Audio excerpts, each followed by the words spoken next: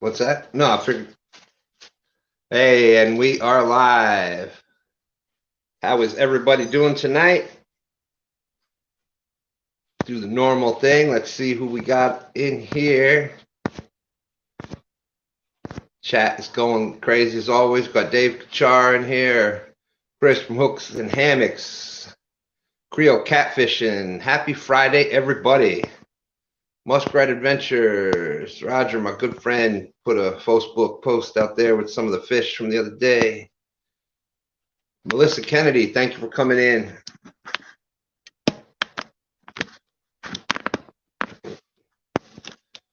Peace City, good to see you. Country Boy. Thomas Littlepage, great to see you. Thank you.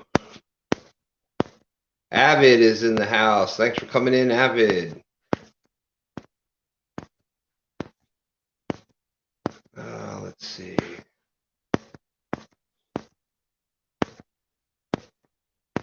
There's Alan Pashala. Thank you for coming in. Hopefully that made it there today. Hey, there's my good friend Susquehanna Stan, another Stan in the house. So Stan's got to stick together. Sogo, glad to see you made it in. It was great to see you last week on the rig tie-in contest on Palmetto Cats. So that was awesome.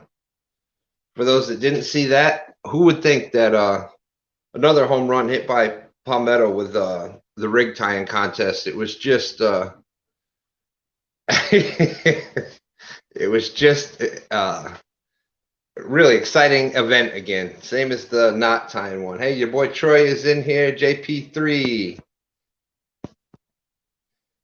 Stand for, yeah. Yeah, it's Susquehanna Stan. He's got a channel out there up in the Susquehanna River area. And there he is. My good friend Fishing with the Chad is in the house. Maurice, how you doing tonight?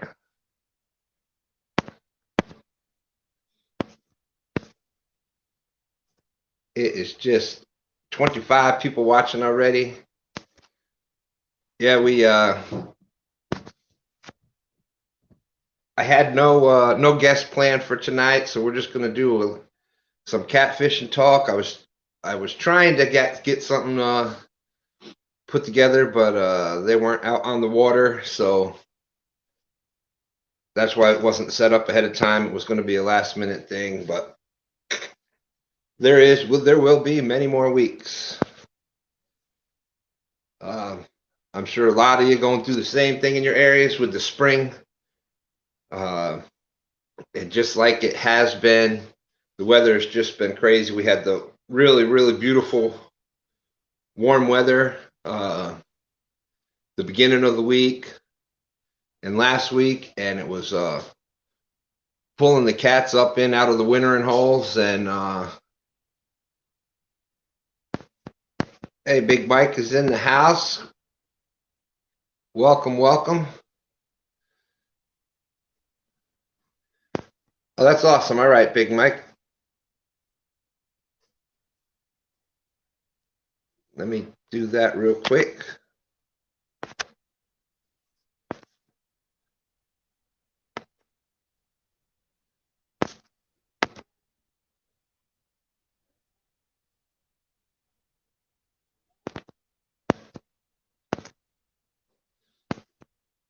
Mike Irvin in the house. Oh, you're on the water. All right. Well, to make it easy on both of us, I'll just put the link right here for you, Big Mike. And you can come in.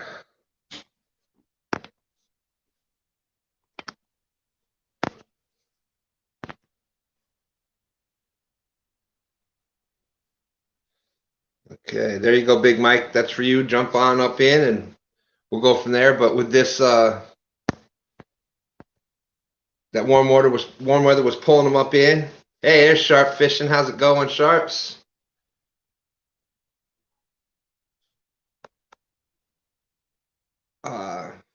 And then we had, I'm sure a lot of the East Coast over here had some of those storms, and we had cold front come in, and it just kind of shut things down. And let's see, add to the stream. Here we go. Big Mike in the house. How you doing, my friend? Doing all right. How y'all doing? Sitting out here on the Tennessee River. What could be better? What could be better, right? Right here where Chickamauga Creek dumps in.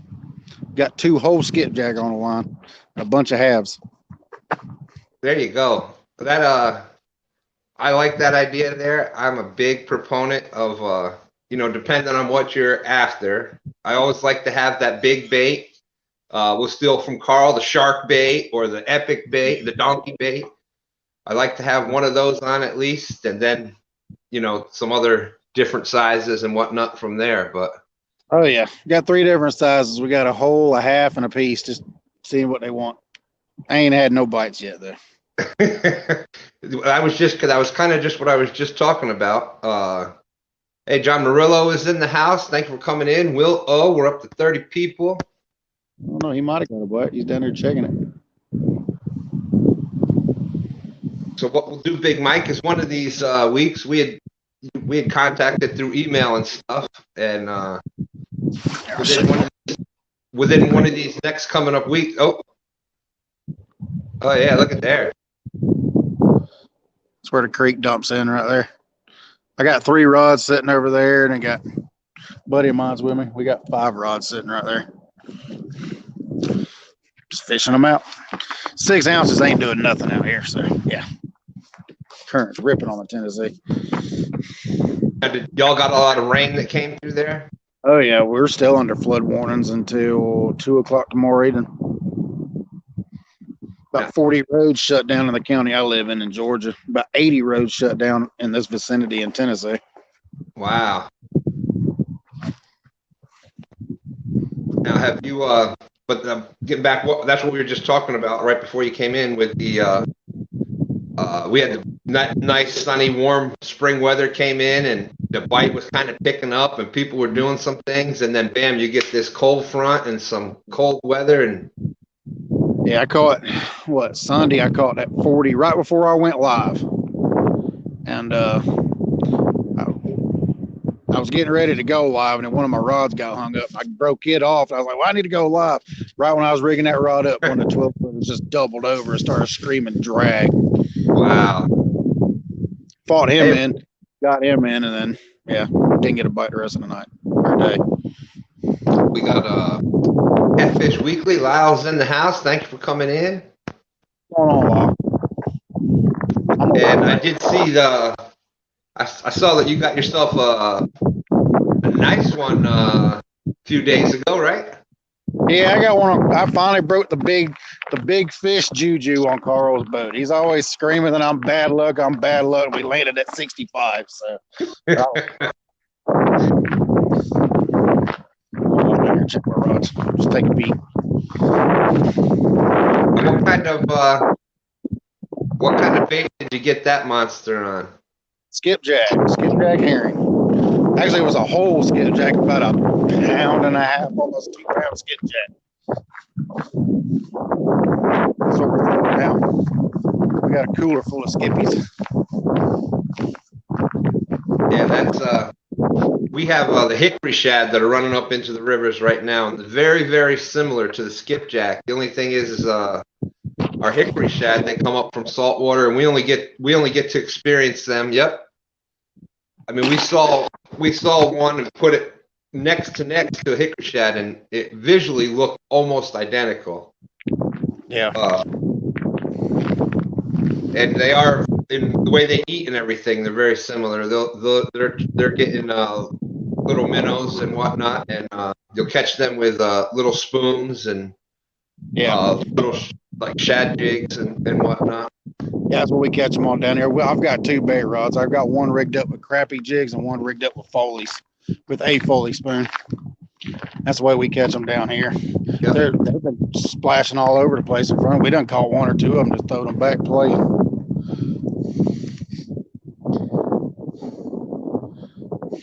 Let's see. Stephen Corley is in the house. Mike Irvin.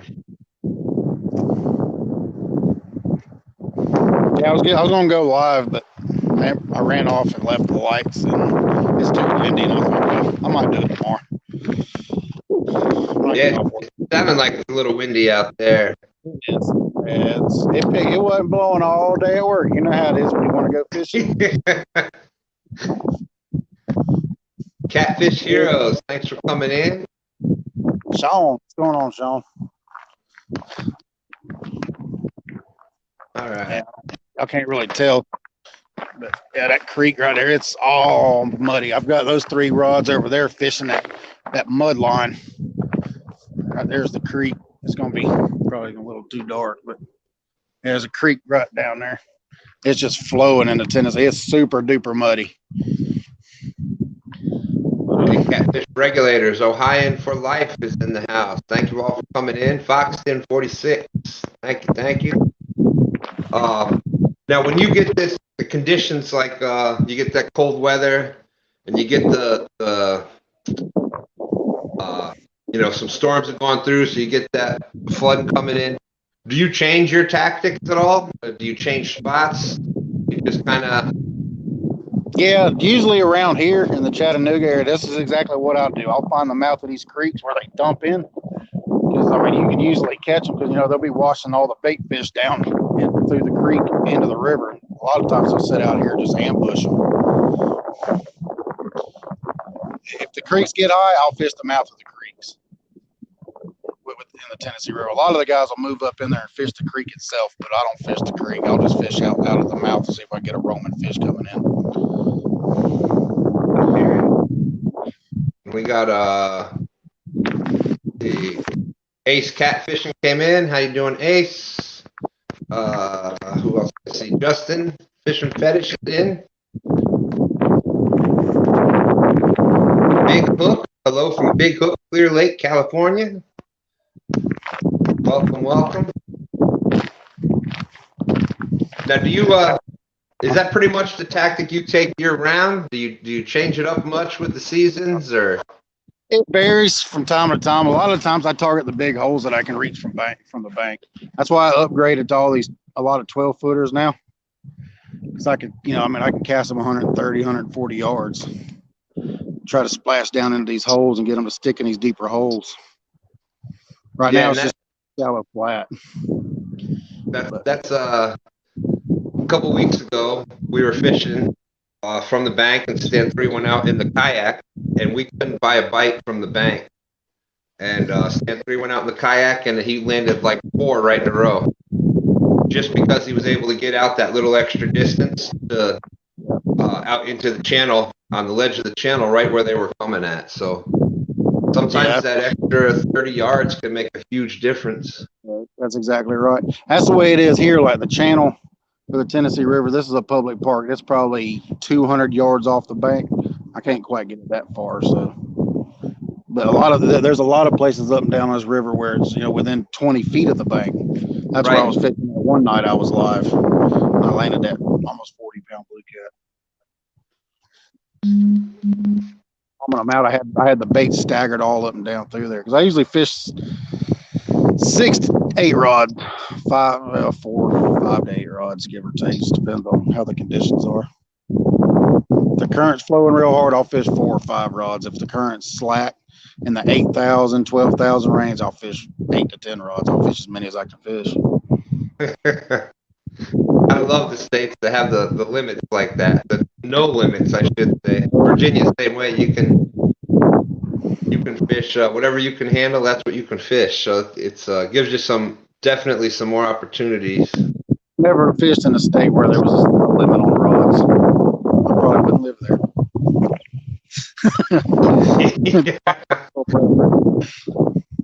Let's see. We got Uncle Lou in the house. Lee Reed, thanks for coming in.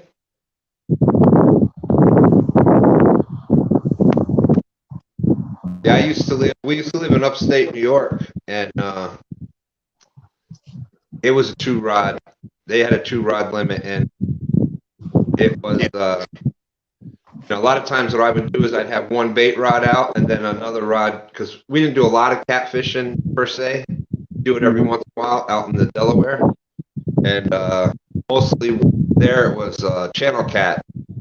And we well, we catch our share of double-digit channel cats, but not like here at the James River where you've got every time you go out, there's a chance at catching a triple-digit blue, or at least a 50, 60, 70.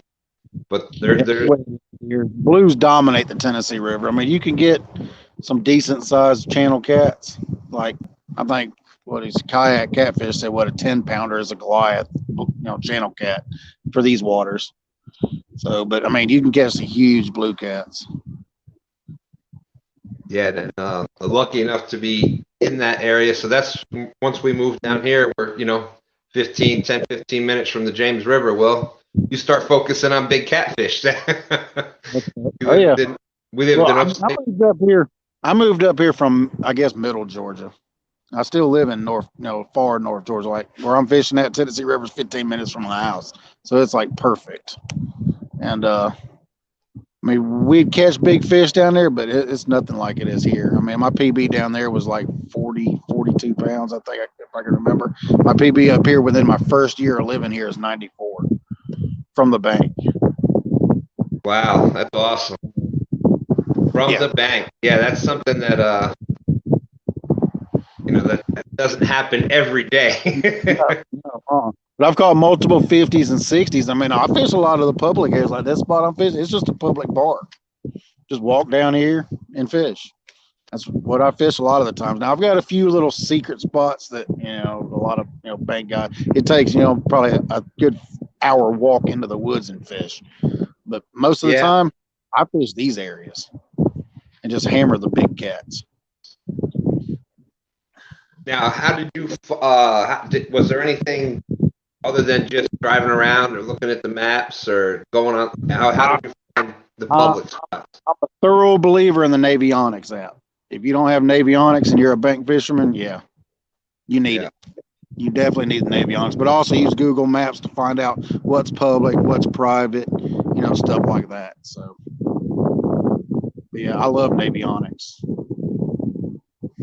Yeah, that's even I'm old school, so I fought technology for a while, and now here I am on YouTube. But you can still do it. I mean, you don't have to have the Navionics. I mean, as long as you get on a good current seam, you're good to go. Basically, I mean, it helps to find that current, that channel wall and stuff like that. But I mean, you can see the current seams and stuff. I mean, them fish travel. I know the bait down here travels the current seams, so the fish travel them too. Yep. It's just the Navionics help you find the holes and stuff like that where they'll be sitting. So you can bounce that bait right off the forehead. That's what is so, to me, that's what's so awesome about catfishing or fishing in general, but especially catfishing is that you can go to Walmart, get your $20 pole.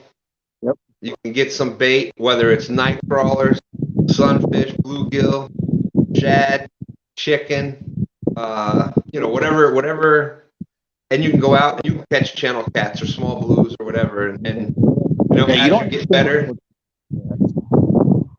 I'm sorry, what's that? You don't have to spend a fortune to catch catfish. Nope. And but I mean, if you want to rig up, I mean, like me, I mean, I'm not a rich man either, like everybody else. I mean, I buy my stuff.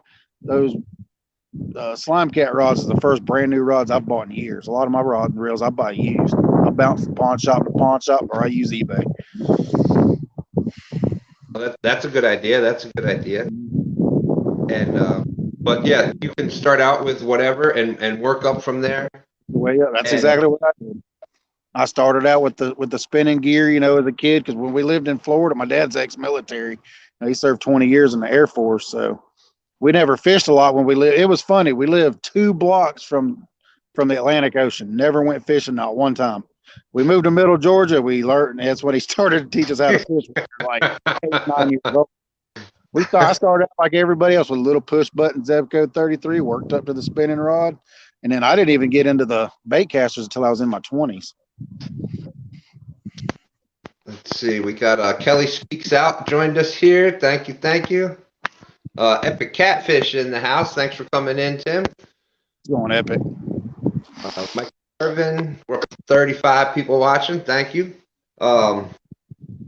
Yeah, and that's we were talking about navionics and this and as you move up into the other poles, will you catch more fish? Maybe, but the biggest thing is that it makes fishing just like going up to the next level fishing pole. It makes casting those bigger baits a little easier. You can get further out. You can target your areas a little better. That's right.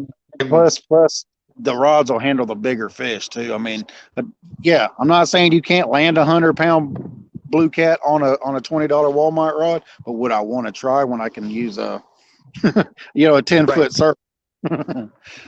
No, I wouldn't want to try. Yeah, I mean, it was last on the Tennessee River. A guy landed a 106-pound blue cat on one of the tiger rods from Walmart. Yeah, it happened. Someone just caught the what record was it on a regular old ugly stick? So ugly sticks are good rods. They make great boat rods. I mean, they're good bank rods too, but they make great boat rods. Sorry, I'm looking around at the rods, making sure they're not going off. No, I hear you. You're on the water. That's the important thing. That's right. Epic says, just like what we were talking about, that the whole journey is one of the greatest things ever. Yeah, it's amazing. Yep, that's right. Yeah, I love it since I moved up here. I mean, it doesn't get any better than, in my opinion, the Tennessee River is the greatest fishery in this country.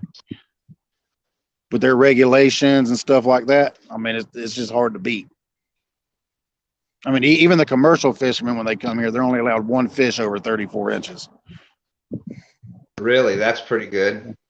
They had a guy come in from Memphis, I think they said 4 years ago, and TWRA caught him, but he lost his truck, his boat, everything.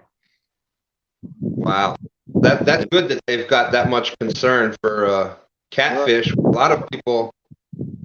A lot of states consider catfish, a nuisance fish or an invasive species. Maryland, they want you to actually kill them. They don't want them. Yeah, that's what I heard. That's crazy. Grandpa Stan. Let's see. We got somebody else. Got my good friend. Got my good friend Creole Catfishing in the house. What's going on, Creole? What's happening, people? We got Creole. We got Big Mike joining us from the banks of the Tennessee River, and it's kind of funny that you come in right now. Big Mike was just saying the Tennessee River is the greatest fishery in America.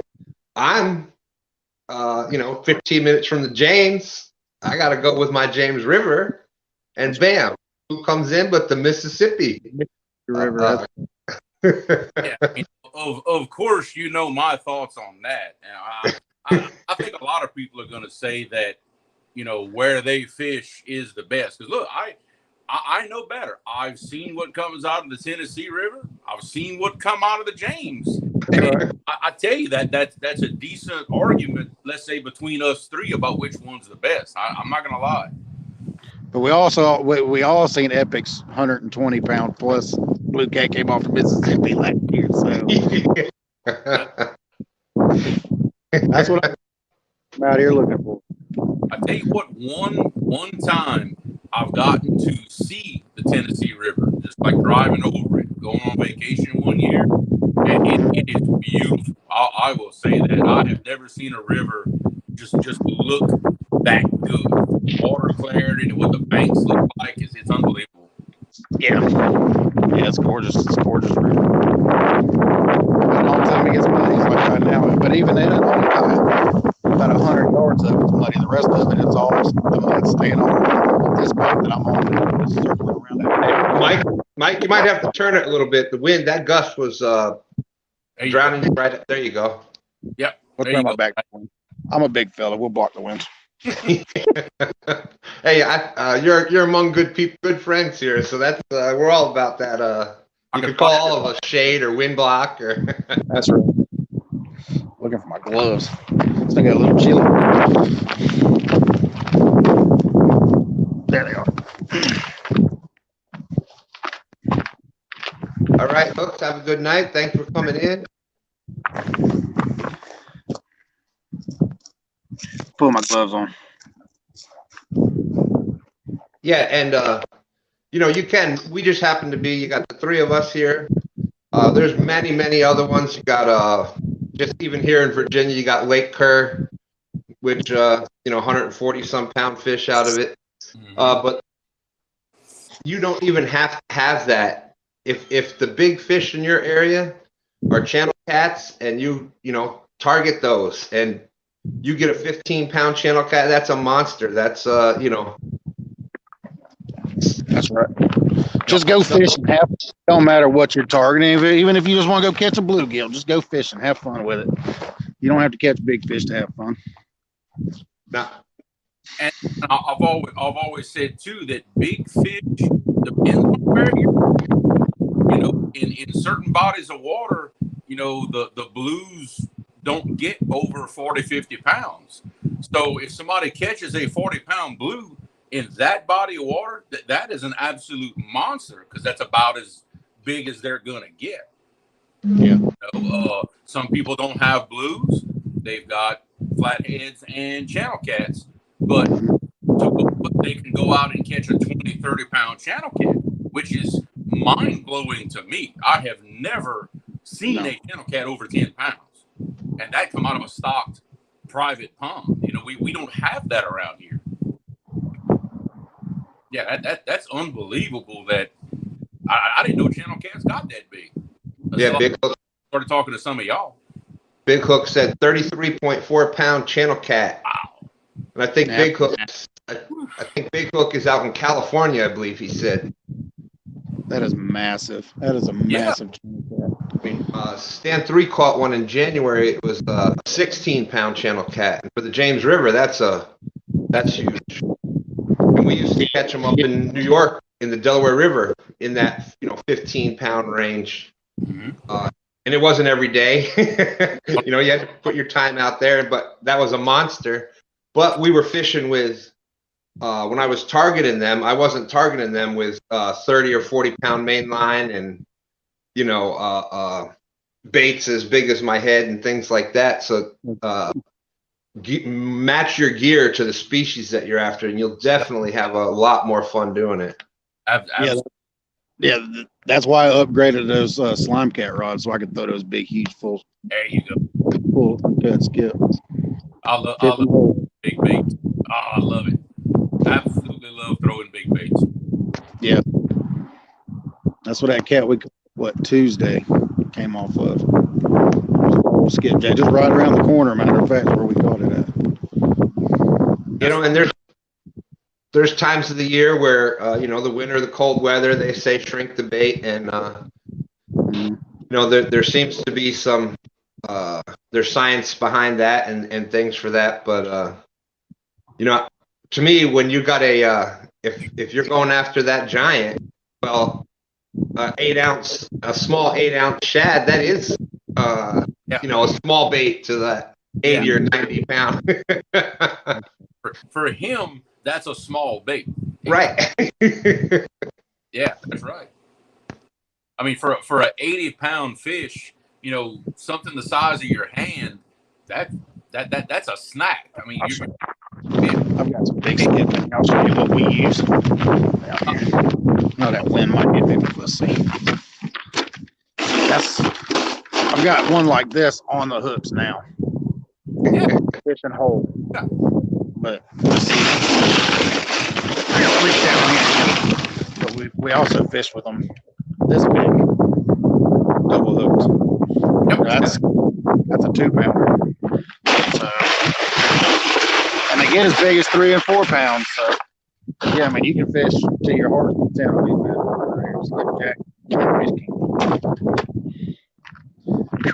This is cool.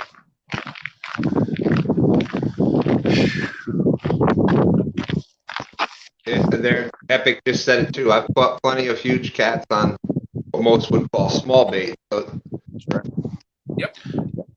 Yeah, I've caught 30 and 40-pound fish on baits this big. Just what, 2 inch by 2 inch.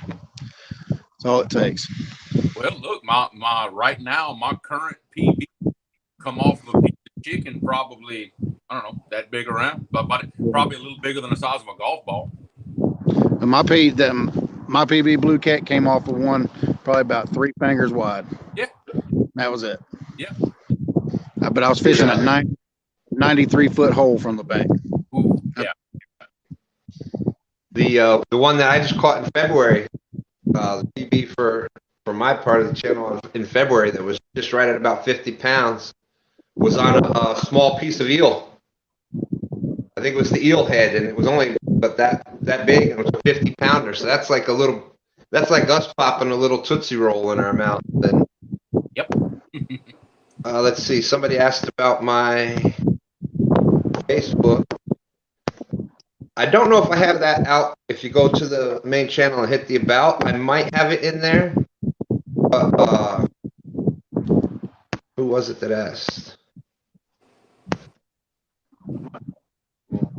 Hey, Clearview is in there. Thank you. Whoever was looking for it, just first day of spring. Sure. Just you can eat eel. You can email me at 2standsfishing, and I can send you the Facebook link. 2standsfishing@gmail.com. And that goes for anybody. Anybody ever wants to get in touch with me or Stand 3. That's the easiest way, unless, I'm friends with all kinds of people on Facebook. So if you're friends with Creo or just about anybody else that's in the group, just look on there and I'm on their friends list. Exactly. The Big Mike, do you do any, I know we've emailed. Are you on Facebook or anything like that? Yeah, I'm on Facebook. I'm on my old private one. I never did set one up for the YouTube or nothing. I got you on Facebook. So yeah. It's under Mike Epperson. Yep. You see me holding that big blue. So I think I caught that one Thanksgiving night.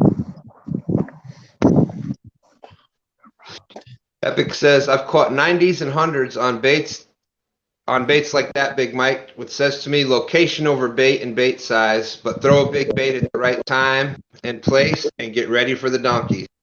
Yep. That's right. At 110%. I mean, me, and I'm right with him on that. I don't care how good of a bait you've got, how big it is, how fresh it is. If you put it in the wrong place, you ain't doing no good. If the fish ain't biting, I mean, it's just like you guys in the boats. I mean, I've done it riding around with Carl in a boat. You can mark 100 fish in that hole. You can put 50 baits in front of them 100 fish. If they're not ready to bite, they're not going to bite. Yep. You've got to find the active. What they want. That's right. You got to find those active. Yeah, and in some cases that's very hard to do. But it depends on the time of year and the conditions. But I mean, it's just like a lot of times around here. I mean, you find those travel corridors. I mean, a lot of those you just sit on, and the fish will travel through those. And I mean, your rod will just get slammed. Yeah. But a lot of times it's just a waiting game. I mean, it's awesome. I love it. What have I heard Epic and them say before? Catfish by attrition. That's right. Yeah, I sat on my rods. What was it? Last fall, matter of fact. I got off work and I went to one of the public parks and I opened up the back hatch of my Durango. I casted out 4 rods. I crawled back in the driver's seat. I turned the clickers on and I went to sleep. And I sat there all night long, didn't get a bite. Woke up when the sun came up, went home. I was defeated. It happens. Hey, we got Mike Chavez in the house. Thanks for coming in. Fish and Cooking with Mike Chavez. Stand 3's that flathead, that 54-pound flathead that he caught a month or so ago. He fished after work. There's only 7 days in a week. Well, he was out all 7 days. And on that 7th day is when finally, you start fine-tuning it, and bam, finally found the right location. And, that's when that one came in. And perfect. Exactly why his fish are going to keep getting bigger and bigger. Yeah. Work ethic. He's out there, pounding it, time on the water. That's why his fish keep getting bigger and bigger every time. It's simple as you cannot. There's no substitute for time on the water. That's right. I do it here. Like today, I worked until 5 o'clock, and I'm here. tomorrow I'm supposed to work. I'm hoping I'll get off at noon. As soon as I get off, I'll be here. Yep. And, I mean, and the warmer it gets, the more and more I'll do. Like I'll work until 5 o'clock in the afternoon, be on the water at 6, and I won't get off water sometimes till 2, 3 in the morning. Go home, take a shower, take a nap, and be back to be at work at 7. So I did that for 2 weeks straight. My foreman's like, "Why you look so tired?" Because I was fishing. You know, and it depends on if they fish or not, whether they understand it. Yeah. Well, I mean, my foreman don't understand a catfisherman's mentality. I mean, he keeps telling me he's going to send me to Catfish Anonymous because it's just, he said I've got an addiction. I was like, you just don't understand a catfisherman. Catfish Anonymous. We're in it right now. That's right. Yeah, we're here. We're here. This is the meeting right here. You know, that just gave me an idea. Somebody should name their show that. And, you know, we have a weekly meeting. That's exactly right. Hey, I nominate Michael Murillo for that because he's already the head of the Catfish Council. You know, we know that. I nominate Murillo for that one. Yes, that would be perfect. Perfect. Yeah. Spend every waking moment not at the house on the water. Yeah. It's torturous for me. I get 1 day a week to fish at best. That's the best I can do. But I cross both rivers I fish twice a day for work. That is torture. I cross them both in the morning. I cross them both in the afternoon. The only advantage it gives me, I can watch that river and I can at least watch it, research it, and give me an idea of what my battle plan needs to be. Yeah. But it's I tell my foreman all the time, is like, he's like, "Why are you so grumpy?" I said, "Because I don't get to go fishing. If it's wet and rainy and nasty, I can't go fishing. You don't want to see me if I can't fish for a week. Oh, I'd go nuts." I'm the same way. They can tell whenever I'm getting excited, like for an upcoming trip, because I'm concentrating less on actually what's going on. Yeah. Just daydreaming, checking river stages, checking everything. I ain't worried about what's going on at work. Oh, I do it all the time. I'm on the current flow for the Tennessee River on the TVA website, just looking to see what the current is, and I'm on Navionics looking like, "Hey, I think I'll go fish here. I'm gonna fish here," and it's just I do it all the time when I'm sitting in that track. I wish we had that. I have no way of actually knowing what the current flow is, other than that current wrapping around the big piers on that train bridge. Yeah, like I can look at river stages. But there's nothing, there's no information for us down here for current. Yeah. Man, I wish there was. Yeah, it was the same way when I lived down there in middle Georgia. Like, we had the places we fished were an hour away from the house, so we had to drive just to see if they were even running any water. And then you're like, well, they're not running any water. We'll turn around and go home. Ain't no sense in fishing, or we'll just go out to the lake and fish instead of fishing the river sections. But here it shows, if you go to the TVA website, it shows every single dam on the Cumberland and the Tennessee River and Hiwassee, what their current flow is coming out of the dam per hour. Country boy, more times than I'm going to admit on camera. Oh yeah, I've done it several times. Between calling in sick and I gotta leave early today, or I don't think I can make it on Friday. Oh yeah, that's what I love, PTO time, because you get paid to fish. I know. Oh, we had Palmetto Cats come in with us. Thanks for coming in, Palmetto. Skip from Clearview Outdoors, Dan's Creation. Hey, J-Dog's in the house. There's a deuce for J-Dog. Setting hooks and crossing eyes. If I lived on a river, I would never be in the house. My wife would know exactly where I'm at. I'm 10 minutes from one. That's I couldn't live on a river. My wife would be like, "You ever gonna come in?" Yeah, one day. We got Mike Turner. What's up, Mike Turner? Glad to see you. So, Mike, are you a deep water guy, It just depends. I mean, deeper the better? Tennessee River has a shallow water. Like right now, I'm fishing.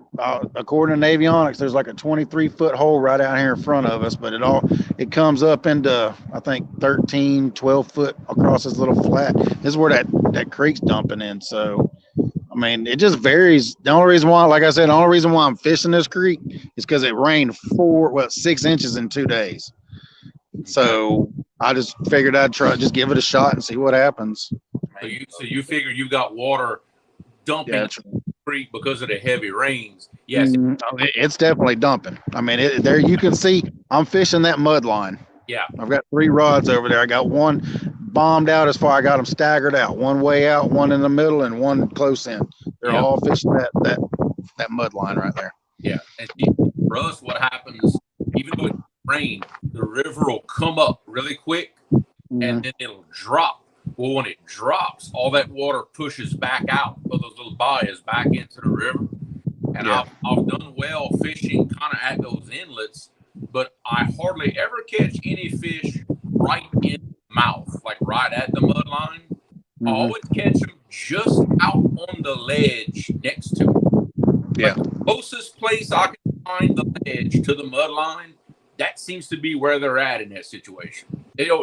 For me, now that's going from 25 or 30 feet sometimes to 70 feet of water. Yeah. That big feature. Well, if I could fish the bank on the other side of the creek, it would be perfect because there's real deep holes over there that I can actually reach with the rods, but it's all private land, private property over there, so I can't fish that spot. So yeah. See, I haven't done all that well just fishing holes. Like, because on our system, we've got so many holes that, that not all holes are created equal. I've got to have a hole with a big current seam, with a deep ledge. I've got to have 3 or 4 things with that hole to start making it a good spot.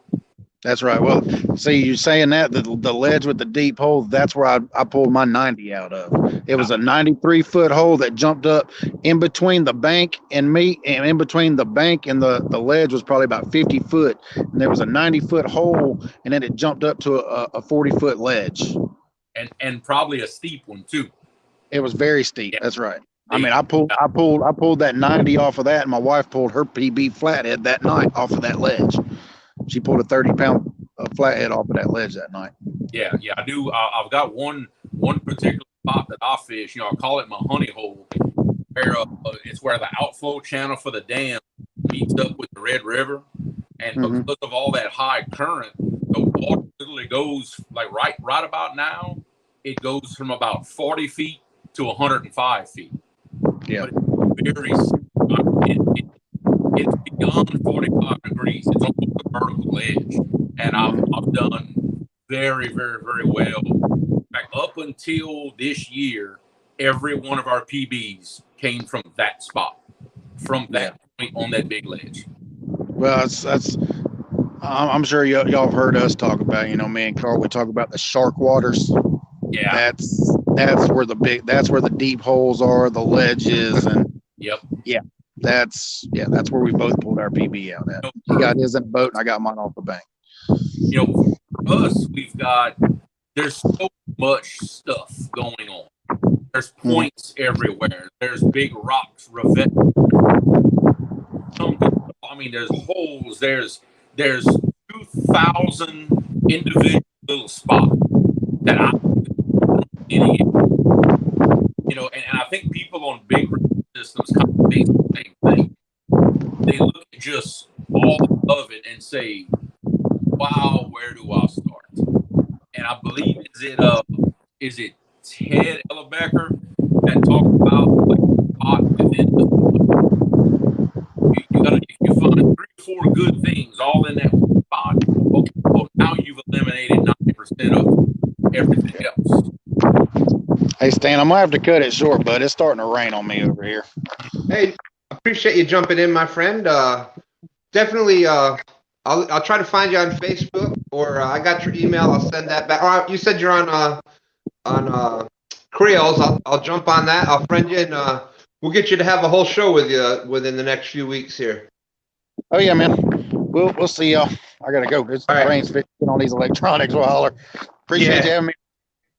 No problem. Thanks for coming in. We'll talk to you soon. All right, later. All right. Let's see. We got some people that came in. Let's say hello to some people here. Mr. T-Bone 39, thanks for joining. Saw somebody else. Sunfish Assassin, thanks for coming in. I need to get where I could pull up chat on my computer here. I can't see nothing. We got where was it?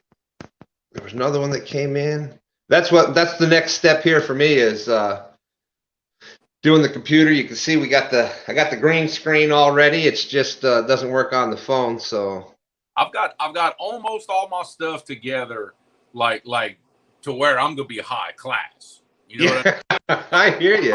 I've already got like a really nice external microphone. I just need to get me a little webcam and a set of earphones because last week I finally got me some good internet. So there you go. That's number one. Yeah. We can roll now. That's awesome. We got a Catfishing Chaos in the house. Jay Fox Hunter. Awesome seeing all these people. See tomorrow. Let's see. We got Fish in the Mid-South. He did a great job. If y'all haven't seen Fish in Mid-South, he just did a great job on was it the Catfish Pro reel? I think it was a Catfish Pro. Anyways, it was a great review. Took the reel apart. Real informative. Let's see. We got a total stranger coming up that in here that I don't think anybody has ever seen before. Let's bring him in. Holy moly! What's going on, fellas? Mr. Epic, how are you tonight? Good. I'm always excited to talk to you and Jeremy Because you guys are doing some great promotions of catfishing. You're both on catch and release. You're understanding what's going on. You're looking at deep water. You're looking at shallow water. You're looking at the catfish migrations. You're looking at the seasons and what to do. You both have diverse situations. And you know what? I'm not just singling you out. There's a bunch of guys in here. Oh yeah. I'm so impressed with the questions and the answers that I see in these chats because people are so on target these days. And they used to be, I always talk about years ago because it was an important, part in the catfish world that they were so far off base a long time ago, and everybody's so far on base now. It's just amazing. Yep. Good night, John Boyd. Thanks for coming in. Another one out there, Muskrat Adventures. Roger from Muskrat Adventures. Always great talking with him. Let's see. All right. Yeah, so tonight was just this is what it is. It's a talking show. What I was trying to do didn't work out because they weren't on the water tonight. So I will take this any day of the week. Okay, so this is a kind of a cool opportunity because we have 3 men on here that are going to fish sunken ships this year because Stan knows where they're at, Jeremy knows where they're at, and I know where they're at. And so there's going to be some big stuff happening. Now, it's not always giant fish, just like we always talk about. You still got to be there at the right time. Giant fish don't really have to bite. They don't really have to feed. They seem to go on a binge feed. They'll like eat everything for a while, and then in 2 or 3 days they're done. And like I always say, that's anecdotal evidence. That's fishing experience. That's talking with people. And the more we talk about the availability of catching big fish, the more we know that you can't make big fish bite, but you can present it. You can present either a little bait or you can present a big bait. It just depends on your situation. If you're on the James on a sunken ship in the summertime, you might need to present a big honking shad. If you're in the Mississippi and you're fishing a diverse situation in which there's epic spots, and I call them epic spots because it's going to be a spot within the spot. There might be a whole host of catfish down that ledge or on that side or in that current or up on the flat. But there's going to be one or two spots that are going to attract big fish consistently. Now, are they really going to? Because one thing about blues and flatheads, a lot of times they're just hanging out. Yeah. You know, they're just biding their time because they can. They're the big wheel in the big ocean. So I mean, they can, and that's what keeps us driven. Because if it was easy, we wouldn't do it. Well, yeah, it wouldn't be any point. I'd go race cars or something. Yeah, and I've done that. This is better. I tell you, this is better. Mike brought up the fact that he's of the opinion that the Tennessee River is probably the best cat fishery in the nation. Now, I would tend to agree in one aspect, or maybe even two aspects. They have really good weather all year round. They can target big fish. They can, present baits to big fish where a lot of times Jeremy and I can't. Now, Stan is on the other spectrum where they have a pretty good season where, there might only be 2 months of the year that it's really tough to catch fish or big fish. You and I, Jeremy, we deal with bigger top end fish, but it's very difficult to keep on them all year. Yeah. So you got to, if you were to do a rating scale, you might say, okay, fishability has got to be up there. Big fish is still there, but it starts to count a little bit less. So, I mean, let's face it. I don't think you can call the James any better than you can call the Tennessee, or the Tennessee any better than you can call the Mississippi. It's just what we have to deal with. Yeah. And, as far as the between us three, I got the roughest fishing situation because I got that breadbasket stuff where it's frozen so long. It takes so long. I mean, I'm not even going to be on a flathead bite for, so what's the date today? Like the 20th or something? If you like that, March 20th. They don't even, my flatheads don't even wake up at all until like maybe last of April, like they are where you guys are at, where you can catch an occasional one.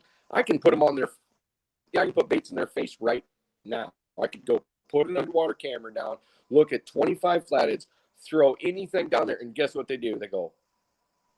They just sit there. They just sit there, or back away from it, or they barely even move. You can have baits flying all over their face. They don't care, but that's okay. I'm not complaining. I'll take a shot on a small percentage of the time at really gigantic fish. I will. And it's not that I envy you guys, but I do. I kind of envy you guys because it's kind of awesome. It's kind of awesome to see that you guys are out there doing this stuff when I'm basically trapped in ice. I love it. Love it. Well, Sunfish Assassins, we'll be out every Sunday morning fishing the James River. Sunday morning on Stan's Fishing.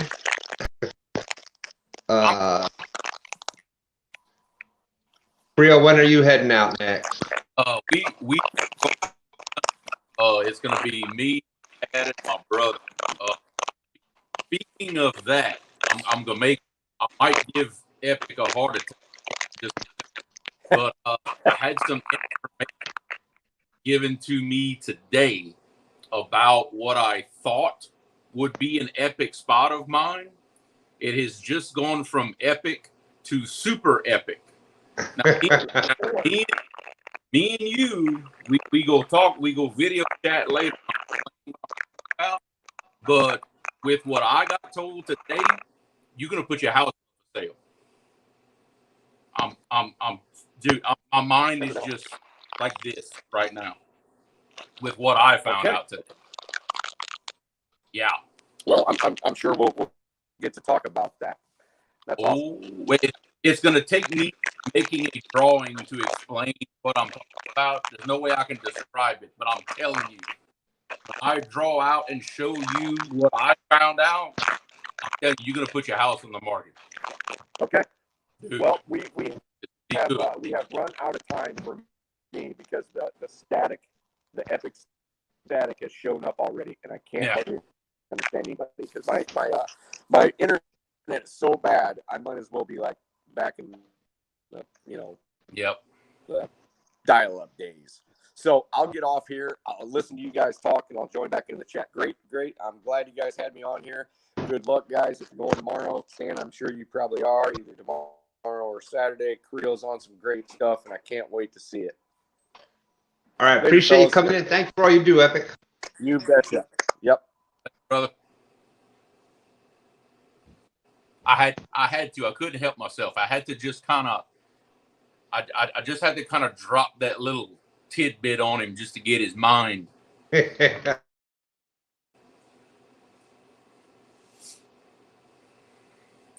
we have a big hydroelectric dam, among other dams right there where we. Well, no one at least I knew was really sure about how it's built and what the bottom looks like and how everything is, because the water's so turbulent you can't hardly get a boat in there to scan it or anything.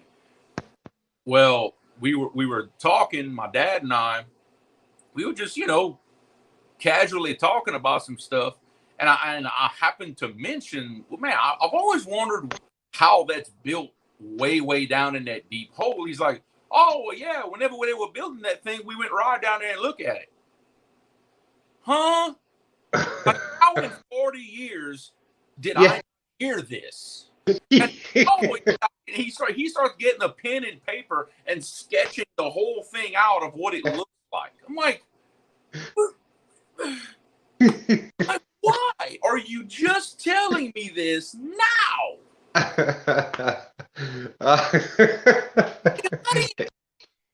He was just saving it for the perfect, things happen for a reason. I truly believe that. So now you got that. Now you got Epic's ear. You got some other. So hey, it's perfect timing on it. Yeah, it might have been good to have for these years, but it made totally different than what I thought it was, and kind of channeling the way Epic has taught us. To me, it just screams massive fish because of how it's made. Because I remember Epic talking about these things in other places, and I'm just like, right now, my mind is just. Yeah. Oh, definitely.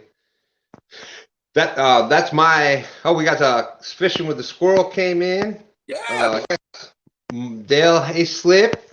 Let's see, 40 some people still watching. Thank you. I guess Roger had a situation with the boat. Roger, if you want to come up and talk with us here, you're more than welcome. Just let me know. Fishing Adventures. Yes, it is. Right now, we are in the prime time of crawfish season in Louisiana right now. It is very much in the middle of it right now. You can't go anywhere without smelling boiled crawfish from somewhere. Yeah. Oh man, I tell you what, I do miss that. Hey, Owen. Price go down a little bit more, then we gonna do something live. We go boil some mitts. I saw you, Mike. I ain't ignoring you. You got the same fight as everybody else. Come on down. Put you in the boat. Let's go. You know my answer. This is a Sunfish Assassin put that out there, and I'm totally surprised. I think it might have just had more to do with location and just it being a bad days. A couple weeks ago when you went out fishing with the crayfish and that post that front that came through 24 hours before we went fishing, it shut everything down. I mean, we were marking fish all over the place. Mm-hmm. Couldn't get anything to bite. I mean, it was a post front situation. We tried to make something out of it, but don't worry, that ain't the last time I'm gonna try. Yeah, I'm wondering also if I'm sure that they're better in certain areas than others. I think that like I used to use the crawfish up in New York because the Delaware River is a rocky bottom. It's a trout type water. They had like, huge amounts of crayfish, so we'd go catch them, and that was some of the best bait you could get for anything that swam. You could catch smallmouth bass, largemouth bass, catfish, eels, trout. It didn't. If they swam, they ate crawfish. I know for us, it all depends on what size crawfish you're using. You know, if you're using, let's say, the little 1.5 2 inch long crawfish, like you said, there's hardly anything that swims that won't eat that. When you start getting to the real big ones, down a little bit on what'll bite it. And it depends on if there's current there. Depends on if there's not. But we have so many goob around here. The freshwater drum, and you are guaranteed to catch them on crawfish. And a lot of times that's why we haven't caught an extreme amount of yellow cat on crawfish, is because it doesn't stay down there long enough before a drum hits it. You know, we've caught some. Yeah. You know, nothing really big, but we've caught a lot of them in the past. But man, them drums they annihilate those crawfish. And you know, we were talking about location before, and like I said, our live a couple weeks ago was a good example of that. Fishing from the bank, and we tried a couple of spots, couldn't get a bite. Stan 3 brought the kayak out, and just, you know, he got it in the right location. So same bait, it was just I couldn't get it out to the right location. He got it out there where it was the right current, the right depth. There was hole, and there was the structure coming from the bridge pylon was there, and they were just stacked in there. Bam, bam, bam. Yep. And most importantly, he went out there and found some active fish. Yes. See, that's what you don't know. You could have thrown it in a pile of fish. But if they just stare at it and don't bite and they're not active, and I'm starting to pick up on that more and more. Just because you mark fish don't mean you can catch them. You've got to find the active fish, because I've had that happen to me more than once. Set up on what I know is a big fish, pick off 1 or 2 out of the whole pile, but then you move somewhere else, you mark half the fish, but you catch twice as much because they were active. Yep.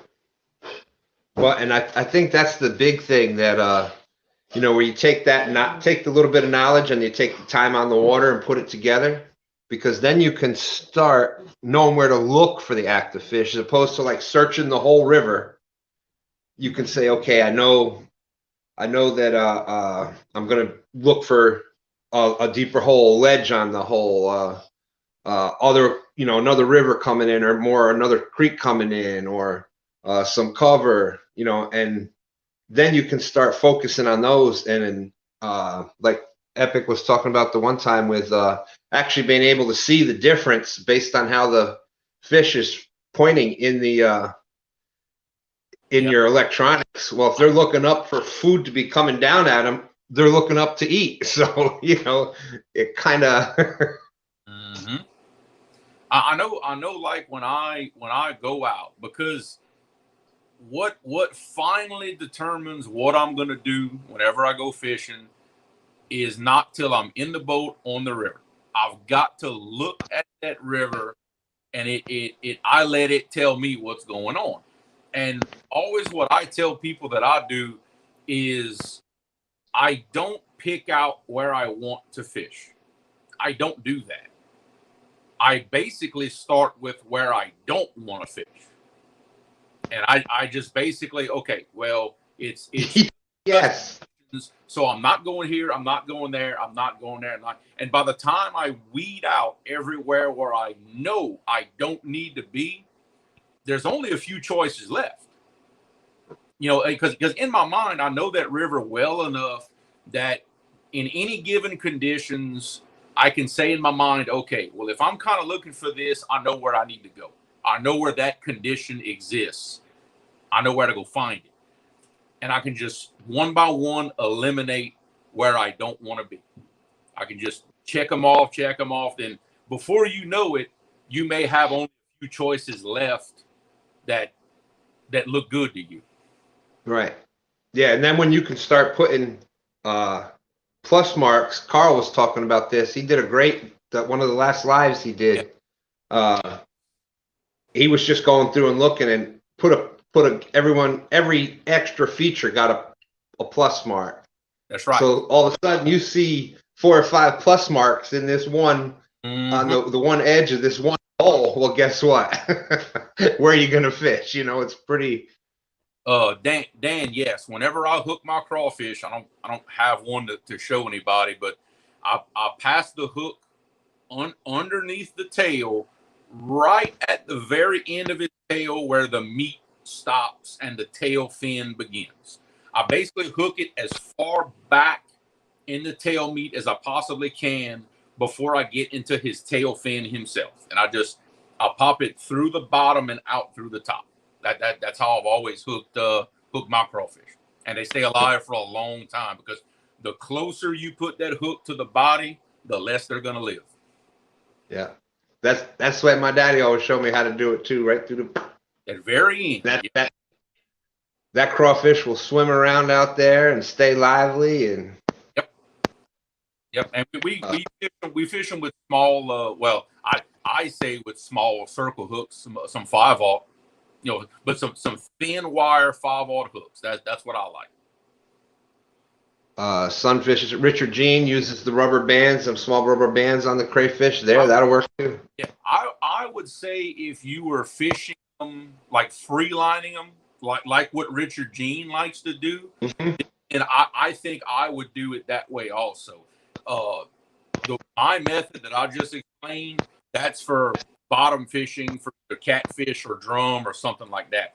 If you're going to go after, bass or pretty much anything else, then that right there would be the way I would do it also. They don't free line, I find, very well with just a hook in the tail like that. Hey, we got 3+1 Outdoors is in the house. There's Miss Sharina. Great to see you tonight, Sharina.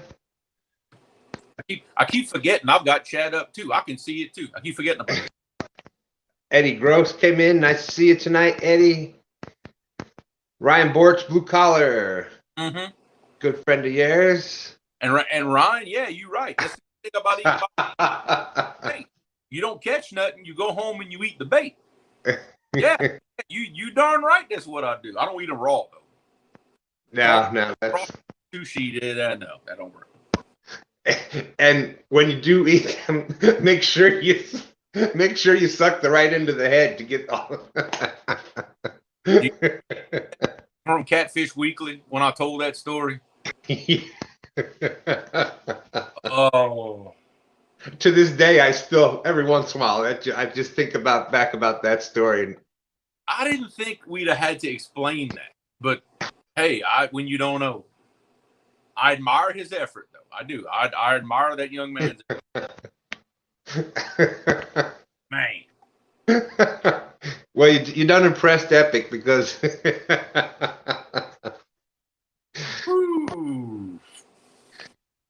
Epic, your standards must be low. I do not make a good-looking woman. It's been tried. I don't. I'm telling you now. It don't matter. It don't matter how much lipstick you put on this pig. It ain't happening. All right, Roger. Good luck with the boat out there. Get him, Roger. 12 gauge. Thank you for coming in.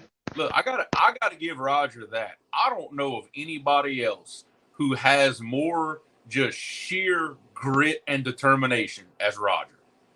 It don't matter how much stuff goes wrong, how bad things go. He finds a way to still fish and get on fish. I have never seen determination like that in my life. Dang. It is right there.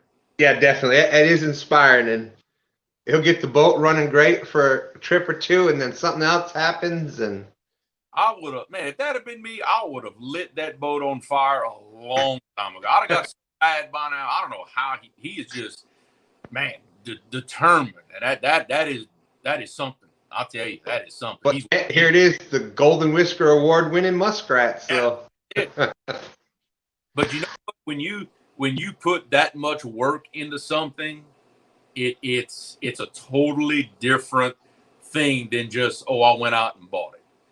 You know, when you build something yourself, it's right here. It is. Look, I did that with cars for years. I get that. When you build it on your own, it's right here, and there's nothing that can happen that you give up on it. Trust me. I understand. No. But yeah, look, hey, I agree.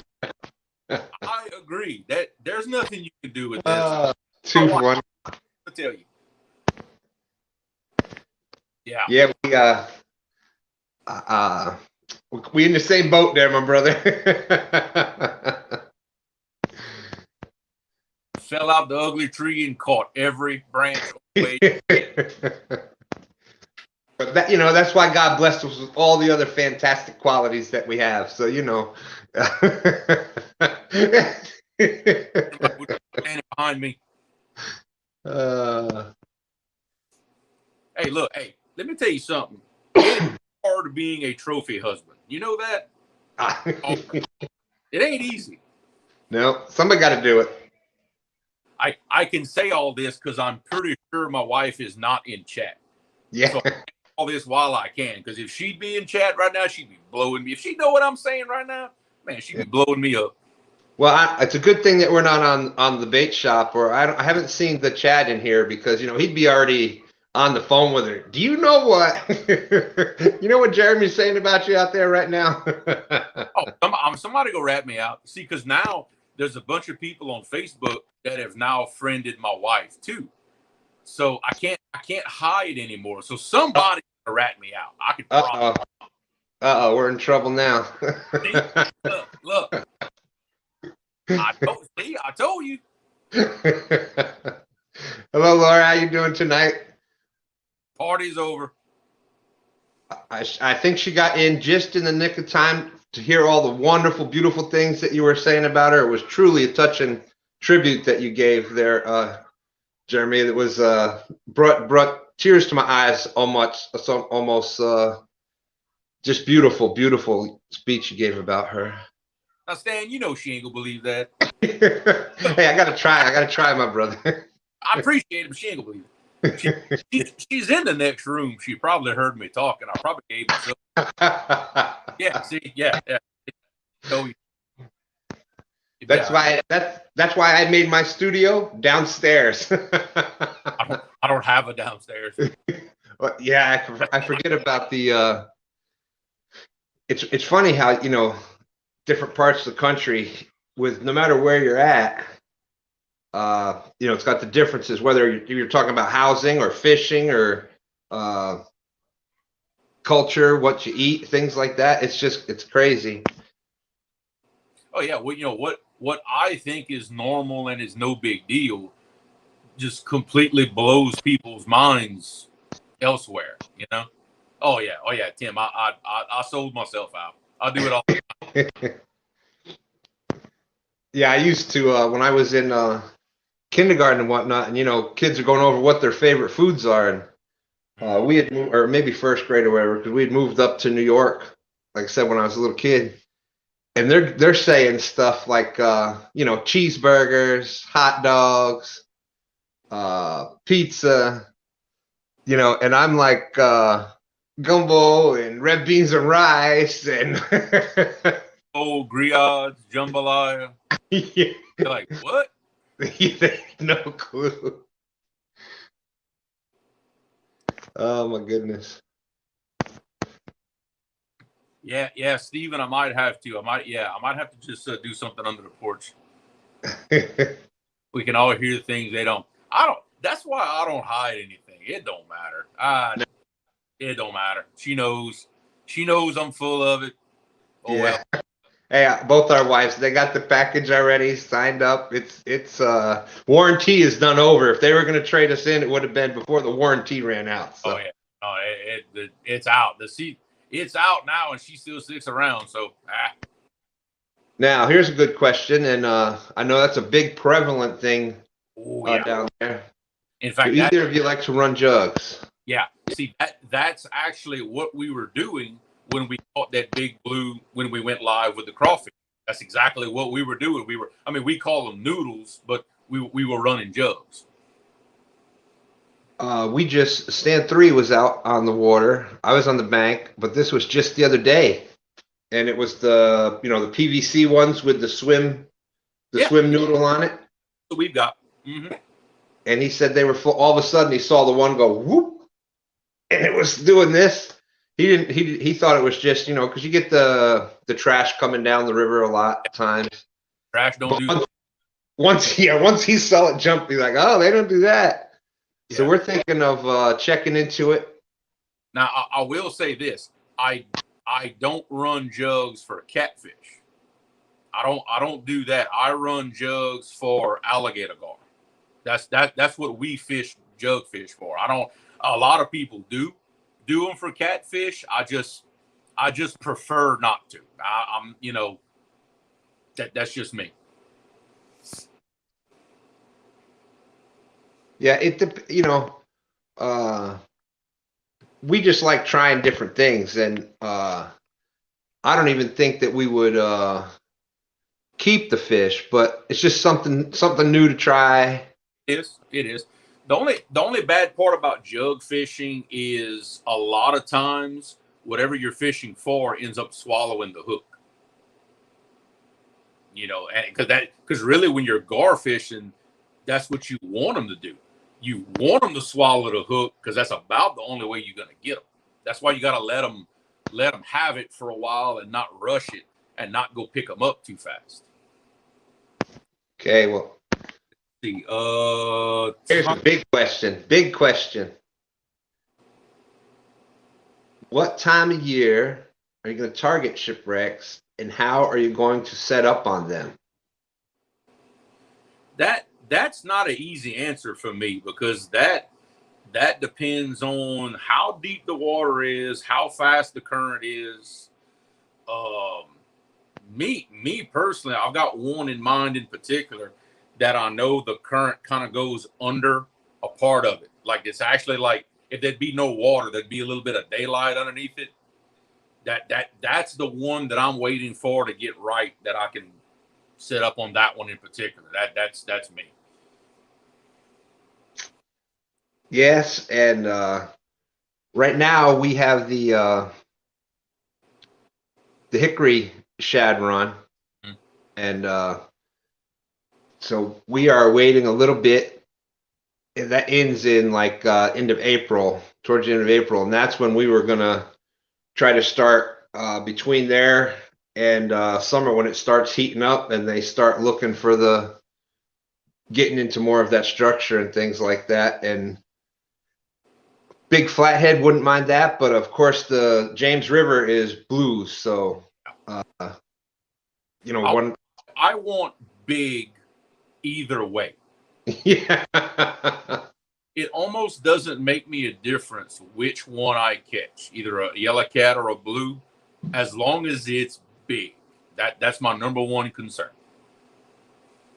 And also we've got to be able to beef up some of the things that we have. I got the one heavy rod, and we're getting some heavier line and things like that, some heavier leader material.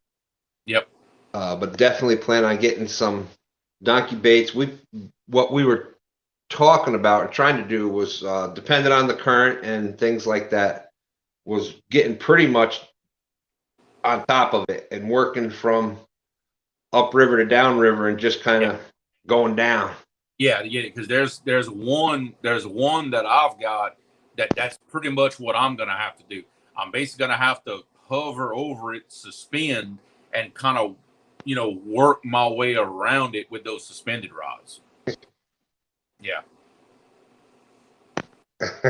Well, we gotta. It was such an important question.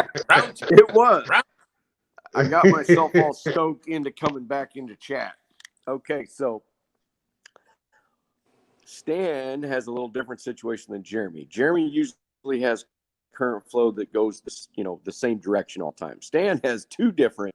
He's got it goes out in the morning and in the evening, or the other way around. I can't remember which, but so Stan's job is to pick the spot on those shipwrecks that doesn't matter which way the tide's going. So his is actually more difficult in one way, but easier in the other, because there's going to be the sweet spot there, so that when that tide is going out, there's a current break or there's some current going underneath it, like the one you were talking about.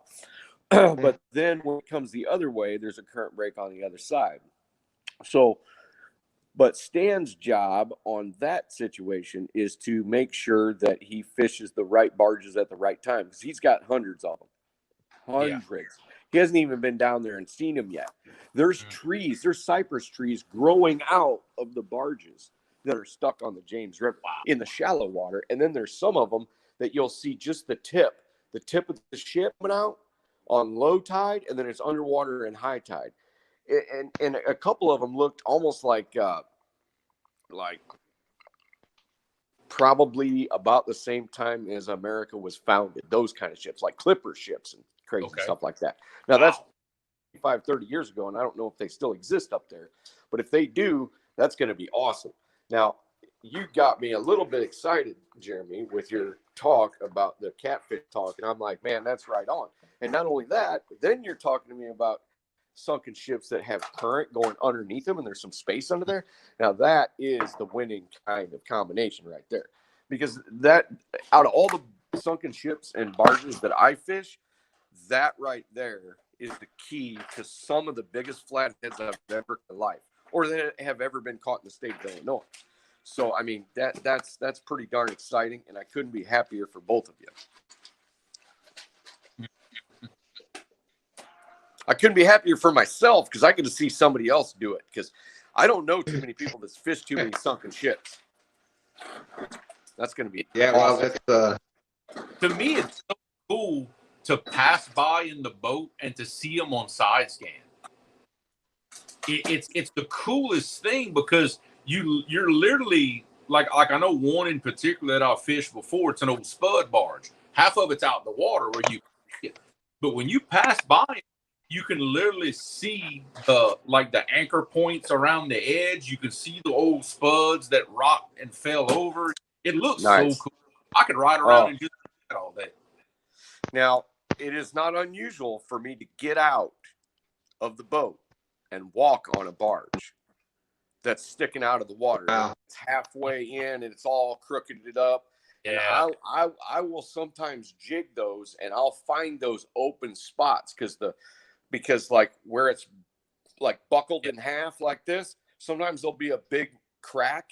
And that's why I was guys that a lot of times I use 200-pound test leaders, and sometimes they're 4 to 6 feet long, because sometimes I'll get out there. Not all the time. I would rather not go in after them like that. I would rather not be probing holes in this as I'm standing in.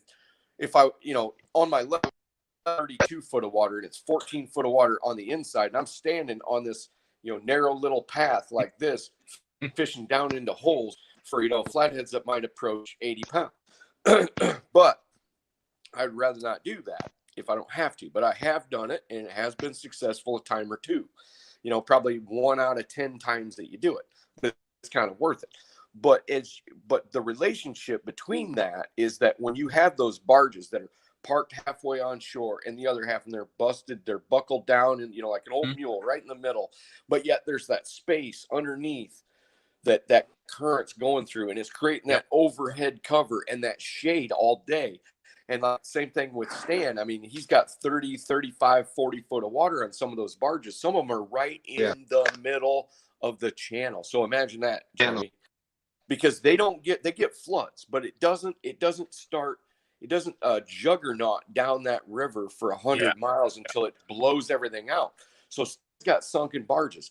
I believe there's 5 or 6 of them. Once you get about halfway down Hopewell and a little bit farther down, they're right in the middle of the channel. So when the tide's going out, You mark them on the backside. When the tide's going the other way, going up, you mark them on the upside, and they're giants. It's not always easy to catch them, just like what you were saying. And I couldn't be proud of you guys being able to say that and say, you know what? Yeah, big fish, they don't always bite. Now, to some people that don't understand that haven't really been there, they're okay, so that's an excuse. Well, it's not really an excuse, and we know it's not an excuse because you'll move into these areas and never catch another fish Tuesday, Wednesday, Thursday. You might catch some fish on the perimeter. You might catch some fish on the periphery. You might catch them, deeper in the channel, but in that sweet spot, you might not catch anything for 3 days. And you fished it 3 days in a row, and the fourth day, everything's going crazy. Yep. And you catch 3 fish over 60 or, 1 over 70 or whatever. But when you get in the post spawn, feel lucky if you can get 1 fish out of a situation like that. I talk about big fish all the time and I get all excited and I start talking all this science. But when it really comes down to it, I'm at the mercy of the fish almost as everybody else. I mean, it's, what I know and do helps me, catch big fish when a lot of people can't. But I'm still at the mercy of the fish. Yeah. Been there, done that. Been on a 5-day great bite, and a customer comes in after 5 days. I'm like, man, get ready because it's great guns. It's been great every day, blah, blah, blah. And nothing's happening. Nothing changed. Weather didn't change. Water didn't change. Well, nothing for me to recognize as a human because I am, all of us humans are feeble. Compared to as far as being on their wavelength, we're all just like blind people reading Braille. That's what we do. But once you can help you, and it does. There's no doubt. All right. And Epic, fish out. we tend to. I'm just gonna say we put so many other things into it, like we've learned with you that they don't think about. We put all moon phase, this and that, and what happened 50 miles upstream, and 2 years ago we caught one there. We put so much stuff into it that we can't react like the catfish do. But we can, because we can start to cancel that stuff out and stick. Well, that was the next point. Yes, stick with that root equation and you will be closer to them than trying to second guess them. I'd rather fish, and I say this because that's my mentality. I would rather fish where they are than try to fish where I think they're going to be. Yeah. I'll fish where I think they are going to be if I have to, but I'd rather avoid. Yeah. So, Jeremy, your ships are wooden? No. No, they're Yours all are metal. We don't really have any old shipwrecks in those part of the rivers anymore because of all the dredging and revetment work. All that's either been covered by revetment or removed or buried. You don't see them anymore. Everything I'm dealing with, the steel barges from, I'll say, the 60s or the 70s.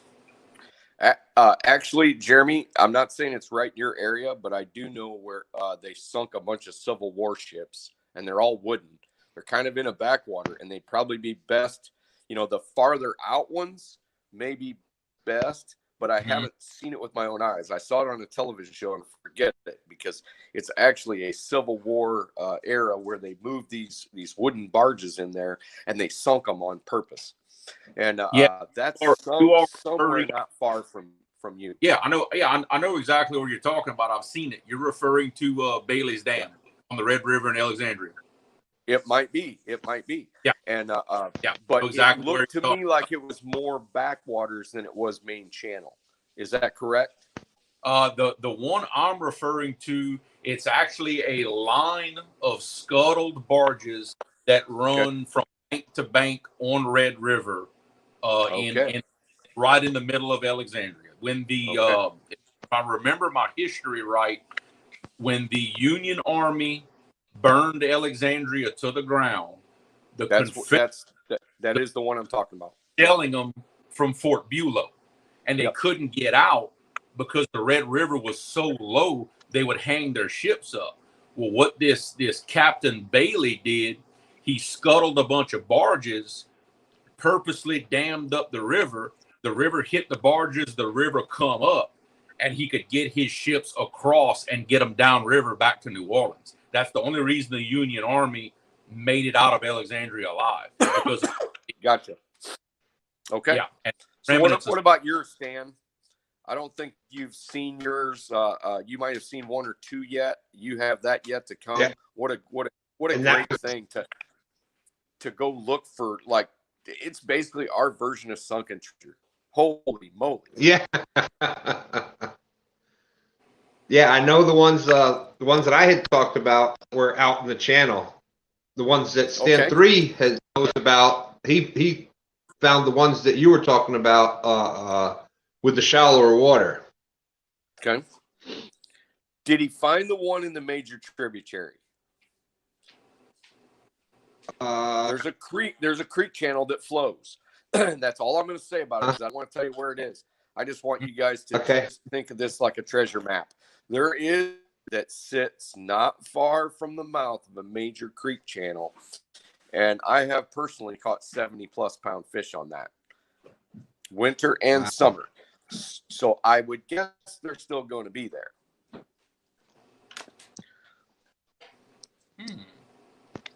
I would guess so too. So that's going to be fantastic when you guys, I'll dance a jig in my kitchen when you guys find that, and Stan 3 or you or somebody, man, we found a barge in a tributary. It's like this, and the current's going over it like that, and we caught some gigantic fish because it was both times I've been there. I've only been there twice. It was pretty stacked. It's going to be awesome when you get to it. Mm-hmm. Love it. All right. I think I'll let you guys get back to your impressive fish talking. Thank you so much, Epic. Thank you. Yep. See you guys. I just wanted to get this one. Eddie had asked a question there about the 7-foot medium heavy catfish rods, the ugly stick catfish rods. And if you check us out every Sunday morning, all those white rods we use, those are the medium heavy ugly sticks. The only difference is I have 8-foot rods, and Stan 3 uses a lot of the 7-foot rods because he does more kayak fishing and things like that. But that very rod is the one that pulled in our 76-pound boat record. Yeah, and we have one. It held a lot of our PBs, so I ain't got a problem with them. Yeah, we had one that was a 7. It's about 6 or 7 years old. That's caught multiple 50-pound catfish, 40-pound catfish. It's been I take it saltwater fishing with us, and we've caught. Now the thing is, if you're fishing bigger bait, it's something you got to get used to casting, because it's only recommended, I think, to like 3 ounces or something like that. And it's got that typical ugly stick, so you got to get used to casting it, and you cast it a little different. If you're going to be fishing big baits and big weights, some of the other, maybe a little stiffer, or the ones that are designed to hold the 10, 12 ounces or more. Yeah. Casted. Yeah. And that's a big reason why, in fact, really all of the ugly sticks that I had are now my dad's, because he prefers not necessarily the smaller fish, but he doesn't fish these massive weights and everything that I do. I mean, there's sometimes we're suspend fishing with 16, 18-ounce weights. It's just too much for those rods. Yeah, so that's but it's hard to beat ugly stick for the price point. You're not going to let you down. You ain't going to tear them up. That's for sure. You ain't going to tear them up. Just like anything else for casting and things, would like a muddy river rod or the big cat fever rod or whatever, that would make it easier to cast heavier baits and things like that. But also, you ain't gonna get them for that price that you get so it just depends on what you're looking to do. I mean, look, for somebody just starting out that wants to just be on the cheap and go get some good stuff, $40 for an ugly stick, $35 for either an Akuma CLX or a Shakespeare ATS. Put some Berkeley big game on it and go. You catfish rod for less than $100 and I guarantee you'll still get a 70, 80-pound fish pulled in. You got to take your time, but you'll get him in. I mean, you can't beat that. No. Oh, look who I just noticed joined us here, fishing with Paula Smith. Miss Paula. All of her rods are medium heavy. Yep, she is all Muddy River catfishing. She's got the blue cat rods and she's got those flathead rods. Yep, I love my blue cat rods. Man, I love them. Man. Yeah,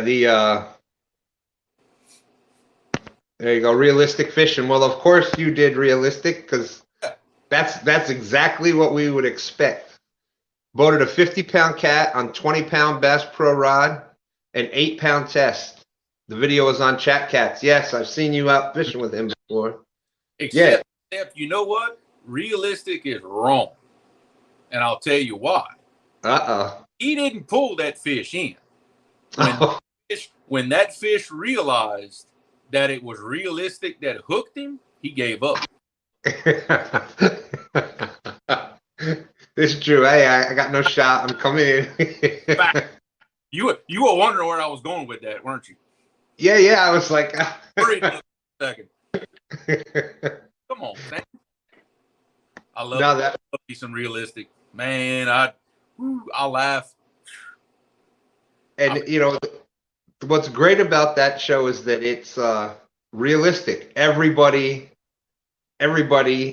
has realistic fish at one. You know, they may be pros now and do this and that, but they've gone through the same type of things, and it's something we can all we can all be familiar with. So, yep, that's right. Chuck Norris of fishing. That kind of was a Chuck Norris joke. See, he gets it. I love it. And for those that didn't see one of Realistic's latest unboxing, he is and now I'm going to forget the name of the title, but he is the Realistic Fishing Champion. One of his viewers sent in a actual, like the wrestling belts, the wrestling championship belts. I have seen those, and man, I have come this close so many times to get. Yeah, I know exactly what you're talking about. Well, that was an amazing unboxing video. I when I watch those, I'm almost as excited as if I'm the one getting the stuff that he's unboxing. It's that entertaining. But let's see, Flint Hill came in. Thanks for coming in. He put out another great kayak video. I was watching his video earlier today. And the thing I like about him is the safety. You always see him have on the life vest. Showed him putting the life vest on. That one video where he came real close and he made the right choice of abandoning kayak before it tipped over and this and that. Just, awesome to show about safety and focus on safety. And of course, we're talking with the safety guy up on the screen, but yeah, go figure. It's not it's not water safety anymore. On one of the other projects I was on, we had some cranes on some barges, and hey, that's all Coast Guard stuff, compliance, everything else. It's part of it. Yeah, and I'm excited with in talking with Epic and looking for some of these other spots. We're trying to, everybody knows, and when they watch my lives, they see I have some issues moving around and things like that. So kayak is definitely not in my picture, but we're trying to work some things out on the John boat so that I can go do the John boat out with Stand 3 when he's in the kayak. I can do the John boat kind of thing, and kind of like a double wide kayak. You know what I mean? Hey, I tell you now, I move around just fine, but I'm not moving around into a kayak. I got no shot at it, but the John boat, if I can make it a little easier to get the anchor dropped and a little more stable and things like that, I got a good You got a better shot of getting me ice fishing than getting on a kayak. So the John boat, at least it's a little more stable, a little bigger. So Mike Chavez said first time kayaker died at Hopewell a few weeks ago. You got to respect. Yep. Yeah, we were actually out last week sometime, and I had Little Smith, my 11-year-old granddaughter, with me. Stan 3 had the younger one, the 9-year-old, was out in the boat with him, and well, I was fishing on the bank, and I was fishing right by the boat ramp just because it was an easy spot to set up. I caught some channel cats and flathead that night. But anyways, so we're there, and all of a sudden you hear these sirens and lights, and pulling into the boat ramp parking lot comes like 2 or 3 rescue trucks and an ambulance, and they come flying down the ramp. And I was just amazed at how precision, how quickly they came down. They had the rafts out, the boats, and there was like 4 or 5 guys in each one. I'd say within 30 seconds of hitting the boat coming into the parking lot, they were there down the ramp in the boat heading up the river, and within a couple of minutes they were coming back with the 2 people already. And it was the same thing. They capsized their kayaks and got it in the current. And the James River can be deceptive. It may look like it's smooth or calm, but you hit that channel and you get that undercurrent, and it is really deceptive. So always be careful. Always wear the vest and do the things that you need to do. Our river is the same way, and it's very few. But I have seen a couple of kayaks in that river we fish, and apparently some very experienced people that do it. Now, what they like to do around here, they like to come down the current in a kayak, and they'll hit one of them big sandbars and they'll camp out. I've seen them do that more than once. Yeah. But let me tell you something. Just because you in a boat don't mean you safe either. Mm-hmm. There's a lot of people in our area, especially in these big bass boats and everything, they don't respect that river like they should. There's 2 young boys they still hadn't found. They found their boat in around Natchez, Mississippi. They never, and this was back in duck season. This was back in November. Mm-hmm. Never found them. It ain't no joke. Boat, it don't matter what you got. If you ain't watching what you're doing, you ain't got no respect for the body of water you in, it's gonna get you. Well, especially with the rivers and stuff. James is a tidal river, so it goes up 3-4 foot, drops down 3. So it's constantly up and down. Well, that weakens the bank and the trees, and nothing to see entire trees coming down the river. Well, I don't care what boat you're in. That entire tree comes floating down, catches your anchor rope. It don't matter what boat you have, it's going. Yeah, exactly. It doesn't matter. Like you said, that's why it's something I'm glad that I did on my boat. Right front and center on the nose of my boat. Oh, that's you. Okay, I saw that request earlier. That's you. Okay, I got you, bro. What I have on the front of my boat on the center is called a zigzag anchor cleat. It's not your typical cleat that you half hitch your rope in. You literally just pass the rope through it back and forth and zigzag. The reason I like that one is simply because it doesn't matter how much tension you put on that rope. If you pull the rope straight up and pop it, it'll come out the cleat. So in an instant, I can pop, even though it doesn't matter how much load is on that rope, I can instantly pop it out that zigzag cleat and get off of it. I can pop it out the cleat quicker than I can cut it. Yeah. But it also, Patriot James had a good tip about mounting a knife by your mounting a knife by your anchoring points as a backup, just so you've got it and it's always right there. Yep. Good safety point there. Got one that stays on the front of my boat all the time. Yeah. Yep. Let's see. Witty Way came in the house. Thank you, Witty. If you go ice fishing, go ahead. I've had to use that knife one time to cut something. That ain't no fun when you gotta jump on the front deck belly first and cut a rope. That ain't no fun. I heard that story.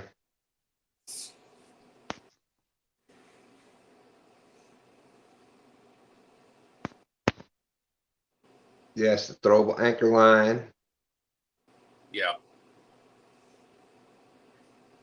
Yeah, like Flint Hill said, yeah, sometimes in an instant it's about all you got. If you got to stop and think about what to do, it's too late.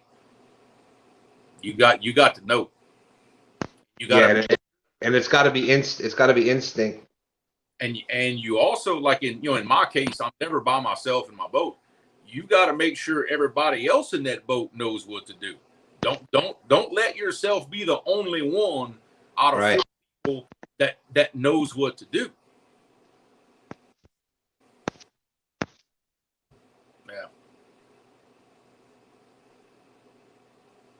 Yeah. And unfortunately, I think with the popularity that kayaking is getting now, unfortunately, that's the other side of it. I think you're gonna see more people that really don't understand the dangers, don't understand what they're getting themselves into.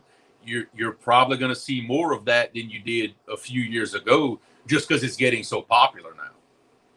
The numbers. There's a good tip, and especially for people that fish in the Mississippi and those epic waters like that. That's an awesome idea. Stand 3 has actually had to dump the kayak anchor rope before, had it on the float, and you go back and get it. Yeah, mine's all in one of those floating anchor rope bags. That's what I keep all mine in. So if I gotta ditch the whole thing, all I gotta do is kick it off the side. It's gone.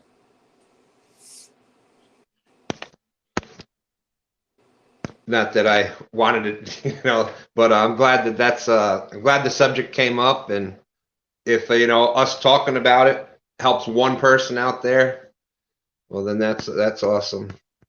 Yeah. And I think it does. Anytime you talk about safety, it just puts that little reminder in your head, and we do fish dangerous areas, even from the bank. I fished a lot from the bank, and I could be in the same situation if I'm fishing by the heavy current or whatnot, and do that trip. And so always be. Yeah. I always try to look for from the bank, even if I do happen to go in, where's the closest get out spot? Try to find things like that, just so I'm aware of it, where they're at, and. Yeah, and in a roundabout way. In general, people are sometimes in more danger bank fishing because bank fishing doesn't get the respect it deserves for being dangerous. Yeah. I'm on dry land. People take it for granted that they don't realize the bank is washed out underneath them. They don't understand where they're at. Yeah. See, look, sometimes you got to just let it go.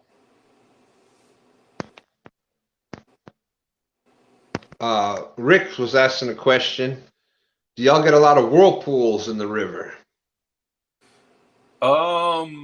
Yes and no. I see a fair amount of them, but they're not big enough to do anything. The only whirlpool that I know of that is big enough, let's say where I've seen it stand up a tree, is actually in the Mississippi River. It's an area I don't go to very, very much, but it's off of a very big, very deep point. It goes into about a 160, 180 foot hole, and it's got a big whirlpool in it. But other than that, I see small ones, but not enough to, suck a boat up or anything like that. There was one that when we were at the Blue Cat tournament, Chad's Blue Cat tournament, was that a month or so ago? Yeah. The water was up. We had all that really bad rain and snow for a week or 2 weeks, and the water was up, and there was this one spot where it was 2 sections of the river coming together, and it was there was a big buoy there, deep hole, and it was a pretty good it had some pretty good would it like yank the boat in? And no, but it was pretty.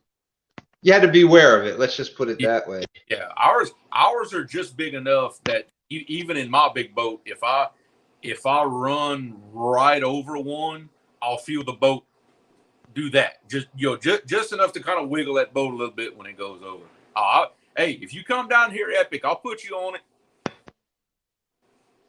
No, another good one is to never double anchor. Oh no, I remember him telling that story. Because man, if that front anchor lets go and it turns you around and that back anchor still hooked, that transom's going under. You're done. Yeah, I remember him talking about that. I don't double anchor in current at all. I don't. The only time I double anchor is if there is zero current, and I mean like zero.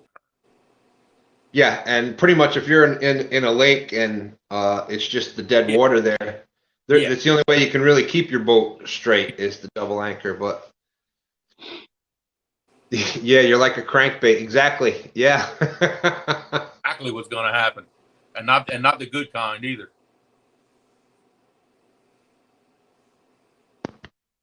Oh man, Whitty had reeled in a snag, and he was laying down and watched a snake that was in the branch that was right by his face. Hey, I tell you one better than that. This was, Lord, 20 years ago. Me and a buddy of mine, we were bass fishing in a little, you can almost call it a lake, but a little bayou close to my house. He threw his spinnerbait and got it hung on a cypress limb. So we pulled up to it in the little boat, and he starts doing this, trying to get it out the limb. A water snake comes out that limb and literally hangs around his neck like a necklace. I don't know who's more surprised, him or the snake. They both went overboard. Oh, God. Yeah. You said that was a moccasin? No, it was a water snake. Not a. They're not a. But it. Yeah. I don't think he cared at that point. No. He was cold brown. Let me tell you.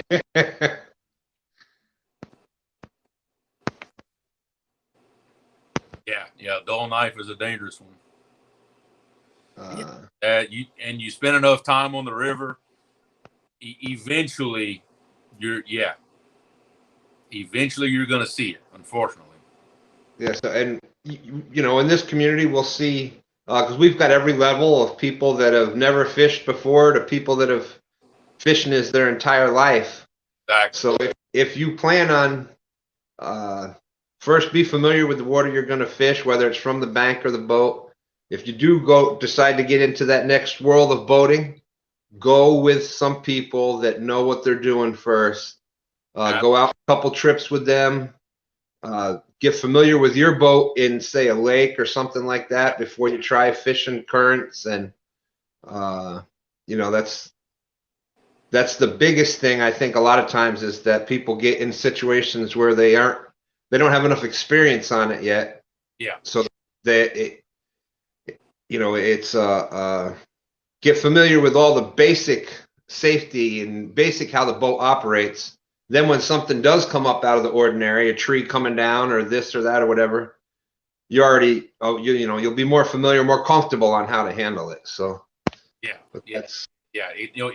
even something as simple as anchoring a boat and putting up an anchor, like in my case, I know a couple of us have them. We have those anchor buoys that we use to pull our anchors up.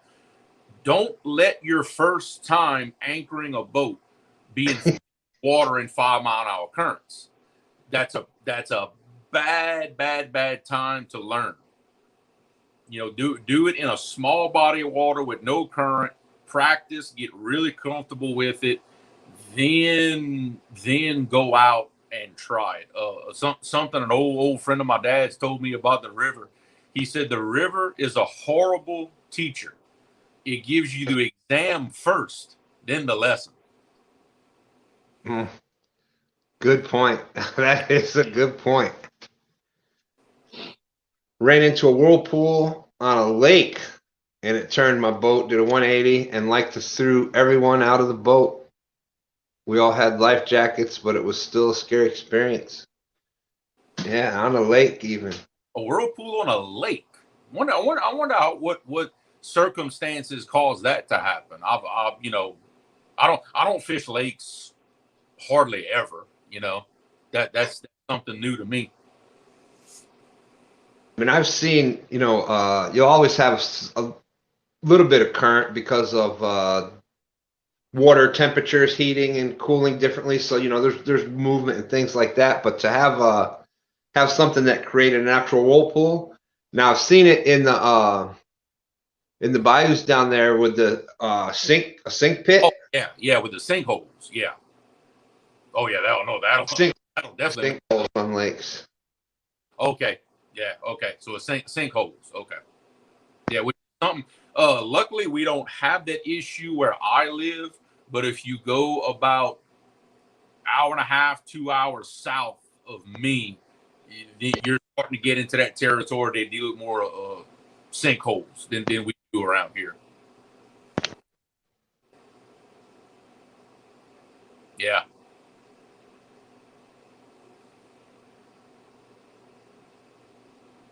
Flow through on a lake. Yeah. Yeah. I have to check that out. I've never been on a really big lake before. That's a new one on me. I don't do that. The only lakes I get in around here is what we call oxbow lakes, which it's basically an old part of the river channel that the river cut itself off from. It straightened itself out. I don't go in lake, really big lakes like what these guys do. Santee Cooper, Kerr Lake, all that. I've never done it. Yeah, that can get a storm come up on you out there. That can get tricky in a hurry. Yeah. By the damage, thought it was weird. Yeah. Mike Irvin, the sinkhole, scariest thing, one of the scariest things that he's seen. Yeah. Now, Epic was our Epic. In talking with Epic about the sunken ships and stuff, where have you been able to search for any kind of information like that? Have you just been using like Navionics, or have you had any other places to try to search for these? Navionics doesn't really show anything in our area. Navionics is just about useless to me in my section of the river because they don't update it or anything because it changes so much. I'm solely relying on my electronics in my boat for finding some, and just local people that I'll talk to that have grew up on that river that they say, oh yeah, I remember, there's an old sunken barge. They'll give me like a general area of where they think it is. Then I can it with my side scan. But to my knowledge, I don't have anything on any maps or anything that show me where they are. I'm relying on myself and just local people telling me. But all right, Dan. We don't have nearly as many as you do, though. I can tell you now, they've done so much dredge work and bank work and everything else to our rivers because of the barge traffic that I'm sure any old wrecks that we have been destroyed a long time ago. It's been messed with too much over the years for any of that to survive. Yeah. I'm sure it probably maybe some of the historical societies, especially like in Virginia, being such a historical, America came from Virginia pretty much. So, at one point or another, most came through. So that would be one of the other spots. Even still, in the Civil War, the Mississippi River ran almost in a completely different spot than what it runs today.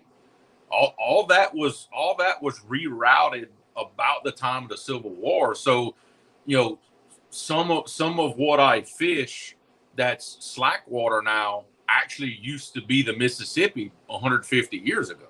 So a lot, it's changed so much in my area. It's still changing.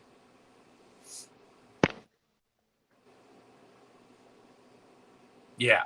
Yeah, exactly. It won't. Yeah, he's right. It won't be in the main river. In fact, some of the side channels used to be the river, Civil War and before. So yeah, he's probably right.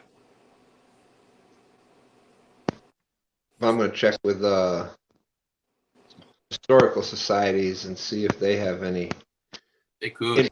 information on things. And because even a couple of spots where we went on the one live where I had everybody driving through downtown Richmond with us, and we drove through the old Yeah. it was still had the cobblestone roads on some of those roads there, and it was on heck, it was they used to do a lot of the shipping right out of there. We actually went and fished. We walked across the locks that they used to use to bring the ships up, and they had the grain silo, and there was tobacco and whatnot. As a matter of fact, the one row right there, right by where that with tobacco being the biggest southern export, right where that lock system was, they actually called it Tobacco Row because of the amount of tobacco that came through there. That's where they would dock it and ship it at. Yes. Yep. Yeah. Yep. Yeah, and you see, just down the road from where I fish, it's an oxbow lake now, but when my family first came to the U.S. in the 1700s, that was the Mississippi River, and that's where they landed on the ship, was just down the road from where I live now. And all they did is they took whatever they had and walked up the river and settled a piece of land, which is basically a stone's throw away from where I fish right now. But that was in the 1760s. It was just before the American Revolution when they landed on the ship in Louisiana. Yeah, it's funny. I can get into the history and stuff about almost as much as the fishing, and when you can put the two together, that's even just that's even more amazing. Yeah. All right. Later, Epic. Have a good night, Epic. I appreciate you coming in.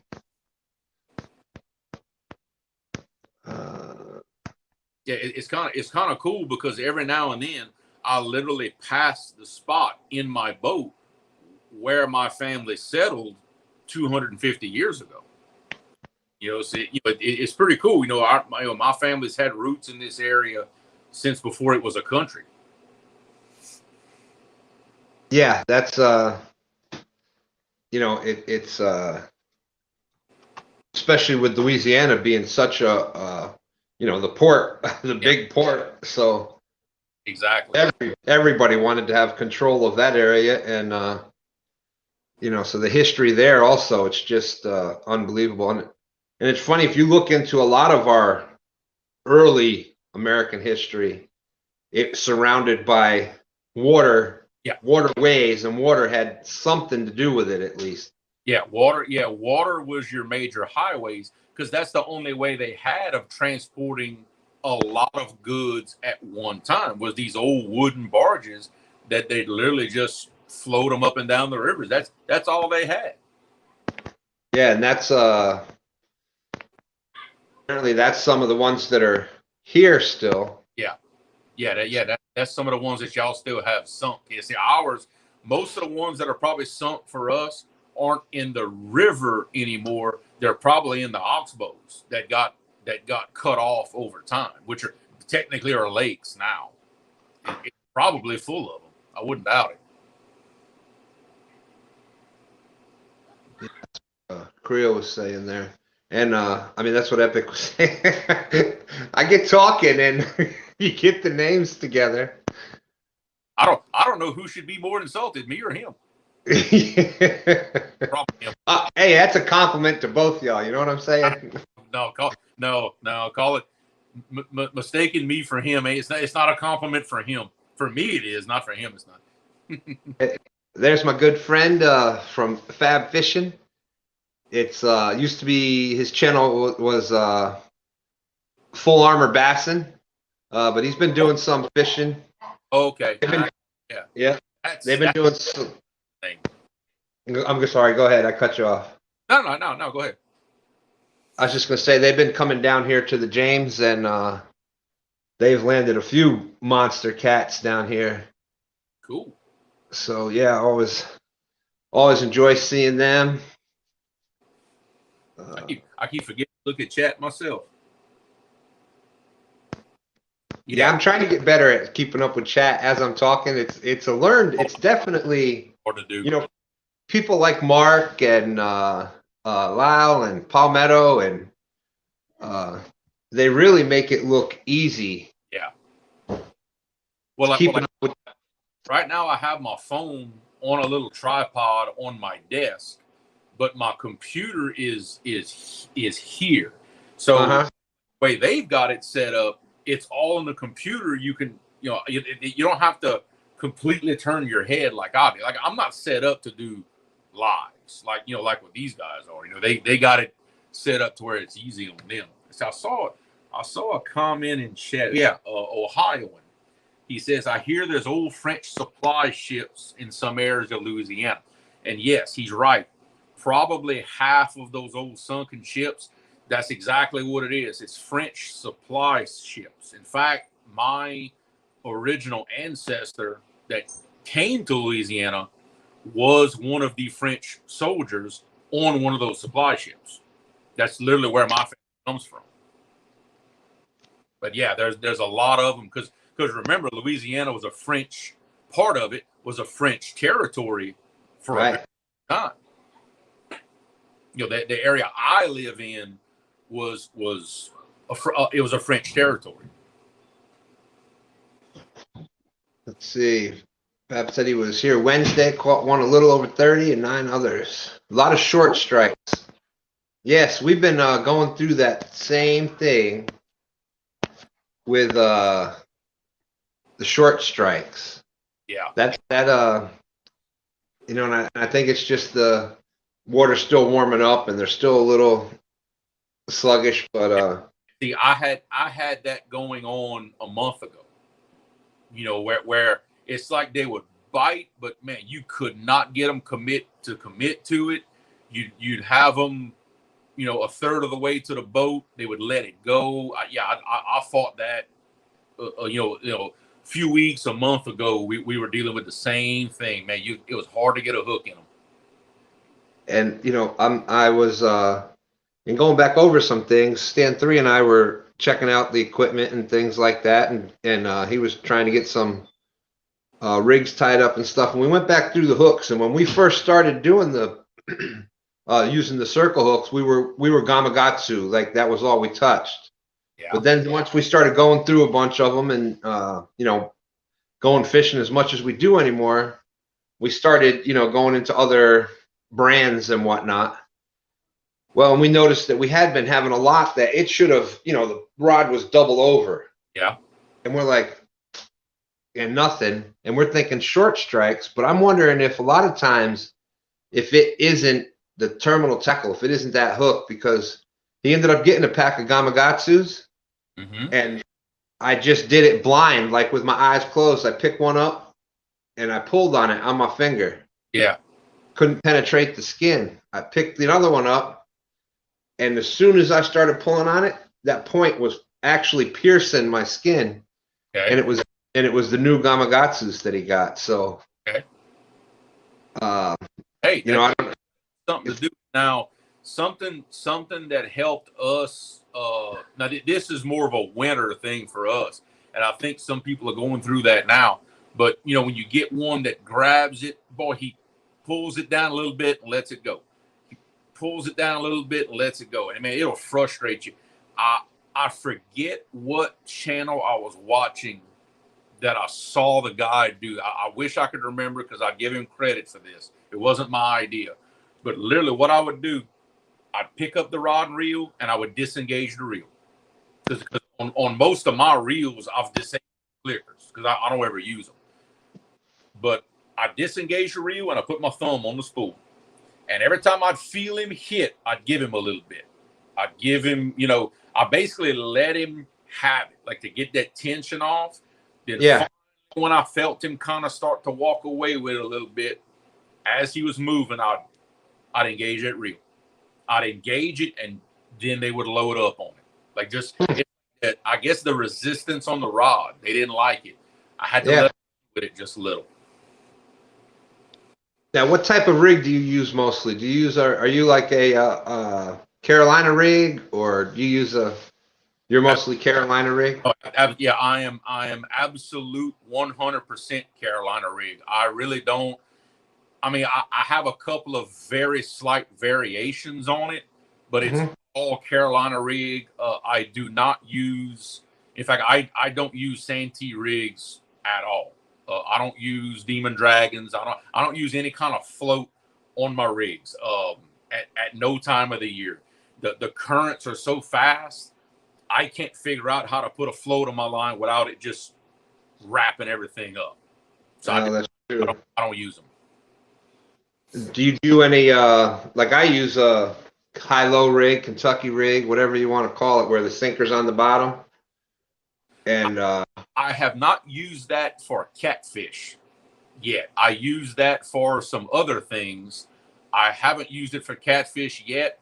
I really don't know why. I can't give you a good reason as to why I don't. I just don't, for whatever reason. I don't know. all right, Will, thanks for coming in. Appreciate you stopping in. In fact, I'm trying to see. I tell you what, if I can grab this thing without messing everything up, I've actually got one of my rods right here. In fact, this is actually my bumping rig, but it's extremely similar to my Carolina rig. In fact, it's almost identical, except for the fact it's got a sinker dropper. Oh, see if I can do this without and also without hooking myself. That would not be a good thing either. So basically, every rig I do is the same. I either do it with a three-way crane swivel like this, or I have a standard one-way swivel with a sinker slide. I do it both ways. But either way, I've got my first swivel. I've got a now this leader's a lot longer because it's my bumping rig. But I usually tie me about 1 foot to 15 inches of 80-pound leader. Then what I have here is a second swivel. There's another swivel in line, and on that piece of leader, I run 2 Versarattles with some beads. And that second swivel traps it, and I run one more about 6-inch piece of leader to my hook. But let's back up a little bit where you can see. But that's basically the rig that I use right here. That extra swivel keeps those Versarattles up here instead of getting on that hook. But I use, like I said, this happens to be my bumping rig. But the only difference is my first leader on this is probably 30 inches long. Now, instead of 12, 15 inches like for my normal Carolina rigs.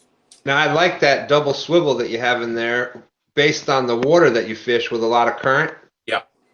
A lot of guys, and I just haven't bought any yet.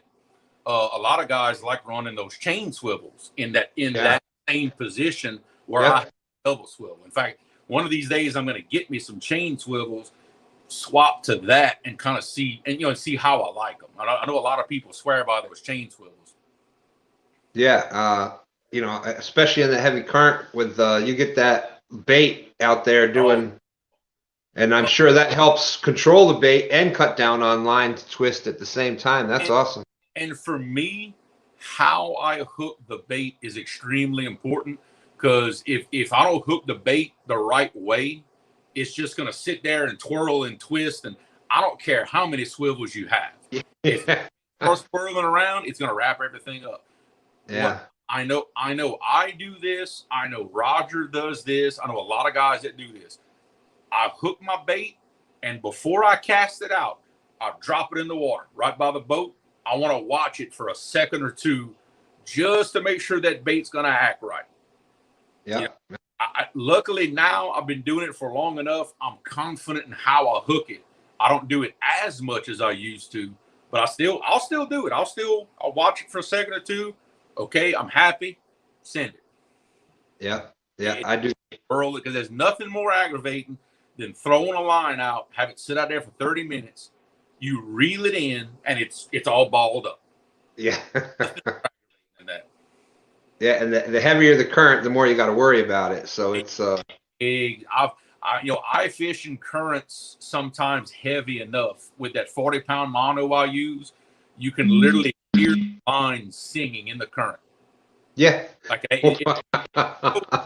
know what you're saying. Yeah. I do that quite a bit. When you hear that line singing, yeah, ripping. You know what you got. You know. Uh-huh. Uh-huh. Yeah. Yeah, I used that high low or the double rig, and I got the sinker, and then depending on the time of year, in the wintertime, I'll have that first bait. There's the sinker that's on the bottom. Mm-hmm. My first bait might only be 3 inches up from that bottom from the sinker. So it's like right on the bottom. And then I'll put the next one up maybe 18 inches or so. So I'm focusing on that bottom, foot and a half. As it warms up, I'll move that up a little bit, and I'll move the top one up a little bit where they're a little more aggressive. They're feeding in a bigger range. That's why I like to use it. But yeah, the only bad side on that is that when they do hit it, especially if you're using like a 6 or an 8-ounce sinker, that hook is right by that sinker. So I'm sure that they feel it. But if I figure if they're active enough, they might not care. That might not bother them all that much. Yeah. So I'm trying to untangle this. James Alba, what's aggravating is throwing the bait only to realize you forgot to open the bail. Been there, done that. Yeah. Been there, done that. Now you see if I feel the need to keep my baits off of the bottom a little bit more, like I said, floats don't work that well for us. So what I'll do, instead of just having the clip and my sinker just right there on my main line, we'll put a little sinker dropper on it. Basically make like a little 3-way, and it'll pick it up a little bit. There you go. Yep. Yeah, we'll modify it that way. But I don't do that very often. Maybe I should in some circumstances. I'm not sure. If ever I stop catching fish, then I guess I'll change my rig. Yeah, there you go. Hey, we don't call you the bus driver for nothing, though. So Look, if it ain't broke, don't fix it. I shouldn't say it out loud because, man, I'm going to mess myself up. But it's been a long time since I've skunked, let's say, 3-4 trips in a row. Yeah. So if I go a month without catching a fish, okay, yeah, we'll start changing rigs. Yeah, it's the same here. We unfortunately we skunk now and then, but we always try to. Yeah. Like I saw you with the crawfish that day. You were, let's try this other spot. Let's try another spot. Let's try something. Tried. And I tell you, if it wouldn't have been for catching that big blue on that noodle, we would have skunked. The only reason we caught a fish that day. Hey, look, they can't all be good days. It's still better than being at work. It's like this past Sunday, we were having a hard time getting some, and I was getting a bump. Yeah. And ended up downsizing my bait and the hook, and come to find out it was a bowfin I was getting the bites from. That'll do it. Caught the bowfin and then caught a channel cat right after it. Wow. And stand 3 went out in the boat, and so it's keep trying, try some different things if you're having that situation. But yeah, for us to get skunked like a couple times in a row, that's like boy. First, it hurts the ego, number one. It does. But it really makes you, what was wrong? Why didn't we catch any? What are we going to do now? Especially that second one. The first one, okay. When you skunk in a row, boy, that's the one that hurts. Let's see. How big do the alligator gar get? Around here, a 6-foot alligator gar really isn't that, it really isn't that uncommon. We'll get them over 7 foot. Usually some people every year around here catch some that are 7 foot, a little bit over, knocking 200 pounds. As far as them attacking any fish as we're reeling them in, no, I've never had that issue before. but I have caught, a fair number of small catfish, big skipjack, big other fish that you can tell were attacked by gar. They've got the scars on them from the teeth. I've never had it happen to me as I was reeling in a fish. I mean, I can only speak for myself, but I've never had that happen. We've had it happen in the lake in upstate New York, but you're talking about pickerel and pike. Yeah. So they're known to do that kind of thing. Yeah. But down here with the catfish, I've never really had that. And bass, reeling in a sunfish or a bluegill. Yeah. And I've had the monster bass come up and hit that, but I haven't had it happen with catfish yet. No, like I said, I've caught some with some scars on them, but not actually have it happen right then and there. No. Big Mike said he made it home, and he's got a question there. And I see catfish regulators mount up. Aaron's in here. Thanks for coming in, Aaron. Mexicat is here. Great to see you, Mexicat. Fishing with Big Mike. How often do y'all change the line on your reels? You want to go first? Sure. We fish a lot of cover, and basically we use the rule of thumb. If you start, it's at least once every year, but if you start, what we'll do is when you start getting feeling nicks and whatnot, get rid of that line. And if you get too much of it, then we end up changing it out. And that's why one of the reasons why I say I like using Berkley Big Game, because you can afford to do it a couple times a year at $7 a spool. Yeah, exactly. Me personally, I'm not gonna put a time on that. I change when it needs to be changed, and not a second later than that. Usually, like the whole no matter what once a year, my line doesn't last that long. It doesn't. I break off so much, and I lose so much, like from nicks and stuff like that, that by the time that year has come, I guarantee you I've re-spooled that reel at least once in that year's time. My line does not get the opportunity to fade and dry rot on my reels. I promise you, I lose way too much stuff for that. I'm always checking my line, always checking for those nicks.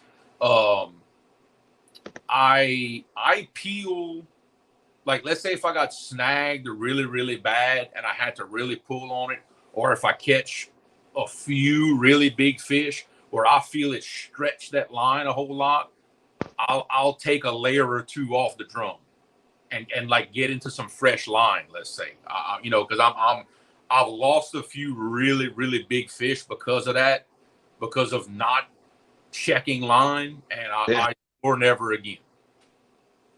That was the one video that Palmetto's video where he was only going to fish for like 15 more minutes or whatever. He saw the nick or this and said, I'm only going to fish, and cast it back out, and that monster hit it. And well, we all know what happened from there. So let's see. We got James Alba came in. Big Mike made it back home. Texas Tiger is in. Art, One Ton Fishing Club. Bumping Mike Greenwell is in. Yeah, I've lost some due to not checking my leaders. I've lost some with the not checking my main line. We lost a monster fish just before we started filming for the channel.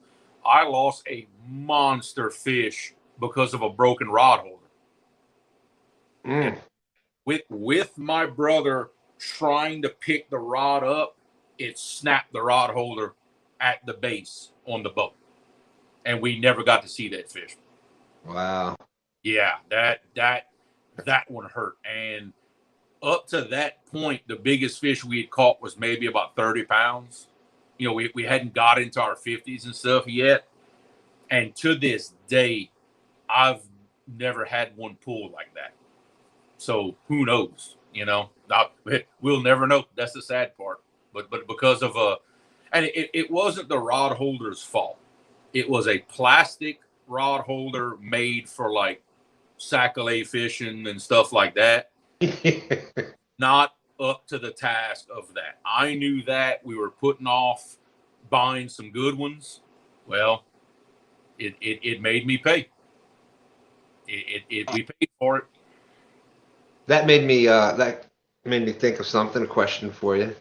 I know kind of what we had to do, but same thing. We were fishing when we first moved down here. I had no idea about the monster blue cats here and the flatheads in the James River. So we were fishing like we would normally fish for channel cats and whatnot up in New York, and fishing for 8-pounders, 10-pounders, whatever. Whole different ball game. What was it that you changed as you started focusing more on the bigger fish? Did you just kind of upgrade tackle, or was there something else that you?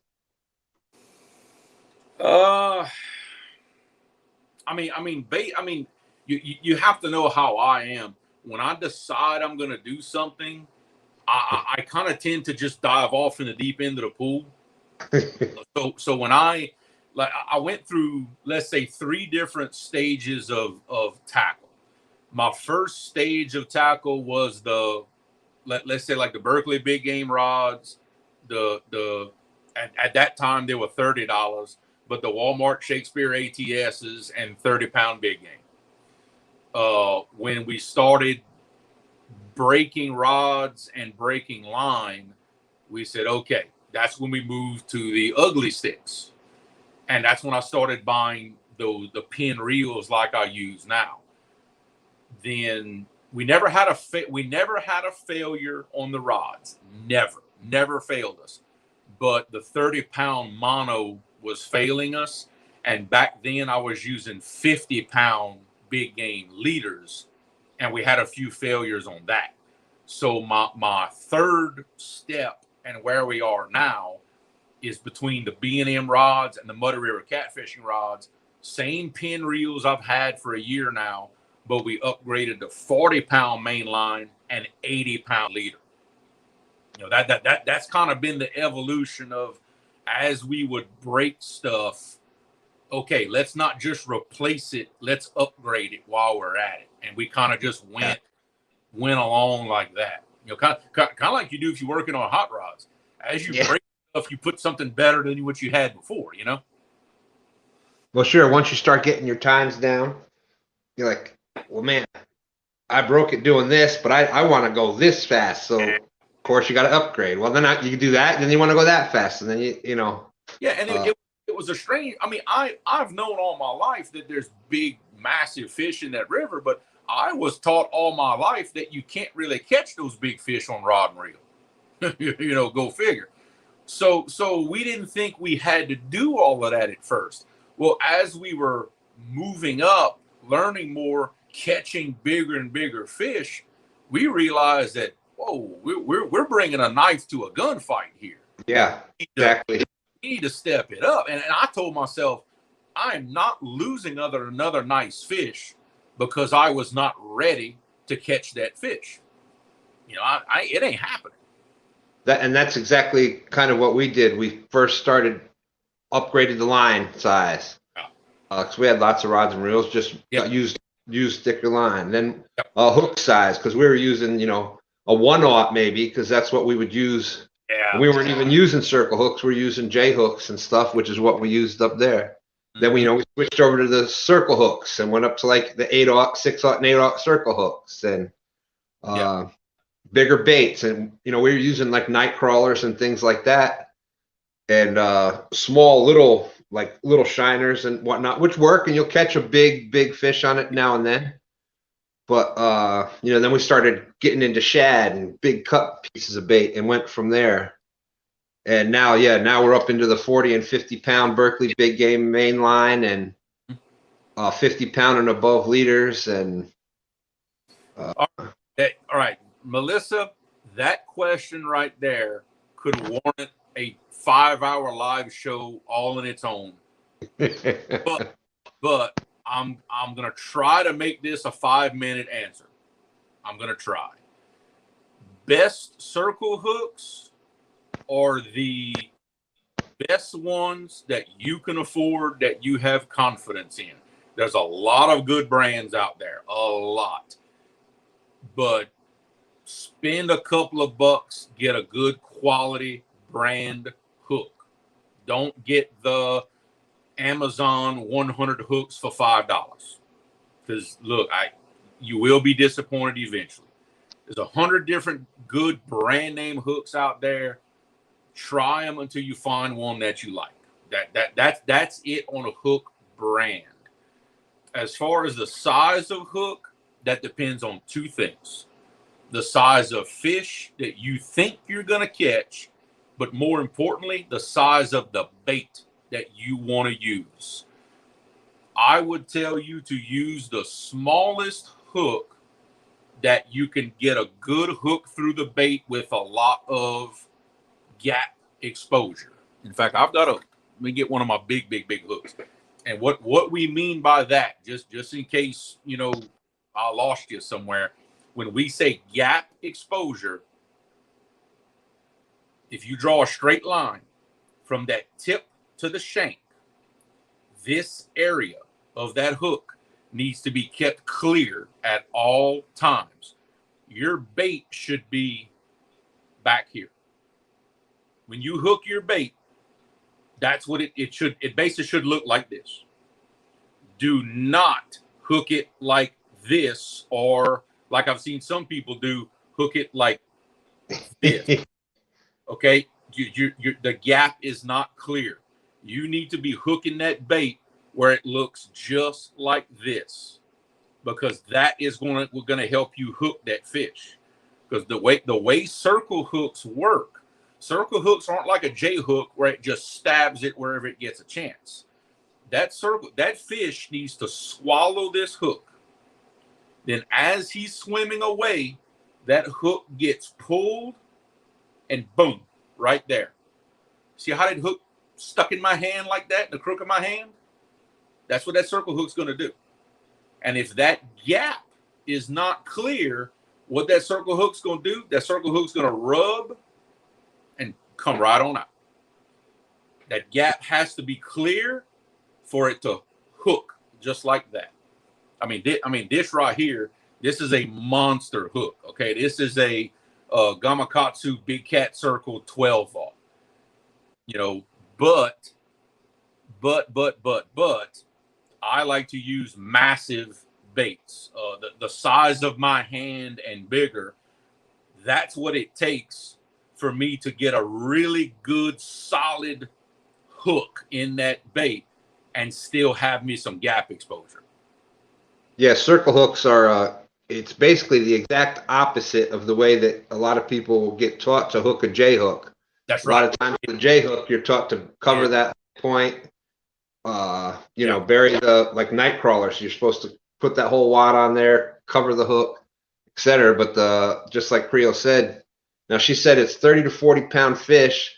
Like Creo said, depends again on the bait. But if you're using just regular pieces of cut shad, things like that, about an 8/0 to 10/0 is probably. I was gonna say an 8. An 8/0 for me, is one of the most universal hook sizes, because I can catch a 3-pound blue with an 8/0, and I can catch an 80-pound blue with an 8/0. 8/0's a really good place to start as far as hook size. Now, something else you have to understand, that just because like a Gamakatsu 8/0 and an Eagle Claw 8/0 and a Mustad 8/0, they're going to be a little different, kind of like shoe sizes with brands of shoes. It's the same thing. Yep. Not all created equal. I've got some 10s and 12s that you swear they're the same size, but they're not. So kind of keep that in mind too. You've got your wide gaps, there's so much stuff out there, but a good brand name hook. That's without going into a commercial for what I use. That's the best thing I can tell you. A good brand name hook, not this generic, get it from Wish app from China. like I said, the 100 for $5. No, because you will lose a fish. And Creo and I were actually talking about this not too long ago with the short strike. I said that we were test the sharpness of those hooks. If you want to check some different brands, go into your local bait shop, and I'm sure they'll open some packs for you and let you test them out. Just like what Creo did there. Don't pull too hard now, because you don't want that hook all the way in. Nope. But like I said, Stand 3 bought some new Gamakatsus, and I was blind testing it, and I could literally tell each time what the Gamakatsu was. And actually, on that hook there, I was about to say that's a Gamakatsu, just because that point looked that much finer. Yep. Literally, it was like a needle. As soon as I touched it to the skin, it started puncturing the skin. Yeah, and so I can't. That's a huge hook, but it's still that sharp on the point. And the hooks I use, that's just from my experience. I'm down to 2 brands now that I use. Okay, I still have some Gamakatsus because I haven't lost them all yet. But me personally, 2 brands: Eagle Claw, and I love those Dale's Tackle circle hooks. That's the 2 that I buy now because for me, 2 things. One, they are very sharp out of the pack, and most importantly, I find between those 2 hooks, they stay sharp. They stay sharp, fish after fish after fish. I don't find myself swapping hooks out after 4 or 5 fish because I've lost that edge on it. But like I said, that is me. That's my preferred thing. That's what I use. It's not a commercial. Trust me. I'm not sponsored or pro staffed. Trust me. And Mike Greenwell says we've caught a 92-pounder and a 1-pounder on an 8/0 hook. Yeah. An 8/0, to me, an 8/0 will catch just about any catfish big enough to pull the rod down. Yeah. I tell you, an 8/0 to me, if I had to tell somebody only to put one size in their tackle box for the rest of their life, it'd probably be an 8/0. So I'm in 100% agreement on that one. And how often you change them? Personally, what I would say, like I said, based on what we've learned recently, is test that sharpness. Some people change them after every couple of fish. Some people use them once and they won't use it again. Yeah. But if it's still got that hook point where when you go to test it and it's grabbing to penetrate and it still looks sharp, it's not, the tip isn't bent over or broke off. Yeah. It's still a good hook. The main thing is you want that point of that hook very sharp. And the other thing, like Creo was saying, is that gap. That's the most important. That hook point being sharp and that gap. That's the 2 most important things with circle hooks. If that gap isn't clear, it don't matter how sharp that hook is.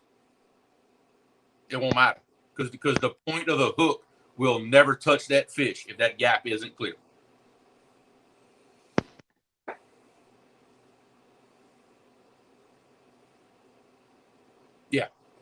Yeah, I could see doing that. We've actually caught, because I like to put out different size baits and stuff, and some of our first lives, we actually caught 20 to 30 pounders on 4/0. Actually, 4/0 Eagle Claw, the Walmart Eagle Claw, 4/0s, and it was catching, 20 to 30 pound fish. So in my box right here, beans we're on the subject of hooks. Okay, this hook here, you can kind of see it in comparison to my thumb. This is a 5/0. Okay, this is a little 5/0 Eagle Claw. I can just get my finger between the tip and the shank, and I mean just. Okay, that's how big that 5/0 is. Now, but this is the good example, like Creo was saying before. You wouldn't want to put a big old shad head or big chunk bait on there. That's that small eater size bait. Because for this right here, I would say a bait no bigger than not even a golf ball. Maybe not even that, because on a big bait, you have to put that hook so shallow that the second that fish bites, he's gonna rip the bait off the hook. So you're not going to get enough penetration with this small hook. Now the next one, I'm going to try to put them back to back where you see. Dang, this camera being backwards driving me crazy. That next one, that is an 8/0 hook, and you can see the difference in the gap. I mean, you've got probably an extra 1/2 inch of gap in there on this 8/0 hook. Like I said, I can put my finger right here, and I can almost put double in my fingers. It's pretty close. And then all the way up to these monsters, these big 12/0s, you can see how much space is in there. But like I said, that is for big pieces of bait. My hand and bigger gets these monsters. Well, Melissa, you've got half the battle right there. Is attitude, and with having an attitude like that, as I'm going to beat my PB this year, you got a good shot at it because you're going to be willing to put time out there to do it. You're asking the right questions. Yep. Take the information you learn from all these shows, figure out how to put that information together on your water. Look for the same type of structure and current and things like that you hear us talking about. When you hear about like current seams and fishing on the ledge of the channel, that's right where the channel comes up, and there's kind of like that current break right in that area, and you'll start to figure all those things out, and then eventually you'll have the right bait in the right spots at the right time. And but the attitude is everything. One of my favorite quotes is, whether you believe you can or you believe you cannot, you are correct. That's right. There it is. That's epic attitude there. That's strong. Catfish Heroes going out with epic all the time, bro. I don't even use hooks. I'm that good. That's kind of like what I told Realistic. Whenever they find out that it's them that's got the bait, they just they just give up. You come out, you open that fish's mouth, he got a white flag coming out. Yeah, Ohio, I definitely agree. 8/0 is I would say for most. Yeah, in my opinion. Now, I say that on the premise that you've got anywhere from 0 to at least 50-pound fish. If 30 pounds is your upper limit of the size of fish in your area, I'd say more of like a 6. A 6 or a 7 might be your better all around. But an 8/0 is good from 0 to 100. It'll catch them all. Let's see. I saw another. Oh, she said PB this year now is better than 46.5. So yeah. Hey, you've got some big ones. So there's some people that fish all their lives and not catch a fish that big. I mean, that's a nice fish. Yep. So you can definitely use the 8/0 to 10/0 to even 12/0 with the good size chunk of bait. And here's another. Anything smaller than a pack of cigarettes, I consider a small bait. For that size fish, especially, yeah. Oh yeah. If I'm 40 pounds over, oh yeah, throwing big ones.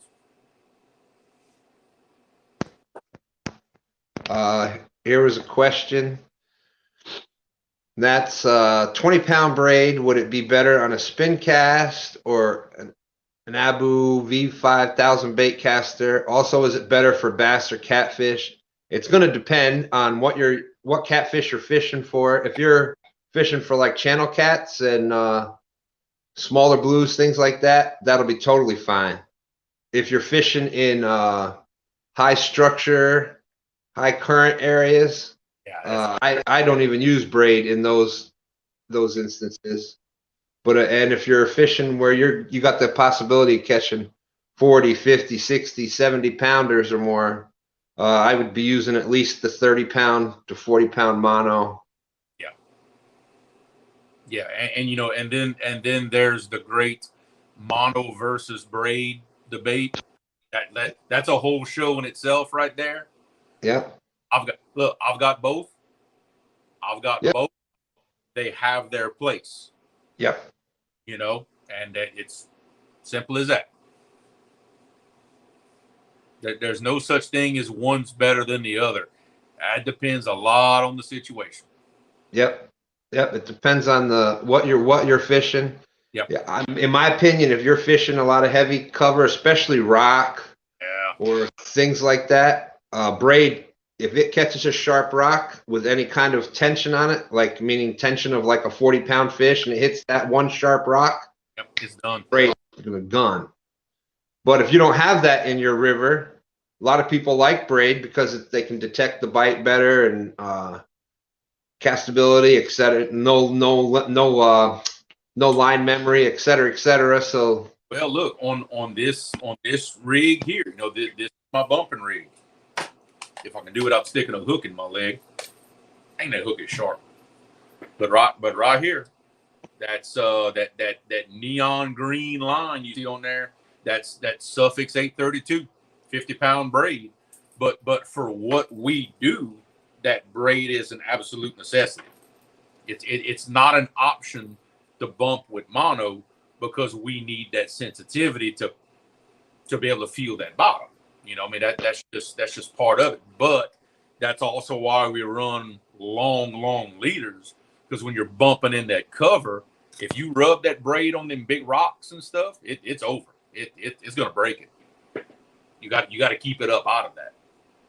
but and here goes, this is why mono versus braid will never be. Oh no. Will never be. Try both of them, whatever one you are most comfortable with. Because here's Avid Avid said he's caught his personal best on 20-pound braid. And I've broke 50-pound braid off on 20-pound cats. So yeah, I mean, like it's mono versus braid is almost like the Ford versus Chevy thing. That will never be said. It's been going on since the 1920s, and you're never gonna settle that one. You use what you like, and if you like it, if you have confidence in it, that's all that matters. Yep, and you will find that if that's what you have confidence in, you'll be like, man, I don't know what those guys are talking about that use mono. I've never had my braid break on anything. Yeah. And same thing. If you're the mono, every time you try braid, it's gonna be, man, those guys with the braid, I don't what they're doing. That braid, the first rock I hit and it's gone. So yeah. For real, I don't know if they still make it. They actually Spiderwire used to make a hybrid. I think they called it, was it the Fusion? I think it was, yes. It was braided line, but it had like a coating on it. I know because back when I used to like bass fish and stuff a good bit, I had one or two of my reels with that Spiderwire Fusion on it. So I don't even know if they still make it. I haven't looked for it in 20 years. Hey, we got Simon Zer. We still got 35 people in here after 3 hours. That's crazy. Yeah, I guess interesting. Who'd have thought? Yeah. Right. Yeah, look, and you see, Sean, see what you said right there?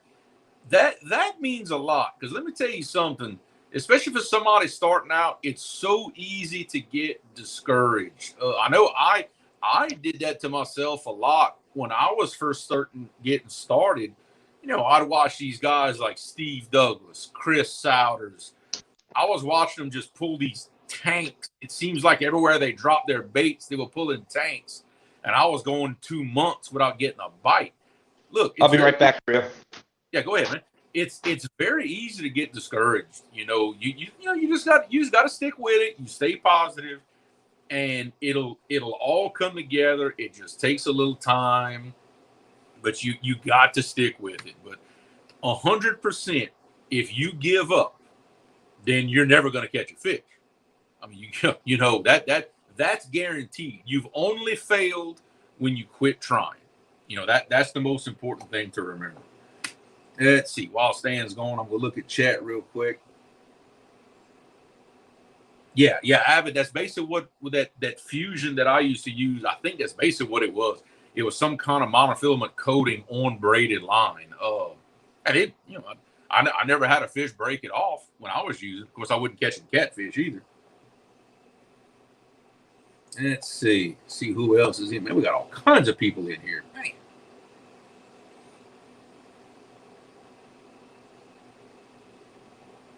And look, and everybody has their opinions on, what's, mono's better for this, braid's better for that, this and that.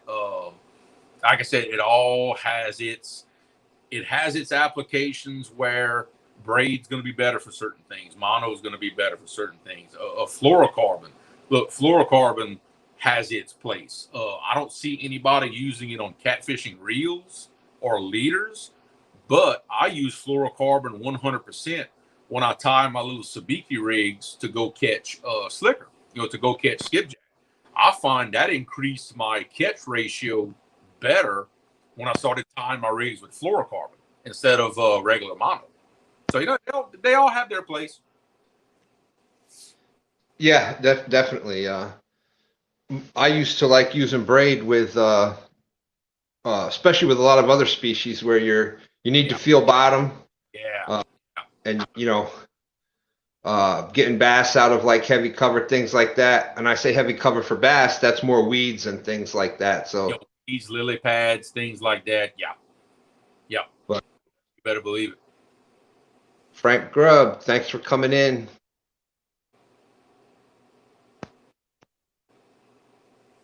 Palmetto Cat's in the house. What else we gonna talk about, Stan? Hot dog. We having a good show tonight. I like this. I tell you what, 3 hours and there's still 36 people watching. So, but I am a people pleaser. I wouldn't want to disappoint anybody and just hang up. What do you think? Exactly. Come on. And I talked more than this when I had 8 people watching. Oh, boom! We just started talking about it. Now we're up to 40. See, ask and you shall receive. There you go. Uncle Josh is in the house from One Ton Fishing Club. I'm looking down like I'm literally holding my big terminal tackle box in my hand right now, and I'm just kind of looking, the junk that I got in it. All my sinker slides, all my clips, my 3-way swivels, my regular 2-ways. I got everything in this box. This is a don't leave home without it kind of box.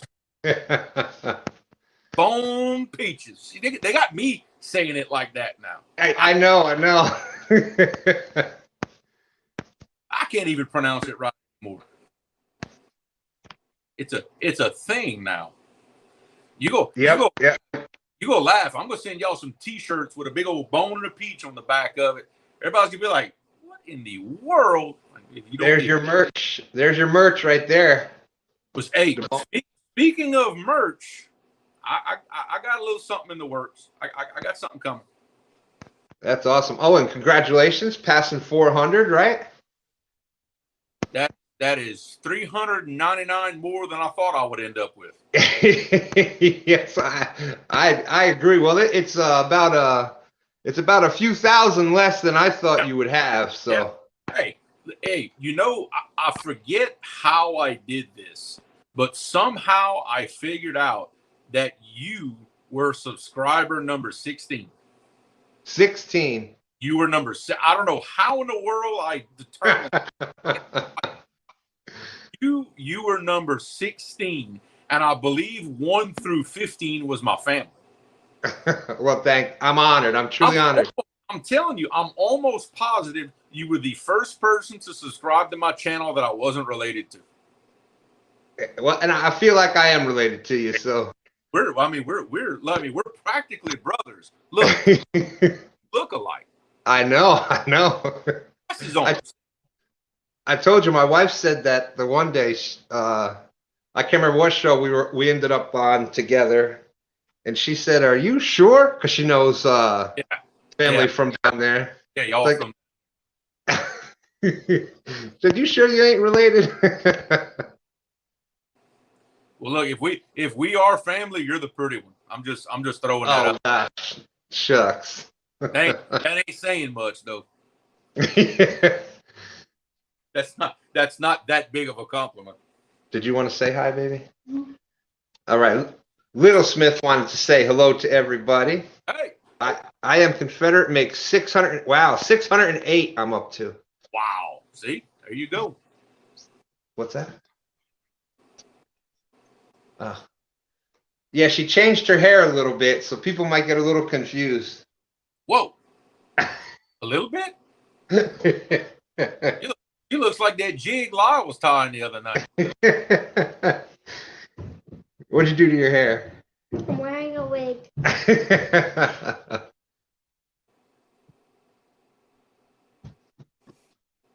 You editing? Well, they said hello, Little Smith, and then here's the other one. Hi. I'm a lunch lady.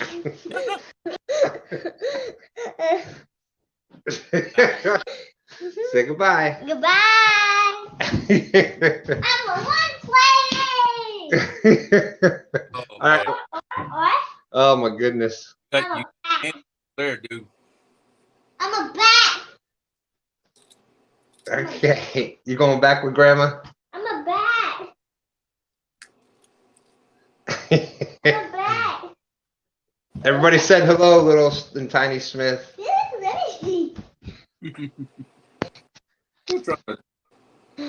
Yeah, I got some old cheap hooks in there that need to be thrown away. They're taking up space for the good stuff. Can't. Yeah, I think that's like I said, and doing that kind of blind test the other day really shocked myself, because if you look at the other ones, they look sharp, but then when I actually felt it and I felt the difference compared to that brand new. Yep. Maybe it's because they were older hooks and they banged around or whatnot, but I was just amazed at the difference that would make. Yeah, and I tell you, I mean, now this is a me thing. I'm still kind of testing this. I'm starting to prefer a straight hook versus the one that has the offsetted eye. Really? I'm starting to prefer it. And I'm still kind of early. I'm still kind of trying to take notes, but I find that because when you snell a straight hook, it kind of has that trigger effect to it. I don't know. I find my hookups have been a little more consistent lately. I don't know. It's still early. I'm still kind of testing it out, but I don't know. The more it goes, the more am I right? Is it the octopus style that has the bent eye? Yeah. Yep. Octopus, and then off center is the bend this way. Getting away from the octopus style hook. I don't know. It seems like I do a little better with the standard shank hook. Well, and it would make sense because that has like you said, the line would be pulling back against the eye more, which would have more of that trigger. Yeah. Now if you snell it back, if you snell it the wrong way, it's going to have the opposite effect. That's another thing. I'm glad you brought that up. That a lot of we had some people asking a lot of good questions that aren't as familiar with circle hooks. There is one if you're using a snell, you want to make sure it's snelled the right way with the line coming through the back. I can do one better, Stan. If I think I have all my stuff within reach, I believe I can demonstrate that real quick. Awesome. Hey, we got Big Nasty is in the house. Thank you for joining us. 44 people watching. That's awesome. Let's see. Wandering Fisherman, I've seen you. I think I said hello, but just in case not, great to see you in. Brian B. Catfishing. Yep, see, it's again, everything in fishing is controversial. You're going to have your bent eye versus straight eye guys. People are saying, I think the bent eye helps. Other people are saying no, straight. But that goes back to what works for you. Yeah. It goes back to it. It could be down to maybe the way I hook my baits. Yeah. that better for me? You know, it could be as simple as that, you know, because I guarantee you we don't all hook baits the exact same way. That's impossible. So maybe the way I hook my baits makes that better. Maybe the way somebody else hooks their bait makes the other way better. You know, I tell you what, give me 2 minutes. Let me go get something. I'm gonna be Awesome. Yeah, perfect. That's what this is all about. And Big Nasty, what's going on here is the same thing that's always going on in here. Is we're talking catfishing. Different subject every week, but it's always in the catfishing field, and love having everybody come in here. We get some great topics going.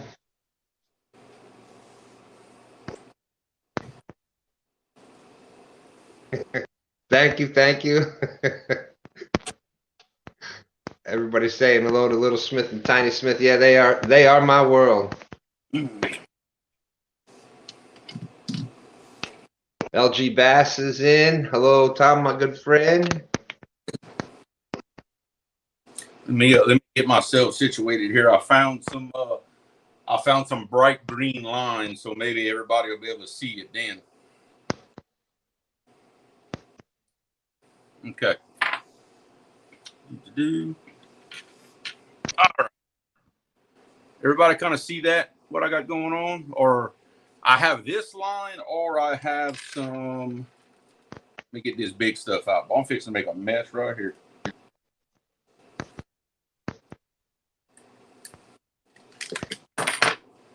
Yeah, I have this stuff, or I have this stuff. Which one do you think? The green one might be a little better for the camera? It's thinner, but it's green. What you think? Actually, it looks to me, looks like the thicker one is showing up. We got King's Catfish in here. Okay. What do y'all think? Which ones but you can't go by me. Which ones can y'all see better out there? Was it the green or the clear? Look, these are it by side. Like I said, this is 40-pound big game, and this is 80-pound Cast King. This is the Cast King spool that I have.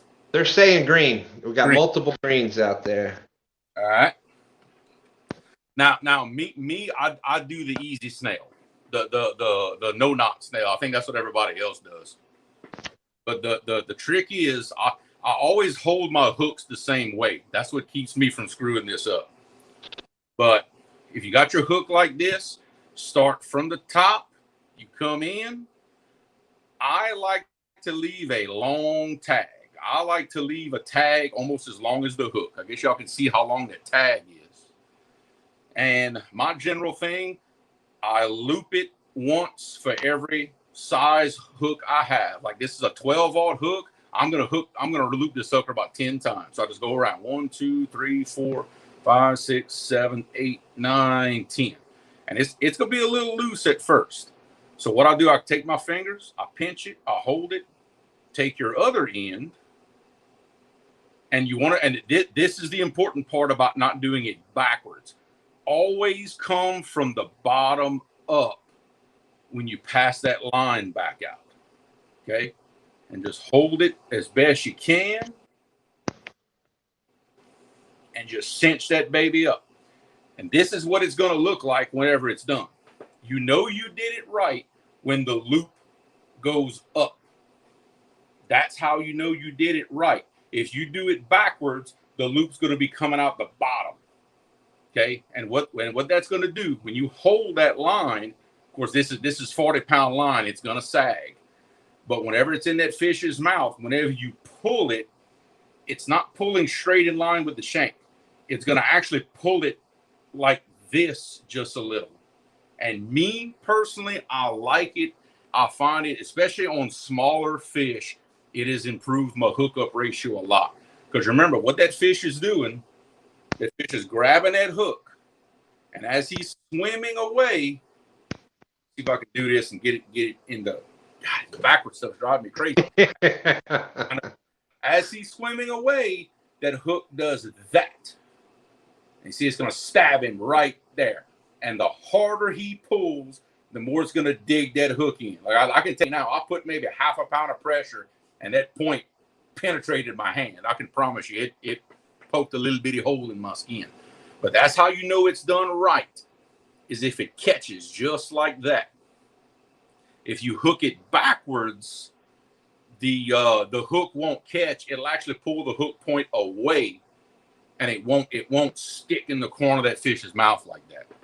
But that's the way I do my snails, just like that. I've even seen some people go an extra step further and tie one little overhand knot right here on the end of the tag. I guess so they think the tag won't slip back through.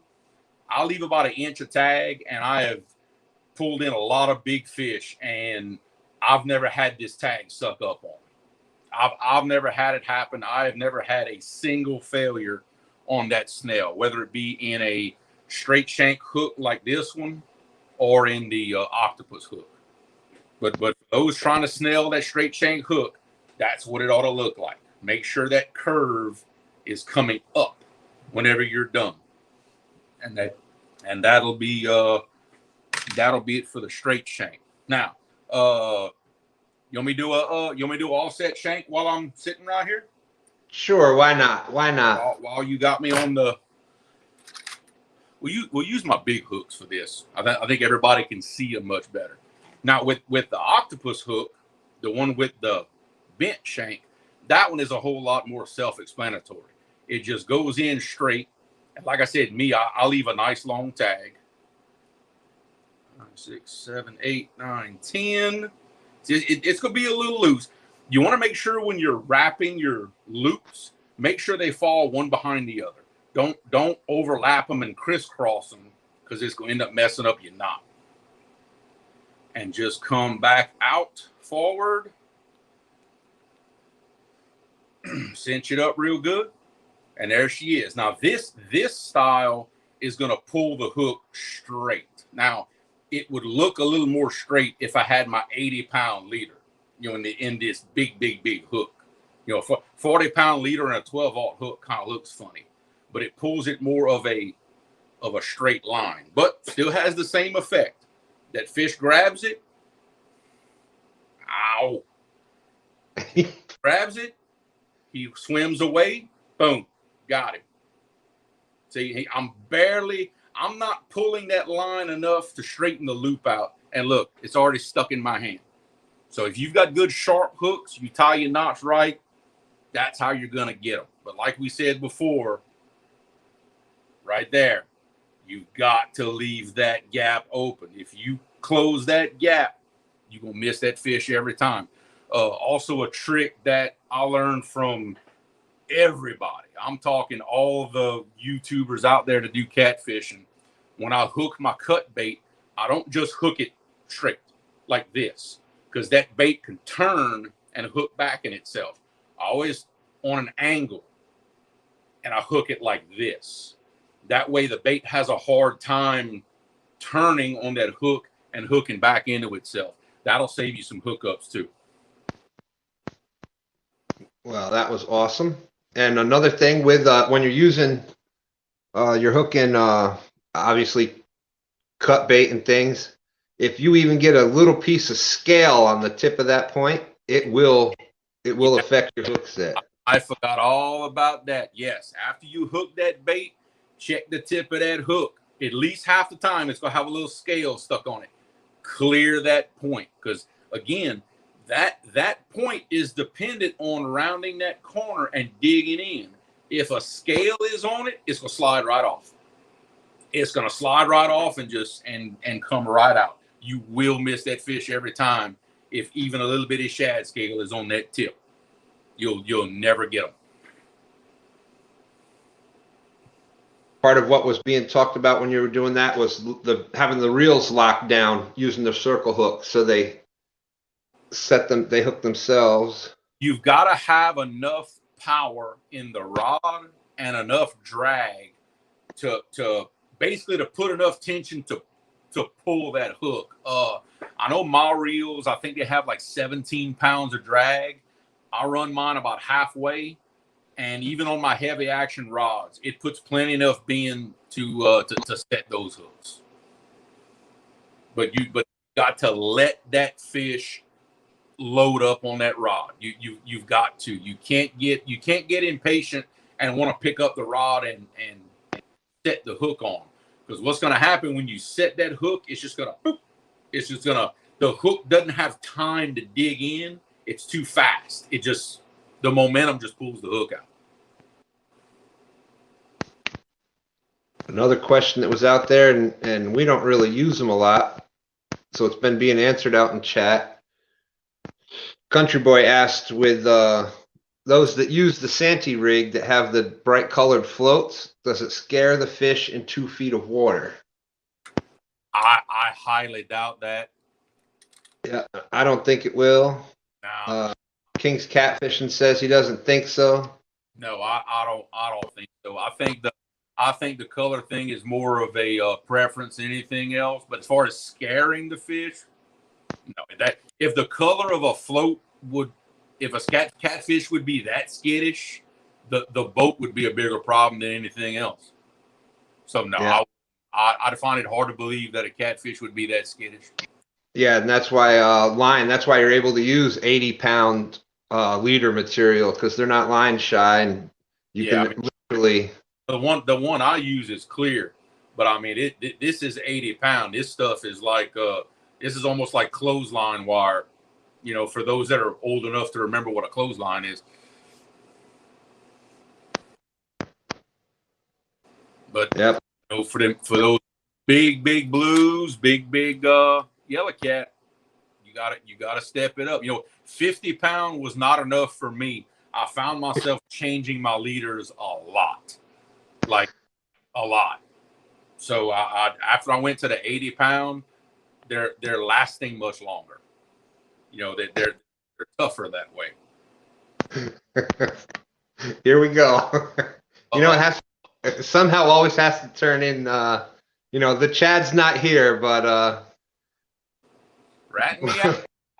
Laura says you are still talking. And she asks that question like she's surprised. Yeah. That's what gets me. You're surprised that I'm still talking? Really? How long have you known me? So then, Mike, Mid-South, aren't you glad we're listening to him so you don't have to? You know what, honey? You're welcome. Yeah, no. Yeah. This is what that 80-pound does on that big hook. See, that sucker just stands up straight. It don't even lay down. It makes a big old knot on there. Hey, we got some more people came in. John Euler Outdoorsman, great to see you. Thank you for coming in. Dan's Creations is still in here. Fishing with Big Mike still in. Fins and Finds is in the house. And Mo Creek came in. Yep. And Mindy Hogan. Mindy, great to see you. Thank you for coming in. I don't know if you got to see Little Smith and Tiny Smith, but they were up on screen for a little bit before.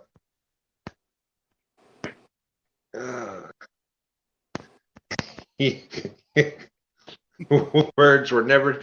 Yeah, Creo, if we were in real life, we'd be in trouble. We'd be talking 24/7. That'd be crazy. But I don't know if I guess maybe Epic's rubbing off on me, or I've just always been this way. But if I wouldn't be talking fishing with y'all right now, I'd be on the phone with my brother talking it, phone with Dad, be on the phone with Epic talking about it. It's trying to talk to my wife about it, but she'd roll her eyes and whatever. So, I'll talk to you when we're out on the water, right? Yeah. Oh yeah. As long as she trust me. She when I put her on those big fish, she's in it. Don't let her fool y'all. She likes hunting them big fish just as bad or worse than I do. She just likes And Sharp Fishing back in the house. There's Has Life is in. Has. That's what I'm talking about. Now it's a party. Oh, good. She did get to see them. All right. That's right. Fire up the grill. Let's put on some glizzies. Go get the cup, put some ice in it, and, well, I ain't gonna talk about the rest.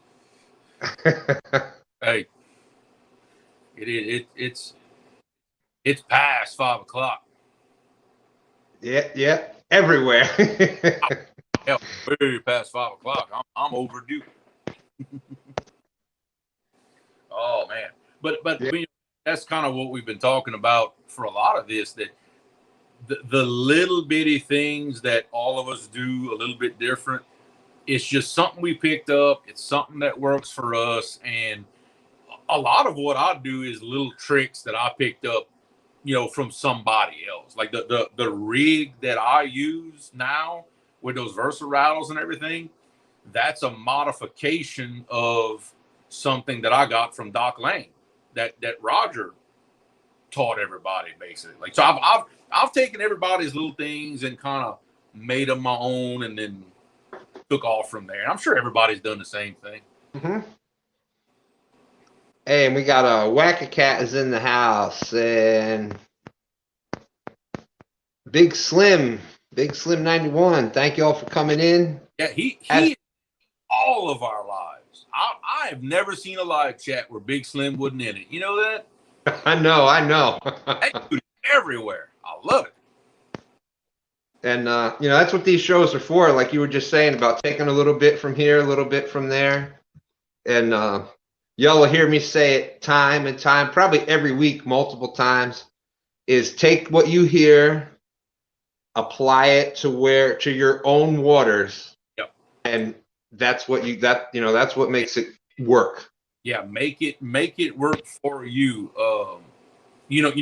One little bitty thing that I picked up that I never thought about, and I swear it makes a difference. See if I can do this again. But you see how I have my Versa rattles, but I have these beads between them. That allows the rattles to spin independent of each other. They don't, because if you put them together against each other, they don't turn nearly as good. You put that bead between them, you get a lot more action out of them. And again, that's a Doc Lane thing. Plus, you get extra noise because of that rattle hitting the bead. Yep, that's going to create more noise. Also, that's an awesome. Especially live bait. You put a big old lively bait on the end of that thing, he's gonna shake that thing like there's no tomorrow. Oh yeah. That people ask that in no doubt. Big Slim, we all appreciate you. We notice. Believe me, I notice. Don't notice. You believe me. It doesn't take long to recognize who are our repeat offenders and who aren't. We know who the regular patients are in the asylum. Trust me. Yeah. We know. Love it.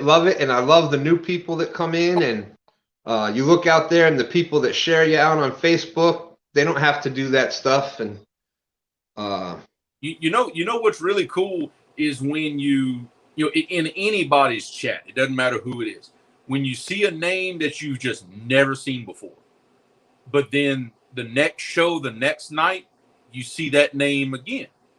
Then after a couple of weeks, you figure out that, man, they've been in every chat since that night I saw them a week or two ago. Yeah, that's how we grow right there. By bringing new people in and keeping them there. And what I've thought is awesome is people that I've noticed that I've seen on my lives when we're out fishing live, and I know they're I don't know them, but I know they're from the area or whatnot, and then I see them on other people's lives now and the shows and whatnot. I'm not gonna say I'm responsible for them coming in, but it kind of makes you feel good because here's your people, getting together with everybody else. It's just awesome.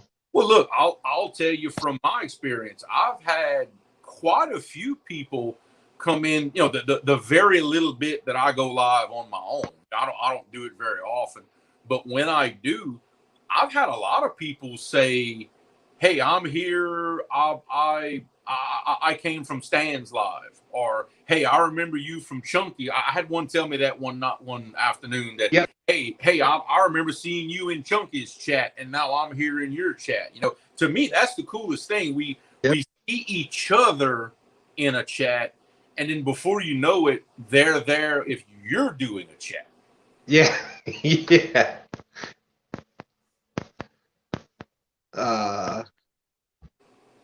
Oh yeah, Big Slim. That dude never misses a beat. He's in he's better than me. I gotta miss one every now and then, but man, that's and you know why? That's why he gets 2 of these. That's why he gets 2 when I tell him hi, because he's always. Well, I'll give him the double deuces then, because Two Stands Fish is a big part of Two Stands Fishing family, just as everybody out there is. That's why I don't call subs or this. Y'all truly are my family members. So Yeah, I mean, because we're out there sharing a part of our lives. That's really what this is, you know, and it's a personal thing, and it's cool. Scott McCaffrey Sr., that's a newer name to me. Used to bank fishing, wanting to try for cats from the boat. Yeah. Well, back up about 2 hours, and we did a whole 30-minute spiel about boat safety and all that other good stuff. This is one of them educational shows. Hey, we try, and put a little entertainment in it now and then, but you know, this ain't the bait shop, but we try. We try. But yeah, and that's the one good thing about all these shows. I don't care if we're talking about fishing from the bank or we're talking about fishing from the boat. You can take some of those things that you hear about the bank or about the boat, and no matter what you're doing, no matter what waters you're in, you can apply them in your own waters, and they'll work for you. You may have to change it up a little bit or do a little different things. Somebody like speaking of doing cool stuff with bank fishing, I forget who brought it up a couple of weeks ago, but remember John Noel, the regular dude fishing? I know you know who I'm talking about. He has it wasn't what the video was about, but he showed it real quick using a planer board from the bank. That was on my live actually. Was it? We've been talking about this, and I've actually been talking with Uncle Lou out there, Lee Reed, about this. So once I get it down a little bit, it's something I think you're going to see, and I think it's going to work pretty well. Yep, a planer board from the bank. Now that to me, that's just it's one of those. But hey, it's a cool little trick. Yeah, and it won't work everywhere, but there's certain spots that you got to have a point that goes out with some current pretty close available, et cetera. But I think I'm going to be able to make it work. Yeah, because you know how it is. You got it worked out in your head, and you spot in your mind. You like that's the spot I'm going to do it in. I'm the same way because I've been telling Patriot for months that I was going to hook a monster alligator gar on one of his floats, and I didn't really think about it when I told him. I didn't think about it as unique, but the way I'm going to fish his floats is, in all the current, I'm going to turn my boat in the current and let it drift backwards like we're bumping. And them floats are going to be 200 feet in front of the boat. Yeah. I'm going to follow them with my boat going backwards. Because in the current, that's the only way I could do it and let them drift. Right. The current's too fast to pull them down the river. I'm going to let them go out. Yes, I'm still talking. Yes. Hey, tell her you're talking to your brother. It's all right. He said it. How do you tell? Wait, which brother? Stan. Oh, I was about to say, you talked to your real brother like 6-7 times today. Yeah, but he's not as interesting as Stan is, though.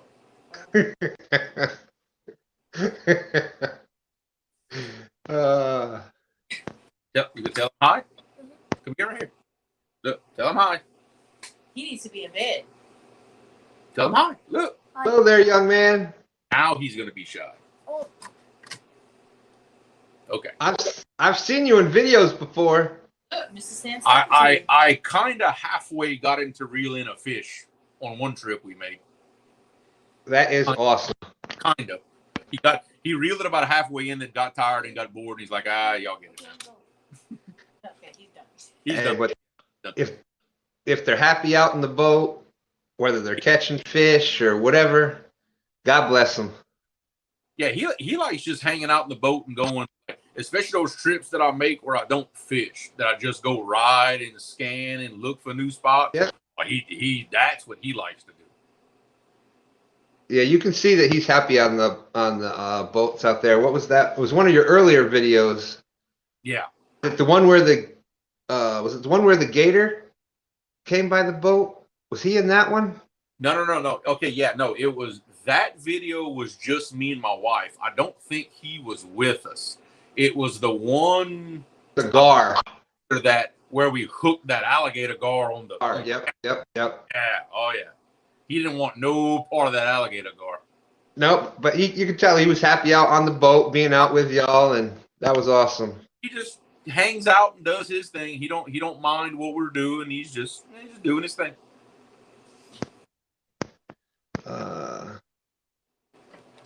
Let's see. They're asking Mike Costello when he's going live again. We got Eric Burnside back in. Eric's been killing it lately. Eric just went over 200.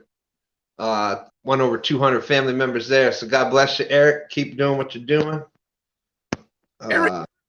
Everybody's growing at a pretty steady rate right now, and I think that's gonna get even better once everybody can go out and really fish. Because I'm lucky we can kind of go out and do whatever we want. It's still snowing in some places right now.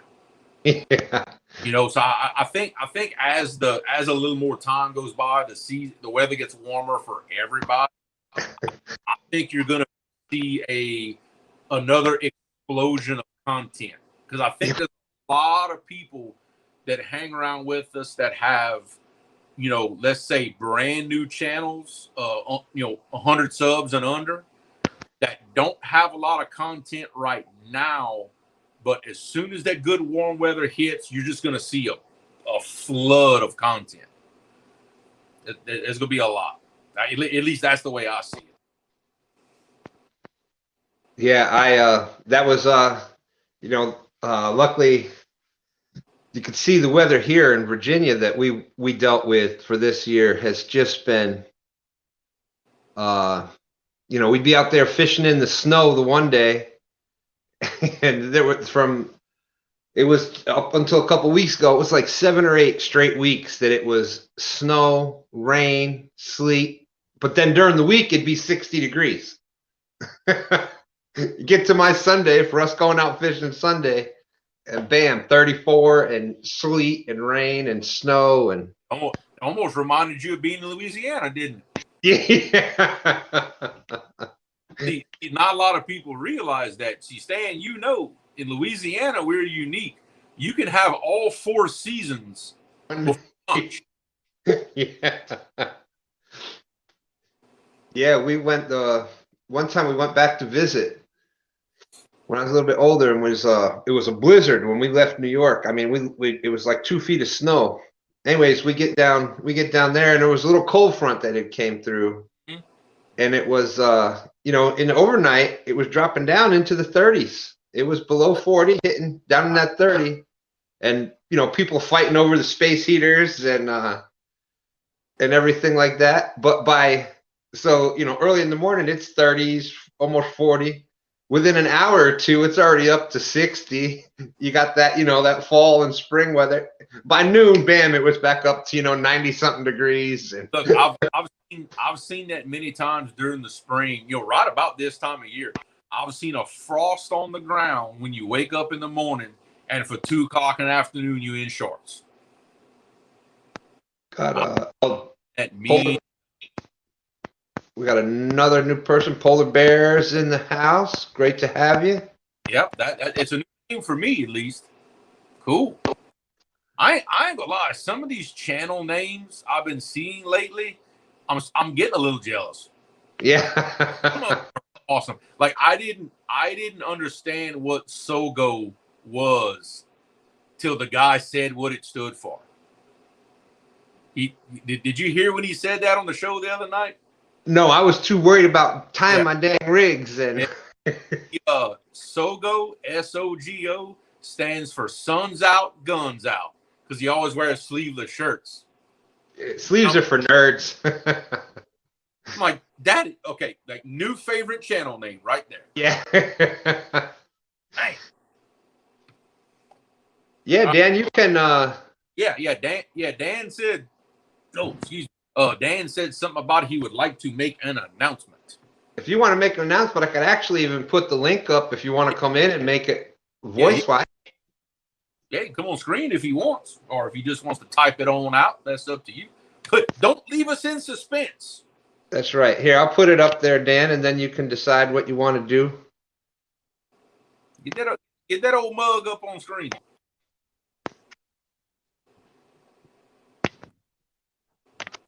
Has already said it. Okay, what did I miss? I don't know. I'm. Let's see. Has already said it. Okay. Hey, dog. I missed something somewhere. Wave at J-Dog. Hey, I'll do one better. Boom. Right there. We're throwing up the gang symbols, and we're starting our own fishing gangs, and That's all we need to start a fishing gang war. That's all we need. I'm a big guy, pale as a ghost. That apparently that's the story behind Polar Bear. Hey, whatever works. Look, white as a ghost. See, I feel you. I'm with you. I have like the ultimate farmer stand. My wife picks on me so much. And I put the link up there. Has, if you want to jump up in, be great to talk with you. Hey, it'd be a party with Has up in here. Yep, Moat Creek. I just want to keep it to like one other person at a time with us, just so it doesn't get talking over one another and stuff. But Creole and I got this 3.5 hour stream rolling, so we'll just keep it going as long as he's ready. I'm just up here filling in space. If somebody else wants to come up, go for it. Oh no, man, my brother. I'll keep you up here with me if you don't mind, unless you want to jump off. But I'm good. If I need to jump off, I will. But I'm good. Okay, here we go.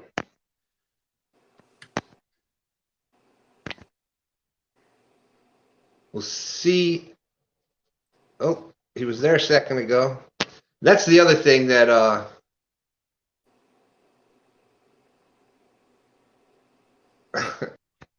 phone reception always never fails. I hear something. Yeah, I heard something too. See if I can get better. We got a little something. There we go. Georgia said Epic came up with the gang names the other night. Oh boy. I would come up with a fishing gang name, but it'd be in French and nobody would know what it is anyway.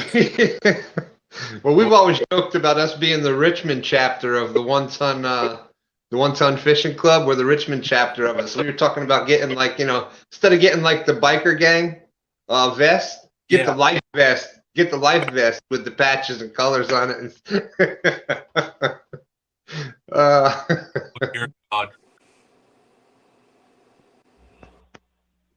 All right. Yeah, we got Gotcha. Loud and clear.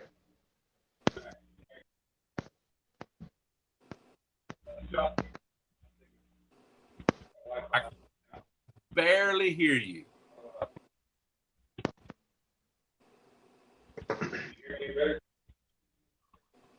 I hear you right there. Oh, hold on. Okay.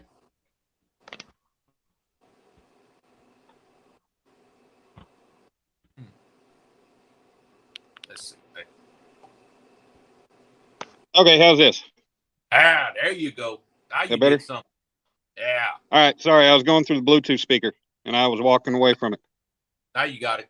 Oh, now I can't even hear you guys though. Let's see. Try to get this figured. Can you hear us now? Hear us now? I've never used this on my phone. Yeah, it's always a fight. Can you hear us now? Hear us now? I've never used this on my phone.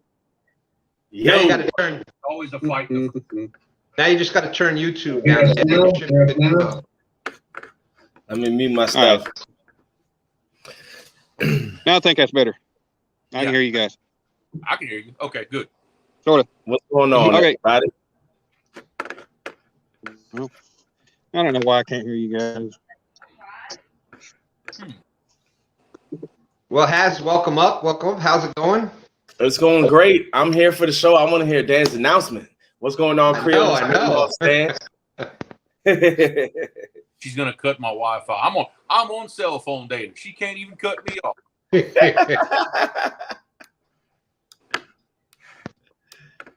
AT&T's gonna love me, boy.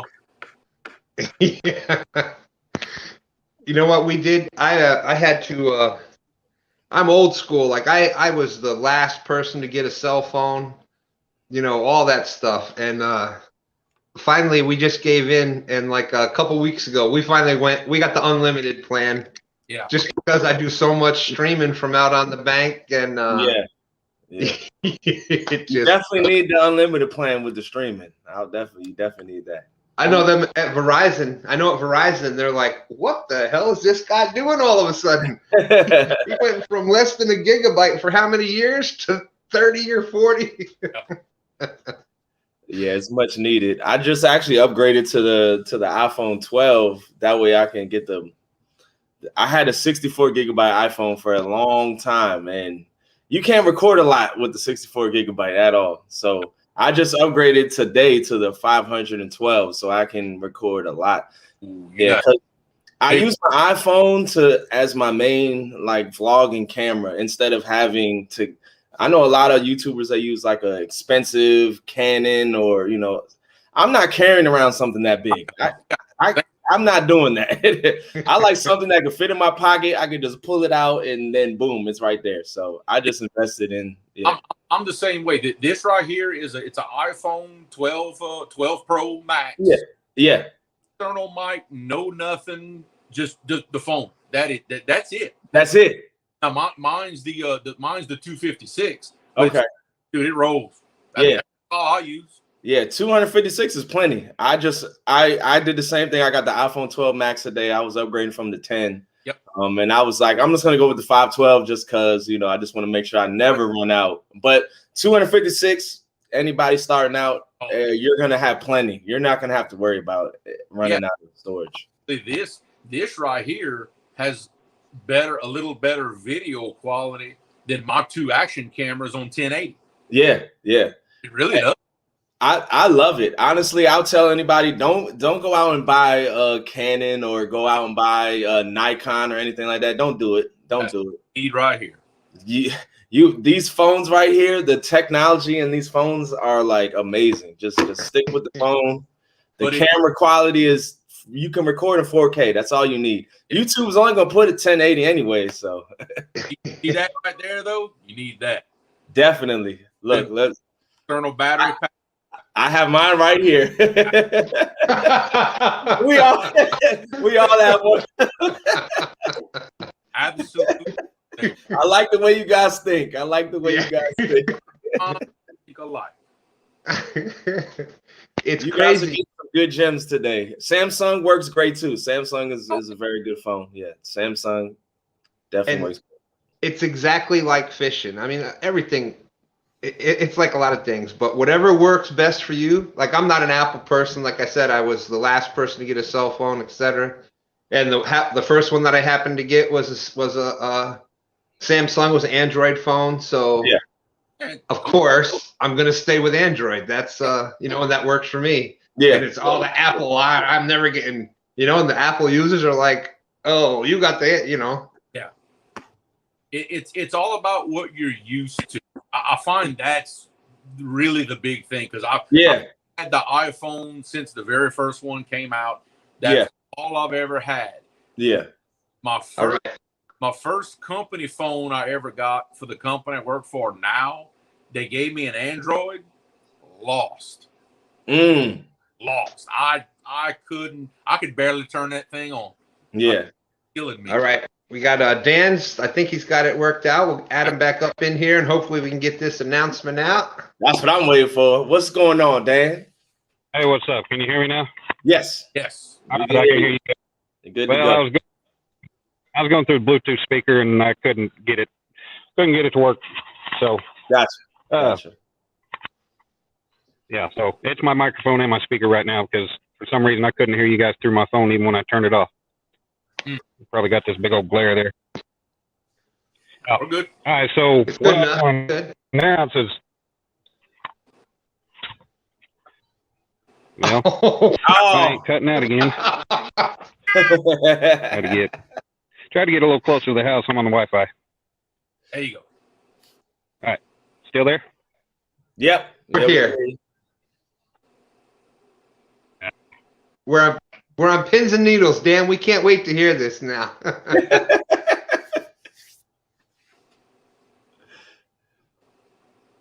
Did we lose him again?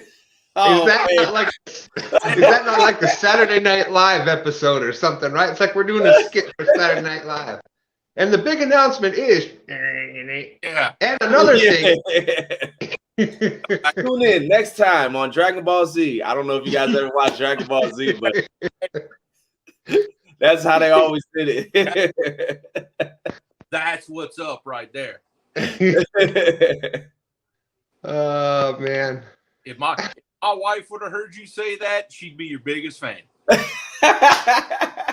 I love Dragon Ball Z back in the day, man. I love watching that. I have the original English dub box set in the next room. Oh, man. I would definitely, when I come down there, I'm going to have to watch it with you, brother. I love watching that. I love watching Dragon Ball Z.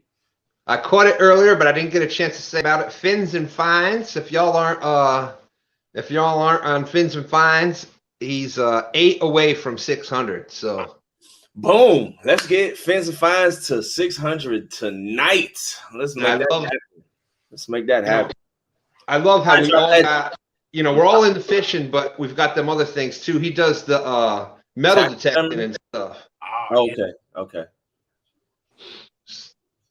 So he's got both of them on there.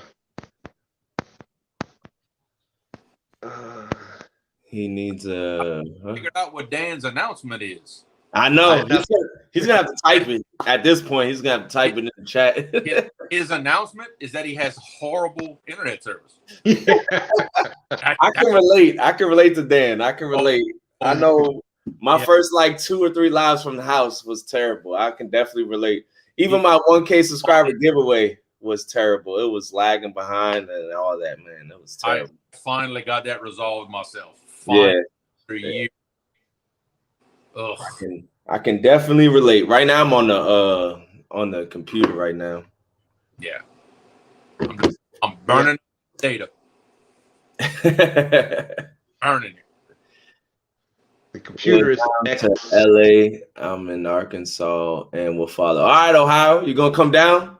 When I go down, we just gonna make it a trip. Let's make it a trip. Let's make it a trip. I'm definitely coming down this year. I will be in New Orleans. I will be in Louisiana. Jasmine, she's definitely down. So we're gonna travel. Me, her, and baby boy. When you go down I-10, when you're gonna cross the end of the lake and go into Kenner, into New Orleans, that's right through the big construction project that I'm working on. That you're working on. Okay. Yeah, we're building the 2 big flyover bridges to go into the new airport. My daughter said, "What about us, Dad?" I heard her in the background. You guys are coming too. You guys are definitely coming too. Oh yeah. Oh man, what's going on? How's you guys' night going so far? Good. Hey, man, we're talking catfishing for almost 4 hours, so it's going great. You know what I'm saying? Yeah. You know what I'm saying? You guys were live. I was like, let me jump on in here real quick. I know I can't stay too long because I gotta be at the boat ramp at 6:30 in the morning, but I can hang with it for a little bit. Yeah, I know. I only need 4 hours of sleep. That's all I need. You know, we'll be good. That's me. 4 hours and I'm gone. 4 hours. I'm used to it. I come from working 16.5-hour shifts all the time, so yeah. It doesn't bother me. You know. Normally, I don't get off till get home till 12:30. 1 o'clock, and then have to be right back up at 4 in the morning. So we're good. Okay, knock it out. Yeah. So we're gonna go 3. We're gonna try again. King's catfishing. I don't know if you all saw that before with King's catfishing. He had his seatbelt stuck in the car, but he's waiting for Dan's big announcement. And now I know Dan is killing all of us. We're all on the edge of our seats right now, waiting for this big announcement. Ohio. Not sure if I'm gonna go live. Not sure yet. I will be with a couple big YouTubers though. We're gonna be recording some content for you guys, but not sure if I'm gonna go live. We'll see how it goes. And then Palmetto has that big announcement tomorrow, right? Yes, tomorrow on Fishing Magician's channel. He has 2 big announcements to make tomorrow. 2 big announcements. Well, I'm gonna act like I don't know what they are, but yeah, you're probably involved in maybe 1 or 2 of them. Yeah, but for the rest of the YouTube world, you guys will definitely be finding out. Yes, definitely be finding out. It is it's gonna be good. Yes, it will be good. 2 stands, stand 1 or stand 2 and stand 3. You guys gonna be out on Sunday? Oh, of course, Sunday morning, stand day morning live. Yes, it's gonna be some. You actually gonna get some good weather this Sunday too. We guys. I know. I can't wait. Yeah. You're gonna be live from the bank and stand 3 live from the kayak or the boat, or how you guys doing? Probably. That's probably what we're trying to get it worked out. Where I may be doing some from the boat a little more too. Gotcha. It's just a lot of that depends on what I'm able to do and stuff. But that's what we're trying to work on. Grandpa, be quiet. Grandpa's sleeping. Willow, no 1-tonners on tomorrow. No 1-tonners tomorrow. Yeah, check. Right now, Bait Shop has the monopoly on the 1-ton guys right now. Man, the 1-ton. They shut it down with those 12 taco tournament that they had the other day. I was excited and disappointed all at the same time. I sure thought them boys could run through a dozen tacos faster than that. I definitely thought. I know I can. I know. Art started tapping out at the end. He started strong, and then he tapped out at the end. He was Art. If you're in the chat, you disappointed me. You disappointed me, Art. The whole time I'm thinking, I know they ain't still eating. Yeah, I know for a fact 12 would have been a warm-up. A warm-up, huh? Warm-up. 12, I breezed through 12 like that's nothing. I think what 1-ton needs to do is open this up to other live stream YouTubers and make it another event next time. Creole, 2 stands. Sounds like you guys can definitely put on a show and challenge them. I think I'm in with it. I think we may be on to something. Uncle Josh, I see you're in the house. Hey, that's my boy, Uncle Josh. Yeah. That's my boy there. Yeah, Josh represented. Uncle Josh represented. He did. He definitely represented. Minor Harris is in the house. What's going on, Minor Harris? Yeah, love seeing him out there in the chats. Awesome. Yeah, there's lots of stands out there. Right now, I think we're up to 608. 2 stands. So all y'all are in my stands. So Started out with my father was Stan Senior, and he's from down there in Creole's area, a little bit further south of Creole, and you know, so that outdoors, the hunting and fishing, and that's just you know, that's a way of life. It's just it's in your, you know, Epic talks a lot about instinct. Well, it's just it's in your blood. It's in your instinct, no matter where you're at. And so post the link again, Stan. Dan said he needs you to put the link out again. All right. So anyways, I've fished since I was as long as I can remember. I've been fishing and hunting and doing things like that. And so my father passed a few years ago, and this year when Stan 3 and I got fishing more together again, you know, everybody knows I got some physical issues and things, and about 5-6 months ago found everybody here on YouTube, and just got me excited to go ahead and start doing this again. Yeah, got you motivated, got you amped up, you know, ready to it's like finding fishing all over again, you know. Yeah. And then so we started going out and doing our lives on Sunday mornings, and we were trying to it was just on my channel name. It was just under Stan Smith, you know, my channel. Yeah. We didn't really have a channel per se. I just did it on my YouTube thing. Yeah. And after a while, but I just thought it was going to be a place to put some videos and stuff of my granddaughters and my son, and you know, I didn't think it was going to be turned into what it did. Yeah. Next thing you know, we're like past 100, we're past 200, and we're like, you got to be kidding me. Yeah. Next thing I know, I'm on like Catfish and Crappie show as a guest on his show, and you know, it's just mind blowing. It's just crazy. And so we started thinking, we were trying to come up with all these names, just like everybody else out there. Yeah. Oh man, what are we gonna? And you know, we were like, well, we are two Stans fishing, and you know, we kind of got the pretty cool little, you know, pop up the deuce. So you know, you got two Stans fishing, and it just kind of worked for us. So it went from there. Yes, you had Stan earlier that somehow I figured out Stan was the first sub that I ever got that was not related to me. There we go. All right, I think we're good now. What's up, everybody? Hey, what's going on, Dan? Oh, that sounds real good, Dan. All right, now, yeah, I got my laptop now, so that's a lot better. My phone's hooked up to the Wi-Fi through the house, and I'm out in the shop, so we had a little scattered signal there. Gotcha. So, what I wanted to say is, you know, I've been telling everybody I'm working on some stuff right now for a couple people, and 2/3 of the way done making the piece that I'm making for Hooks and Hammocks right now. And once I get that one out to him, I'm going to do, once he gets that, he does his unboxing, I'm going to do a live stream making something out here in the shop, fishing related. Going to make it out of metal. Going to be a lot of noise, torching, all that good stuff. But once I reach 100 subscribers, I'm going to go ahead and do a giveaway for that item. So awesome.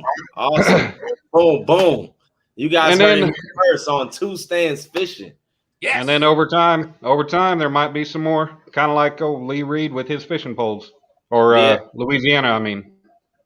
What's your count at right now, Dan? Where you at right now? I jumped yesterday up to 74 from 62 after I said that for the first time, and I'm at 75 right now.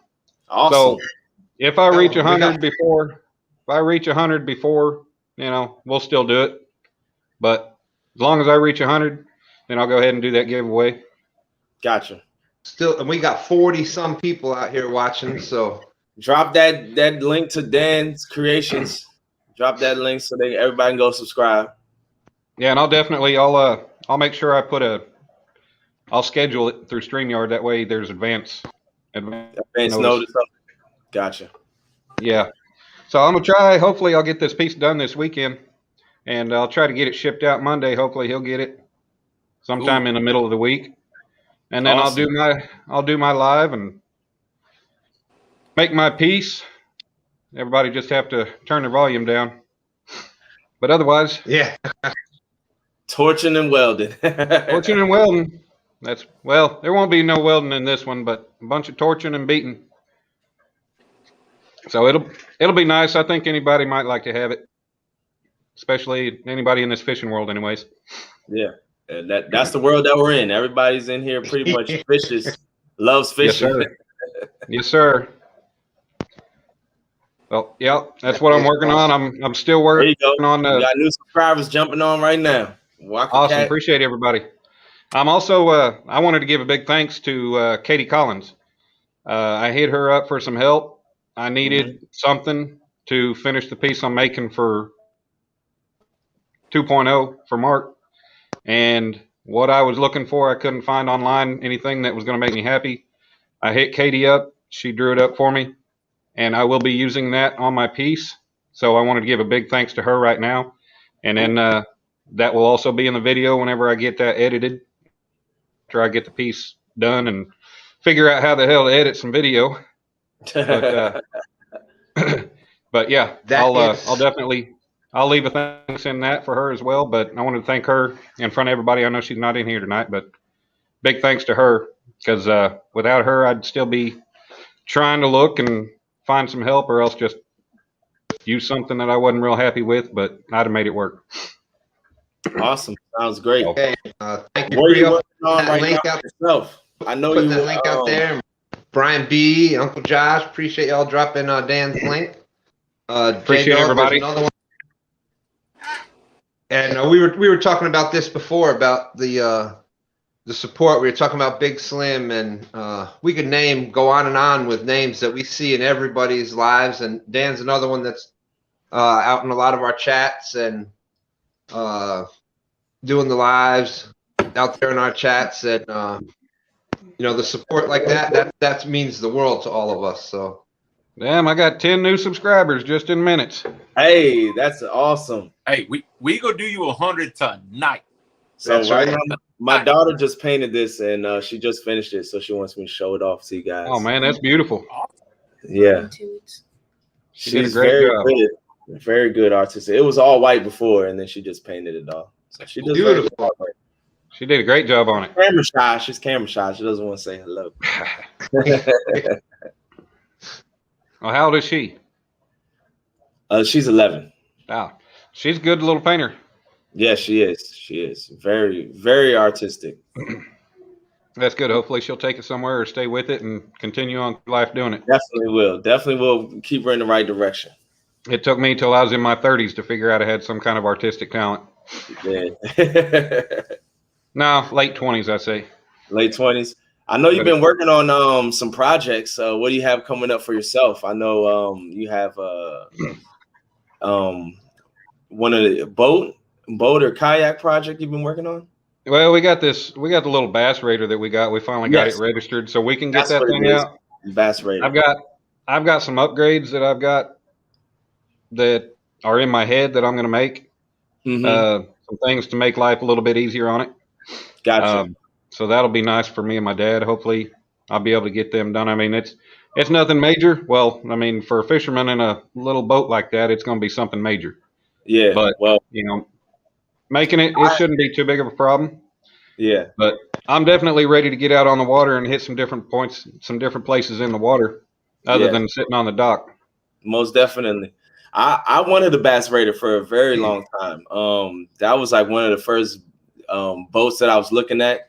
Me living in Maryland, there's only one lake in Maryland that you can have a gasoline motor on. So when it comes to 95% of the lakes around me, you can only use a trolling motor. So a bass raider with a trolling motor is a perfect vessel to use. And there's another YouTuber, pretty big YouTuber in my area, who fishes off of a bass raider, and he slays bass like all day long, drop shots, all that stuff off of them.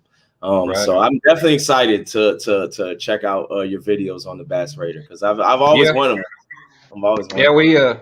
We lucked out. A guy that we used to work with. I worked with my dad for 8 years when I worked on heavy equipment, and it was my boss's son. He run the parts warehouse and a lot of the office and everything on the job down in Louisiana.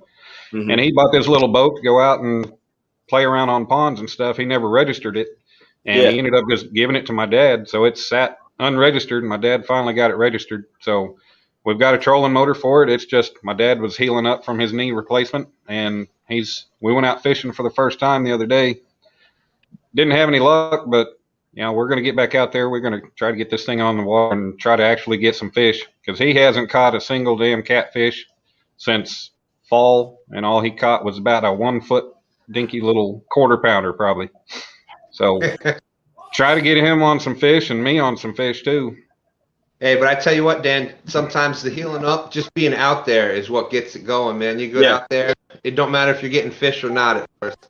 I'm sure he was just so happy to be outside. I know when I started doing it again, that was just right. The people, until you have something taken away from you a little bit, you don't understand what it means to you until you kind of get it back a little bit, and then it's it's just on from there. Then you're just addicted again. Yeah, right. Yeah, we got that one, and then we got a 14-foot V-bottom aluminum boat that we need to get another motor, at least 10 horse. But eventually we'll get a motor for that. Somebody was saying that they move around with a trolling motor on theirs pretty good, but something like that, it's a big enough boat. It can handle getting out in the middle of the lake. So it'd be good to get us a new gas motor for it. Yeah. Until we can figure out what kind of boat we want to get and get a big, maybe pontoon or some kind of fishing boat. All right, Dan, you're all the way up to 86, it says now. Awesome. Appreciate it. That's awesome. That's awesome. And it said, apparently we found out Finn's has gone over 600 tonight. So thank you all. The cat families and my Two Stands Fishing family, all of y'all, it's just, this is what it's all about, Yeah. Well, kind of like I heard you guys talking earlier, Jeremy saying, well, he didn't think he was going to get over one subscriber. Well, that's kind of the same way with me. I mean, hell, you still can't search my name. I'm going to have to contact YouTube or something, figure out why I can't search my name. But when you search it, it doesn't come up. But like y'all said, I didn't think I was really going to get anybody. And eventually, I get some content. But, it's good that everybody kind of shares everybody and works with each other and helps everybody out. I think with the not being able to search, once you get content out, once you get some videos out, you'll be in the search browser. I think if you don't have any videos, you're not able to search. That's one thing I've had in the past of trying to search people's channels. Find people's there's people I've searched for that they have no content at all, and you can pull them up. You found them? Okay. Yeah. Okay. So I don't understand what it is. Somebody told me, well, maybe it's because you got an apostrophe in your name, but I don't know. Yeah. YouTube is weird, honestly. They do stuff differently with everybody. Oh, well, Will says it came up, so. Well, that's because now you've been on Two Stands Fishing now, so Man, I made the big time getting on stands here. I was 87 on my other account, so I got you too. Appreciate you, Jeremy. So Jeremy, that don't give you 2 entries. You know that, right? I'm good. There. I'm 88. So there you go. You're at 88 now. Awesome. It's not going to matter because nobody knows the name of the other account that I use anyways. Right. Oh, that's your troll account, huh? That's my troll hunting account. If I need to go in somebody's chat, bust up on a troll hard, that's the account I go in under. Comes in handy. Catfish Aaron from Catfish Regulators has his the merch store out now. So check it out. And we were talking about supporters out there and people coming into everybody's chats and just being a positive force out there. We can't talk about that without talking about Mr. Tim Molina. Definitely. Tim Molina's in all the chats too. Definitely. Amazing guy. Great supporter. Yeah, I haven't spent a whole lot of time talking to Tim, but he seems pretty nice from what I've seen anytime I've been around. So yeah, he's familiar with some of the things that I've gone through. So I've actually on the phone with him a few times, and just really, really awesome. But everybody, the whole family is awesome. So it's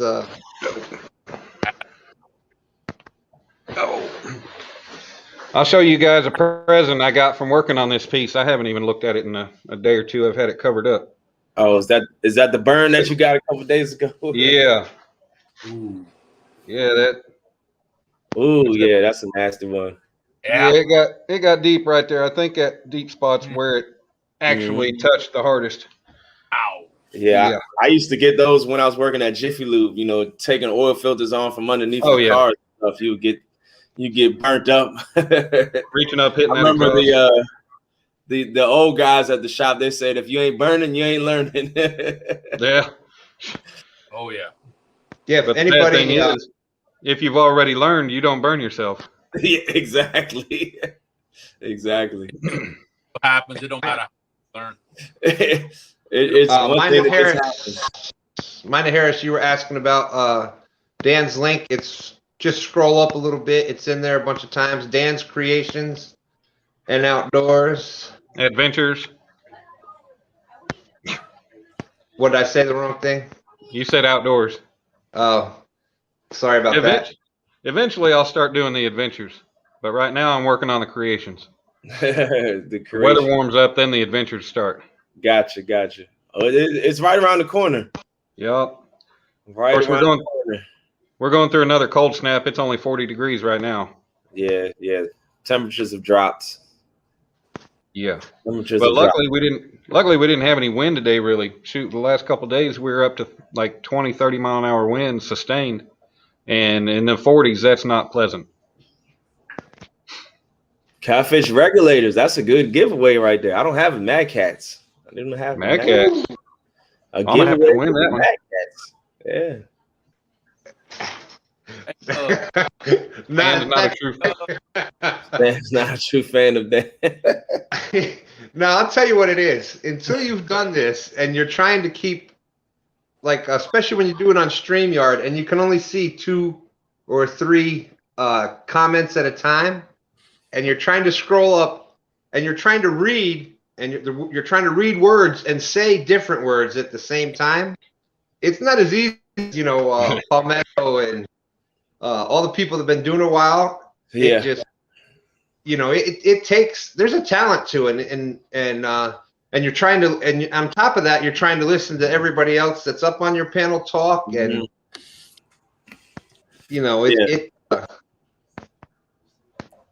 Willow, how big is that carp in that picture you got right there? How big is that carp? That looks like a pretty big one. What's about 20 pounds, 25 pounds? That's a whole lot of catfish bait. I love fishing with carp. Yep. I love me some carp. One of these days, I'll catch a carp. Oh, carp are a great fight. I love fishing for carp. They're a great fight.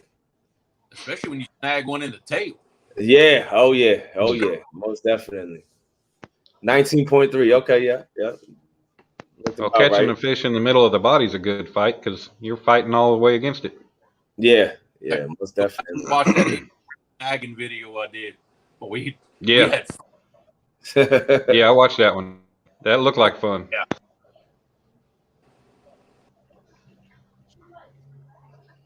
Let's see where I've got the answer sitting in this room behind me. Hang on a second. And Polar Bear, I will tell you that I have a PC Fun Chaos. I don't know if you're into a bait caster, but I will tell you that is one of the smoothest reeling reels I've ever touched. And that thing, it's nice. It's smooth. Oh, that new bullet. That's what you need right there. Oh, that's not the bullet. See that Zebco 888? Got a 2.6 to 1 gear ratio. It's about the lowest gears ratio you're ever going to find in a spin cast that can still handle a catfish. And the good thing about that one is, Jeremy, turn it so we can see the handle. It's got a power handle. Mm-hmm. The thing with that 33 is you're like this.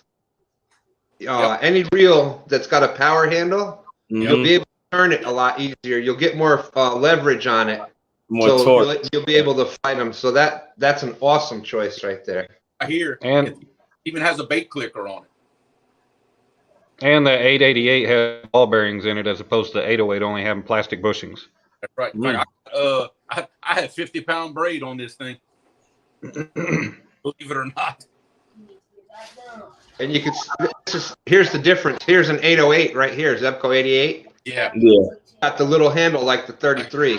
Yeah. That power handle on there with that big knob. You can just grab a hold of that. Yeah, I mean, you can tell the size of my hand. You know, it's big. So and this is like a $30.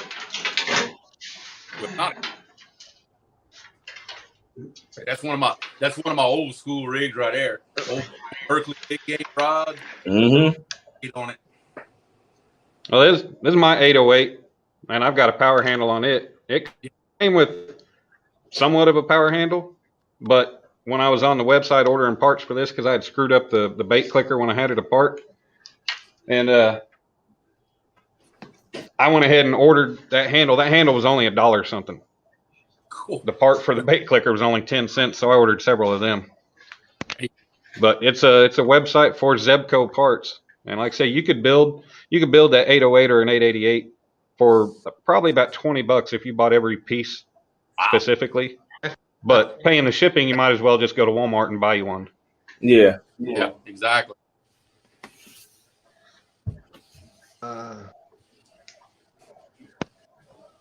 Look into it. Just fish farm ponds. Yep. Oh, yeah. I think that handle will be the big deal there because you'll be able to get more leverage on it, so it won't feel like more torque. Yeah, definitely able to get it. Between the power handle and that low gear ratio, it ought to do good for you. Well, Polar Bear, hopefully if you end up in a position where you can't use that hand, you get something where you can attach it to your arm and hook on that handle and keep cranking them fish. There you go. Don't want you to have to give up on fishing.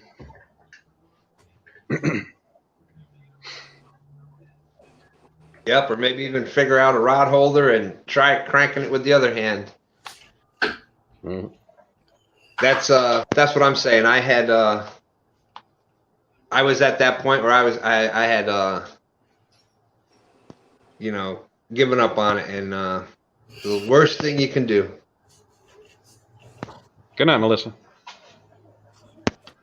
Hey, Melissa, have a great night. I hope we were able to help you out with that earlier.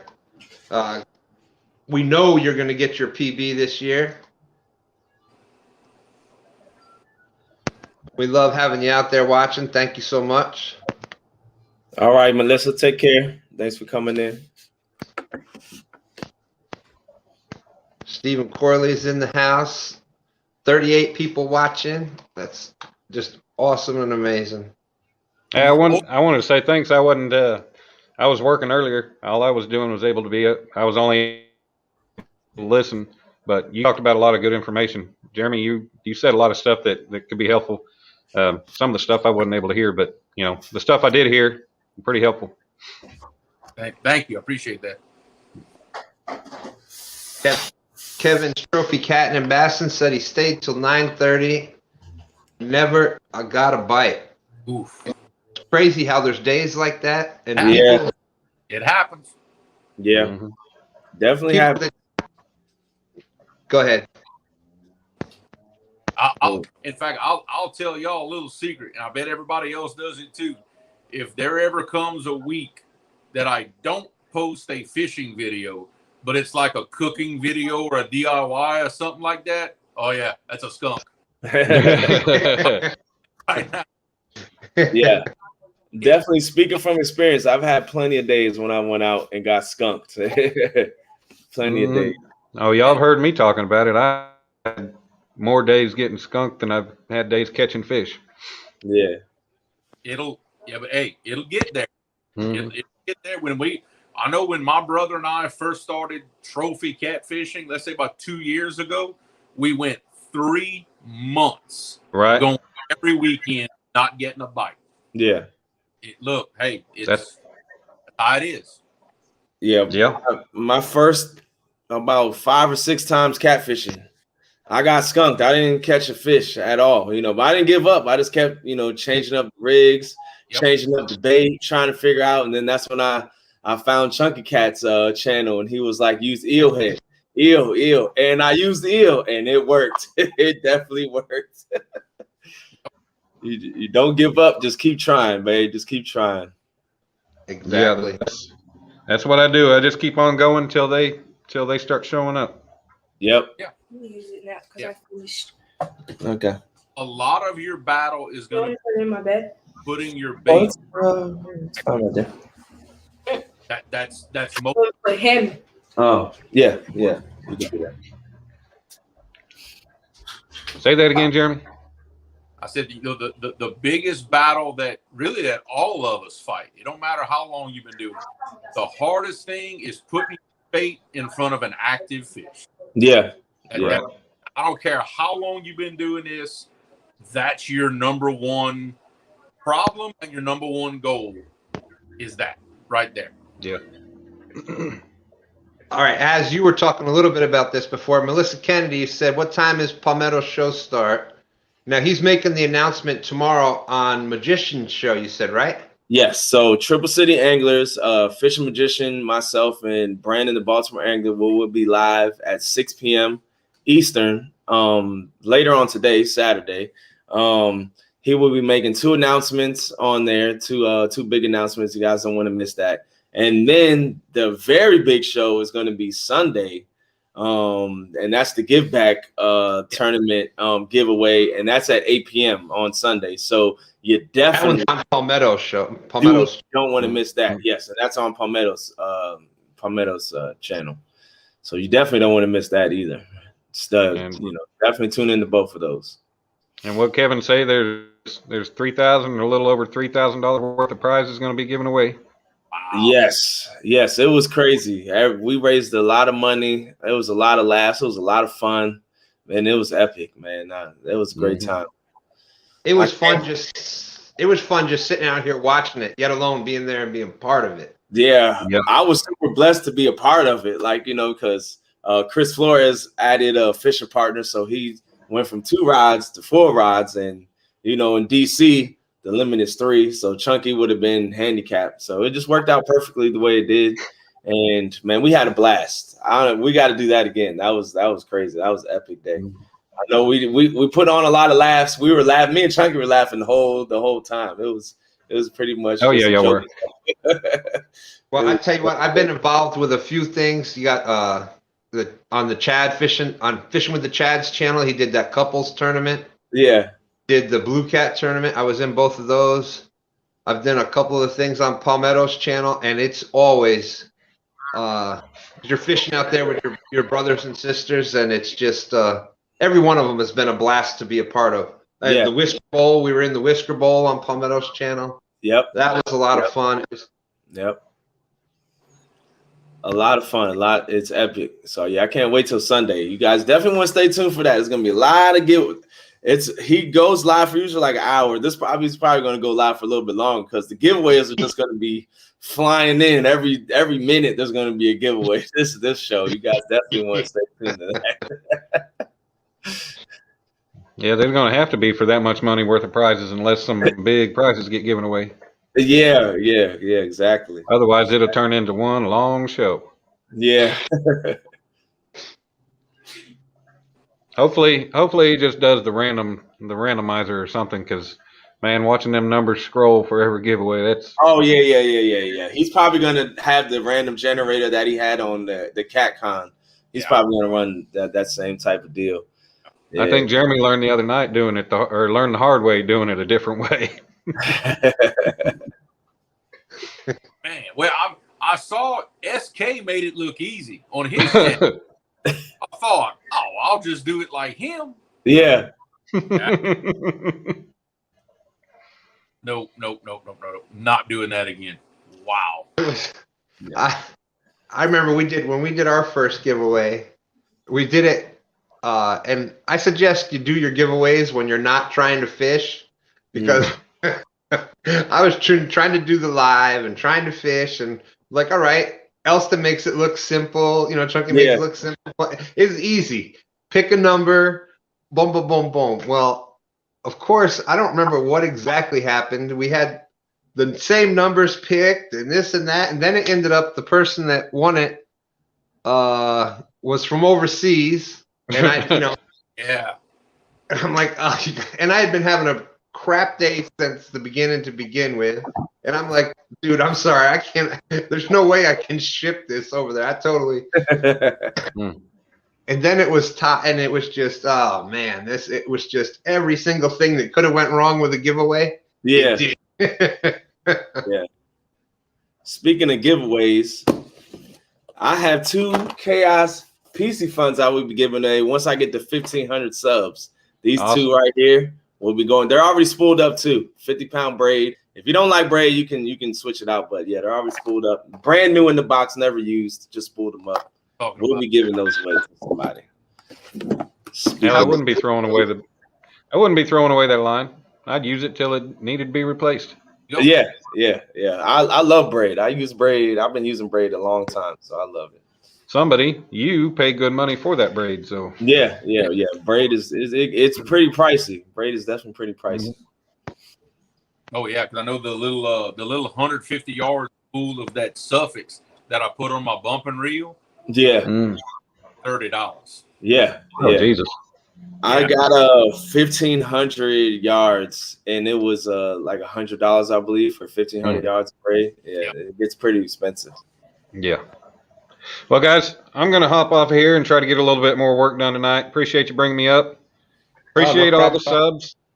Thanks for all the subs, everybody. I appreciate it. We what are we sitting at now? I think 91. I think I'm up to. So that is 16 new subs as of this chat. So definitely appreciate it. We'll be at 100 before long, and hopefully sometime next week we'll be doing that. We'll be doing that giveaway.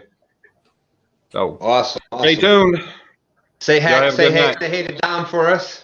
Yeah, he's in Colorado with his mom and brother and sister right now. They're visiting her dad, so I will tell him hi whenever I talk to him next. I'll put back on the phone and I'll be listening to everybody. So y'all have a good night. All right, friend. All right, Dan. Y'all take care. Bye. All right, I'm gonna take this time to bow out myself because I got a early rise too myself. So I'm gonna go. Appreciate you guys coming on, Stan, Creel. Thanks for coming. Thanks, appreciate you guys. No problem. Hey, how close are you to the 1,500? I believe I'm 250 away now. So well, the way you growing, that's like what? Like a month and a half at this rate. We'll get there. Maybe sooner. I told you we were just doing Operation Has to 1,000. 1,000, I know. And now I'm at 1,250. It's crazy how fast the channel's growing, man. It's crazy. Yep. And now it's Operation Get both you guys to 1K. Operation we gonna get them to 1K. All right, man. Appreciate you guys. God bless. Y'all take care. Congrats to all your success, Has. Congrats. Thanks, man. Appreciate you guys. Nothing but love and respect.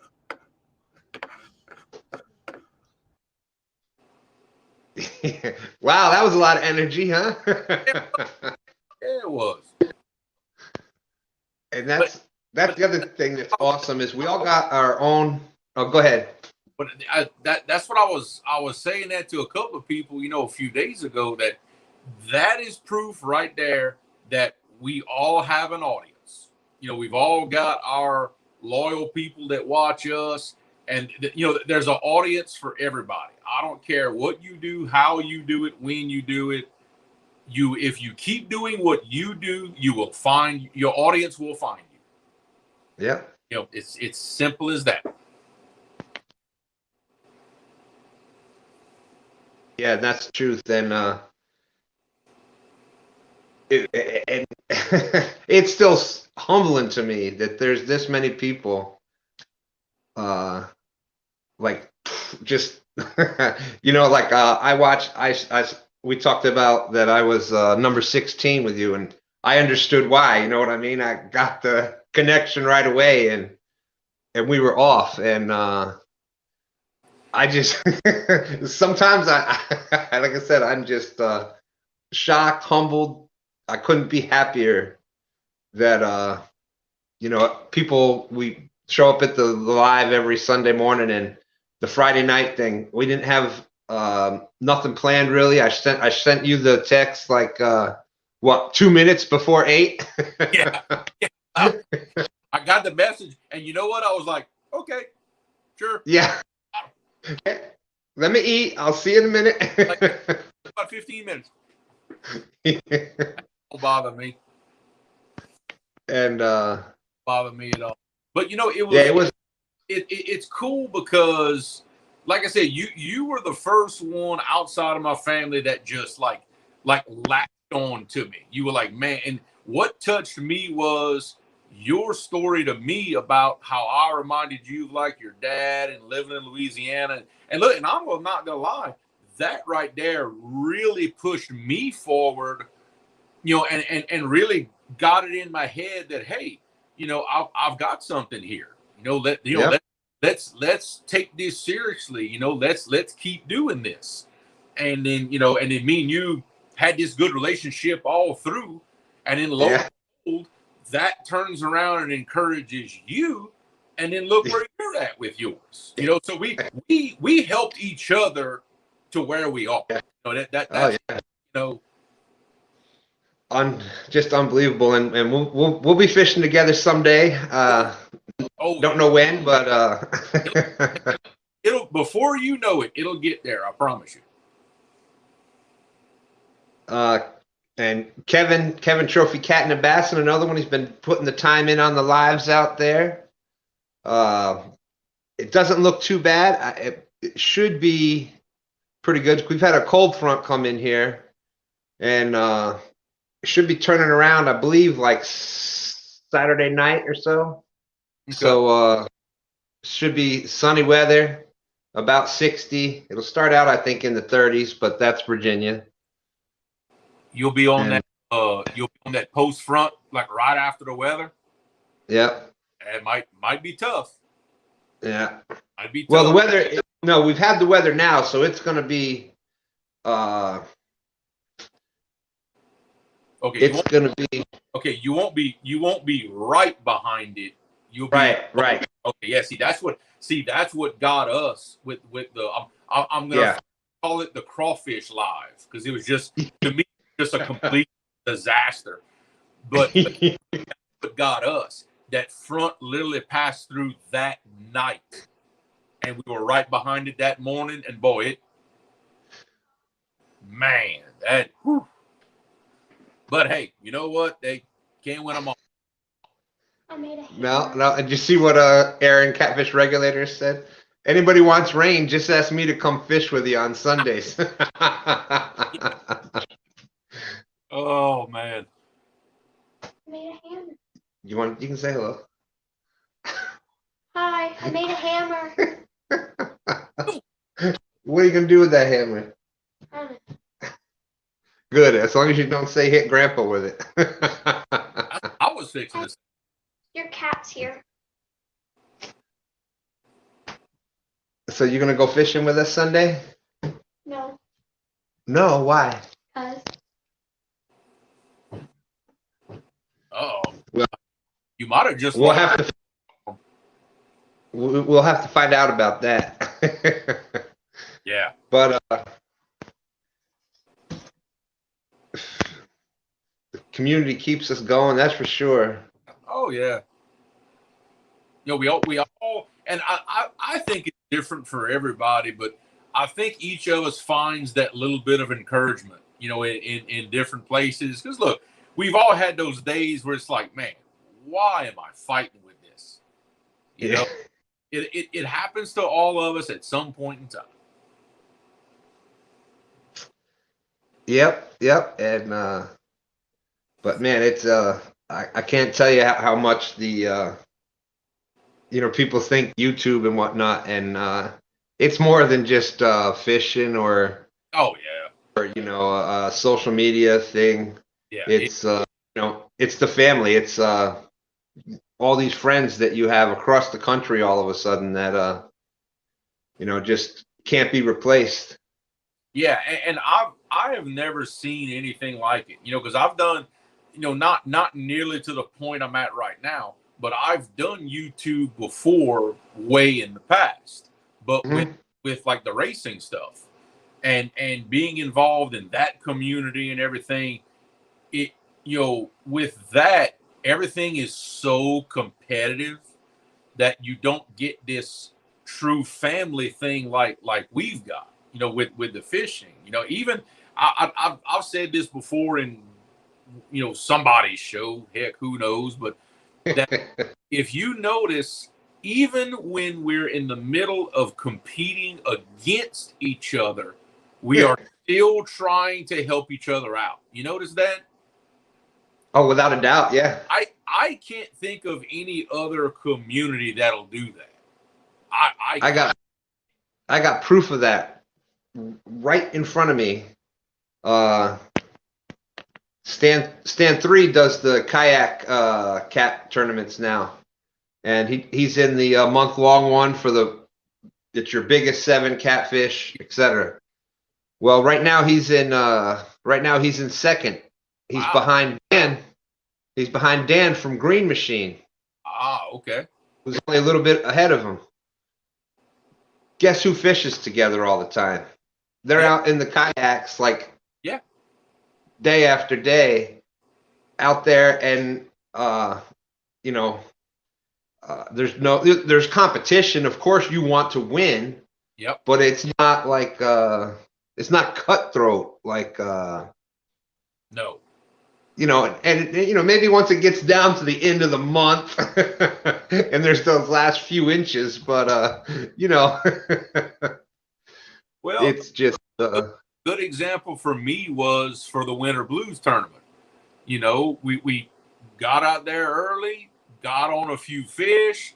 The trolling motor decided it didn't want to cooperate with us, and we just decided, look, we're gonna call it. Well, after all that, put the boat on the trailer, and as soon as I'm driving away, and just I've got it on my console, and I'm basically listening to Parker and Mo Creek just bam bam. I mean, turning like a slot, you know. And I'm getting excited, and my dad's looking at me like, wait, aren't those the guys that are kicking your butt right now? Yeah. And I'm like, he's like, well, what? I said, hey, you know, that they're killing it. That's their time to shine. I'm excited for them because I remember what that felt like during the couples tournament. I'm excited for them because I know what that's like to just to be on a roll, you know. And nobody's. I'll give you another example of that. Even though I was fishing in the couples tournament, I still picked you to win it. And it was just, I think you and Avid were the only ones that picked me because I was like that big at that time, you know. You and Avid were the only ones that had me picked. I was the underdog, which is just the way I like it. Yeah, I know. I love being an underdog. You know, and we all have that moment that we can look back on and say, okay, that's the thing that really got me going. You know, and for me, definitely it was that couples tournament. You know, if it wouldn't have been for Chad doing that, I'd probably still be below 100. And you know, it just I know people say subs are just a number and things like that, but it is kind of important to the channel. As far as growth, and if you hit the 1,000, it's more about it makes it easier to do things on YouTube because unless you're getting like it's definitely not about money unless, you know, once you get to like you got to have 20,000, 30,000 subs before it even starts even halfway close to. Yeah, but I mean, to get to the point where you're making a living off of it, you for sure nothing less than 500,000. Oh yeah, easy. Oh yeah. Like you got to be 500K minimum to even think about doing YouTube for a living. But just to hit that 1,000, it kind of makes it your name comes up in more of the algorithms, and you can do things straight through YouTube. And see that's the big thing is what it allows you to do. You know, like I said, you can start doing much more things, And once you can do more things, then you can just grow yourself that much. I don't see that. I don't see that happening, Will. But hey, you never know. Stranger things have happened. Don't say that. Stand up. Yeah, y'all definitely feel free to share links out there. I forgot to say that before. That's one of the big things that I've been about since I started. When I first found the YouTube, our fishing, catfishing family, somehow I got talking to people and I got mod on a couple channels, and Fishing with the Chad was the one that was doing all the super link sharing at the time. And I kind of just found out from him how to do it, and I would just be bam, bam, bam, bam. And, you know, so that's really, I'm really for all that, supporting everybody. And and look, realistically, it is impossible to watch every single channel, every single video, every single live. It is impossible. There's not enough hours in the day, days in the week to watch absolutely everything that everybody puts out. You know, I do, like, I know, like, for me, I do not expect anybody, any one person, to watch every single thing that I've ever put out. It's just there's no way, you know. but I think people find what's relevant to them, either, you know, because me and Kevin Palmetto had a really good conversation about this the other day. I said, you know, there's different categories of channels. You've got your what I call your entertainment channels, you know, just fun to watch, entertaining stuff. You've got your high production channels.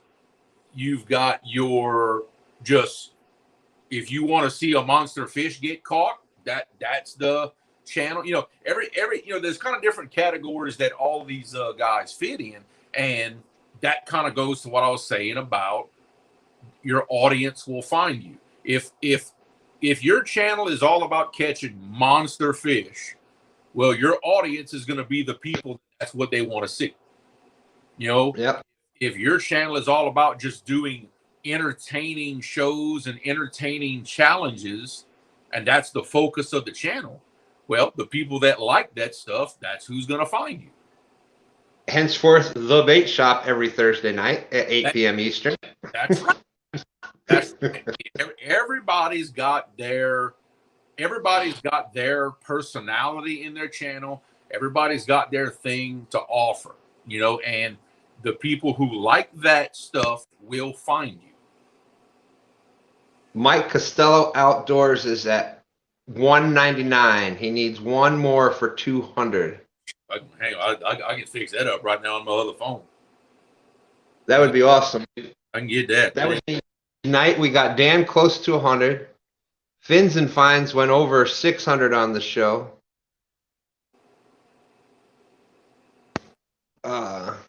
Boom, I'm 200. There you go, Mike Costello, my brother. See, Creole Catfishing was already subscribed to it. Now, and I'll go ahead and let the name out of the other channel that everybody knows who I am. Pop Bone Productions. That's my other channel. Let me see if I can pull it up where you can actually, where everybody. Boom! Now he's at 202. Yeah, see, there you go.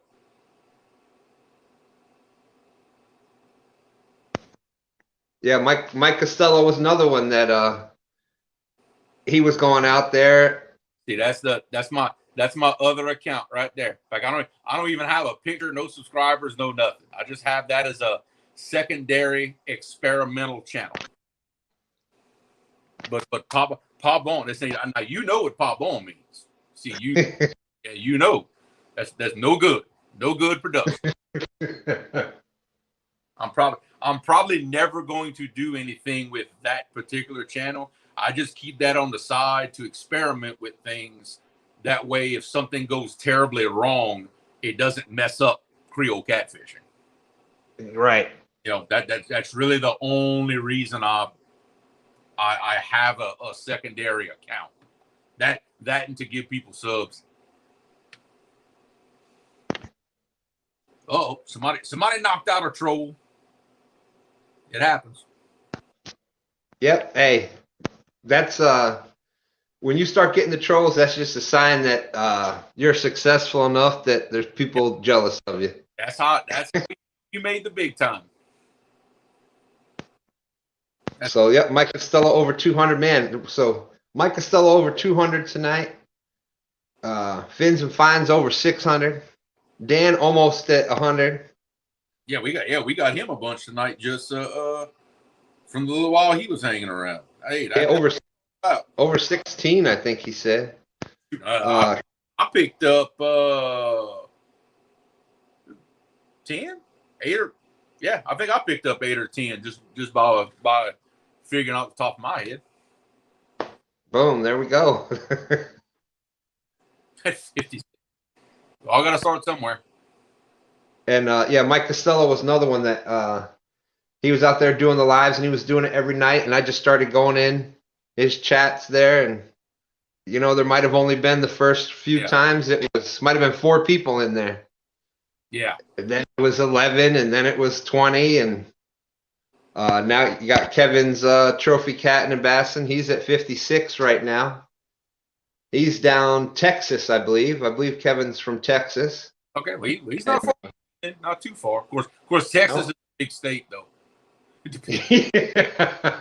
True, this is true.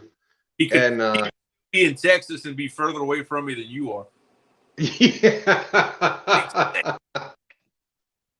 Now that's a big state. Yeah.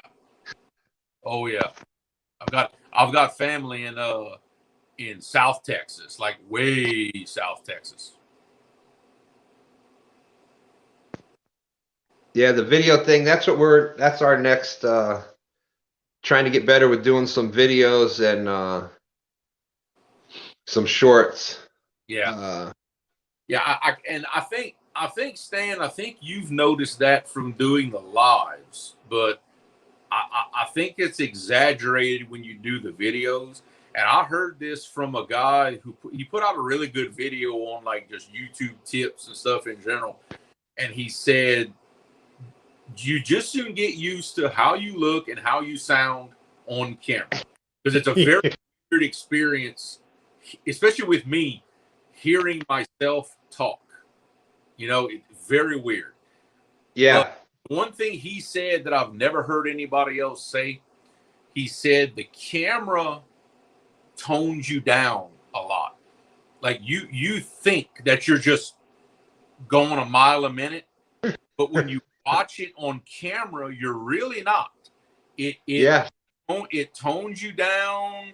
It tones your expressions down. It you know, so don't be afraid to not to say overdo it, but don't ever think that, oh, I'm being too much. No, because the camera will tone it down some from what you think you were doing. And the thing is, though, don't change yourself. If you're look at Steve Douglas. Steve Douglas. I don't think I've ever seen him get excited. That he's just as dry as can be. That dude, yeah, I like that. Look, another good one, Hagen. Hagen Grubbs, laid back. I mean, you can tell he gets excited, but just laid back, calm, cool. That comes out on camera, you know. But don't ever tone yourself down because you think you're being too much of whatever. If you think it's too much, you're probably just right. Boom, and Big Mike up to 110 now, so that's awesome. We keep thought it was gonna be at 1K. Oh, hello. Hey, you see all of this, okay? Preaching to the choir, but trust me. It's very hard to be this ugly. Trust me. My biggest thing was just I've not really. I'm not a shy kind of person, so it wasn't so much getting used to the camera and stuff. It's just trying to think of what you got to say, and Yeah. you're trying to keep, like I said before, trying to read certain things, say other things, and listen to someone else talking too at the same time.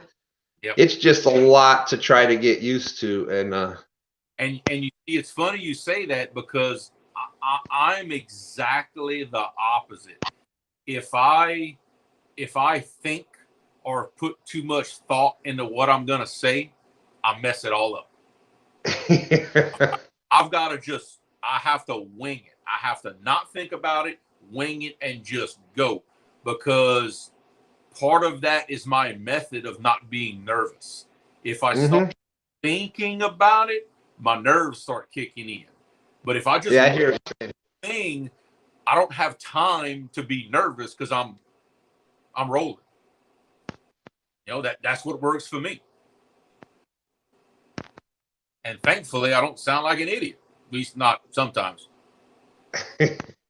Fishing with Big Mike, you never know how long. That's I'm blessed that I got I'm doing the Friday night 8 o'clock thing. That's worked out really good, and there was some miscommunication and things on that, but it's I love doing this. I love talking, and especially talking about catfishing or fishing in general or safety or any of this. And if Fishing Chick is here, Sharp Fishing is in. Thank you. We're still hanging at 30 people. Almost 5 hours in. Yeah, that's man, that is unbelievable. But yeah, the battery pack, I thought it was funny when we were talking about that before, and bam, all three of us popped the battery pack up. If you're going to do anything like this. Yep. Big Mike, thank you so much. That really means a lot. Thank you, brother. And it was totally unplanned thing. It was like I said, I stand 3 and Dan were going to be possibly on the water. And so I was going to try to do something with that, and it just didn't work out. So I'm like, well, we'll just go on and talk. And a couple minutes before the live, I sent a link to Creo and said, hey, if you're not doing nothing, you want to come up, feel free. And it kind of went from there. And then Epic shows up, and right. But let me translate that for everybody in chat. Stan's thinking, okay, who can I send a link to that's going to rattle their mouth for 3 hours straight? I'm the first one that came up. Well, and hey, I'm out there too. If anybody else needs that, I can go. I can talk. Oh yeah, obviously, right? And Sharp Fishing, you're getting that's awesome. You're going to get to go out on the Potomac tomorrow. Yeah. Hope for some big blues with some cut bluegill for your dad's birthday. Cool. Any tips? Well, too bad you weren't in here a little while ago. Has Life was in here. Yep. But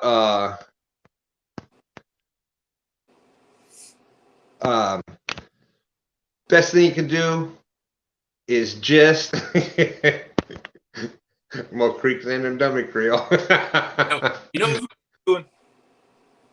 Hey, but I'm never gonna pass up a chance to talk to my brother anyhow. Oh so. yeah, this is.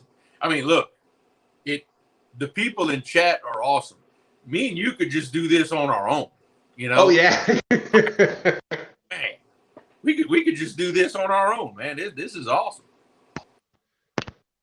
Well, let's see what kind of tips we got out there. So you're going for some big blues out in the Potomac tomorrow. Any tips?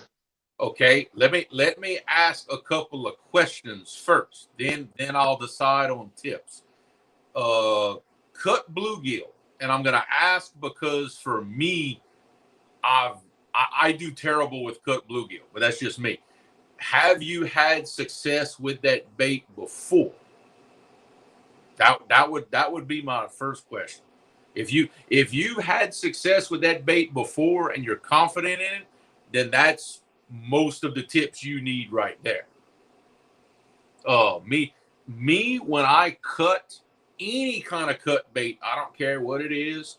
I love head pieces, and I always cut them. I don't cut them right behind the gill plate. I'll leave a little bit of meat on that head, and don't be scared to make the cut a little bit ugly. The uglier the cut, the better it catches fish. Like Ohioan said, head and the body with some guts in it. If it's all stuff hanging off of it, that's even better. You know, don't be scared. And I'm assuming he means in a boat, right? Did I catch that right? I'm not sure. Sharp. Those that don't know, Sharps is a young friend of mine up there in the DC area, and are you going to be from the bank, Sharps, or are you going in a boat? Bank or boat. That we could kind of instead of having to go for another 5 hours, we can narrow that down a little bit.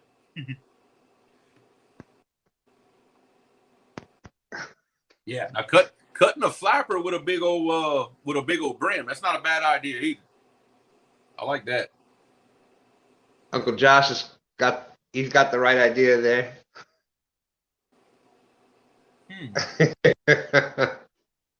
Hey, don't tempt me with a good time. That's what I'm saying. Don't tempt me with a good time. Bank, okay. Yeah, bank. Okay. Well, if you don't have your spots picked out already, I'm gonna assume the Potomac is high and fast current like everywhere else is, right? I'm sure it is. Yeah.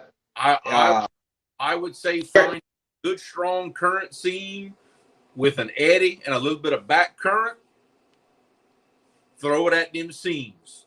Everybody's doing real good right now catching fish on those current seams, but on the slow water side, just out of that fast water. Just out of it, yeah.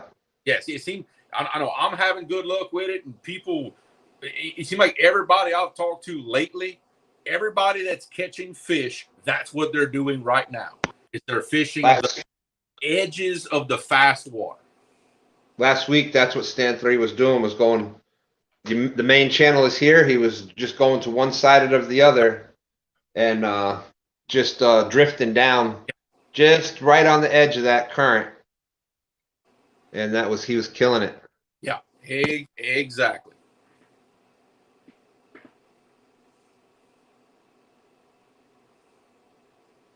You might be on to something, Stan. Hey, I'm up for it when you are, my brother. Hey, I'm down. I mean, are we making this official? Oh, we sure could. I'm good with that. Hey, the chat has spoken. I guess so. I'm gonna let you come up with the name. Hey, there we go. Brian B just said he just caught his PB last week off the edge, 70-pound whopper, Potomac River. There you go. And this is what we've said time and time again. Both of us have spoke to Epic and other people, but you get those basic ideas. You get those.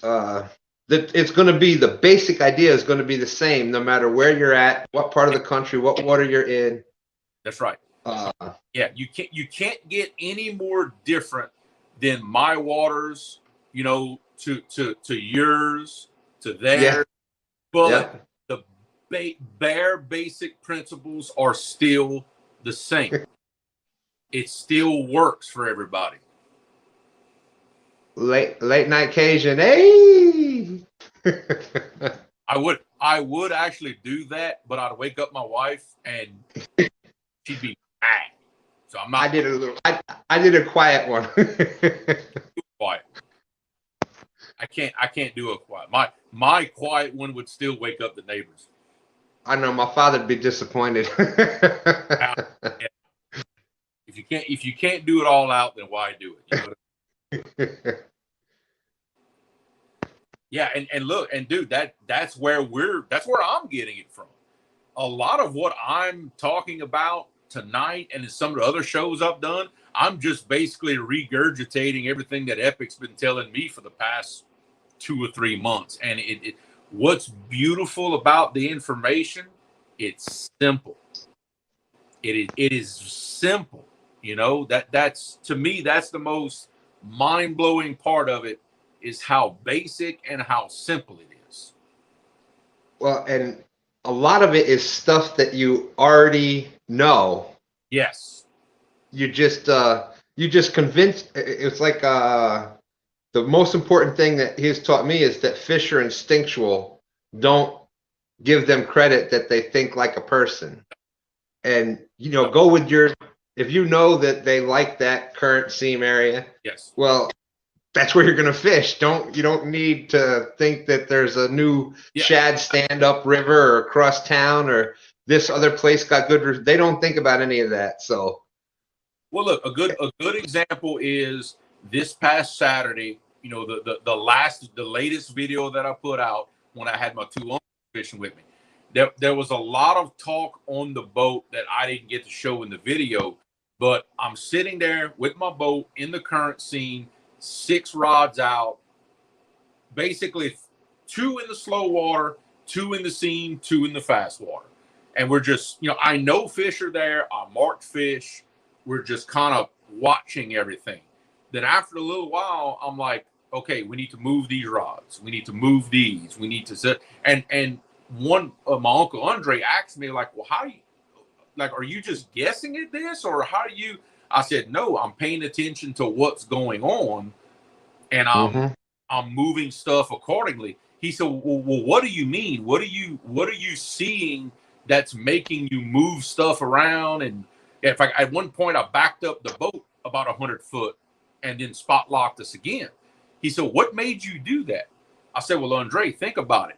The 2 rods that are constantly getting bites and we've caught fish on are my 2 rods in the middle that I had the furthest out the back. Yeah. Nothing else got touched. So I said, that tells me the fish are further back. So I'm going to move back where we can get a better setup on.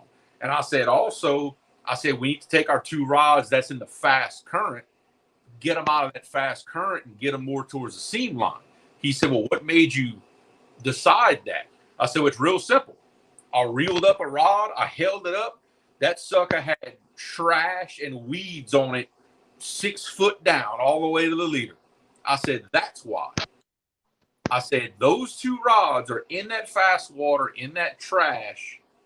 Them fish don't want to be in that because they're getting hit in the face with it. It's like riding a motorcycle without a helmet. I said, they don't want to be in that. They're not comfortable. That's why them 2 rods never got bit. When I moved them and I swung everything out of that fast water, then all the rods started getting hit pretty evenly. But just little things like that, paying attention to paying attention to what's happening, but also paying attention to what's not happening. I organized my rods to where I knew which rods had shad. I knew which rods had skipjack on them. Well, I noticed that we were getting more hits on shad, more fish, but the better quality fish were coming on the skipjack. So go bigger. So I kept it half and half because to put my uncles on some fish. I got them numbers and we got some nice ones. I kind of wanted to mix it up. If it had been just me, I'd have taken that shad off the hook and I'd have fished with just slicker to catch less but bigger fish. That would have been me. But then little, as you're fishing, you can pick apart and notice those little details. It will tell you what you need to do. The information is there. It's right in front of you. You just got to be paying attention to what it's telling you. Definitely agree with that. All right, Fishing Chick says, I'm out camping. I've been fishing for 2 days with no luck. I've netted both large and small shad, but they're not working either. Fishing chick, what area of the country are you from? I think Arizona, right?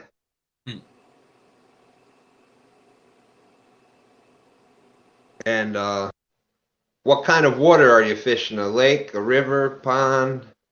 Well, she's netting shad, so I'm Lake assuming, or river? yeah, I'm assuming that she's netting shad very close to where she's fishing at. Yeah. So that tells you right there she's got bait in the area. Now, making a few assumptions, but she's not driving 20 miles down the road to go net bait. I bet she's probably netting it right there close to where she's fishing.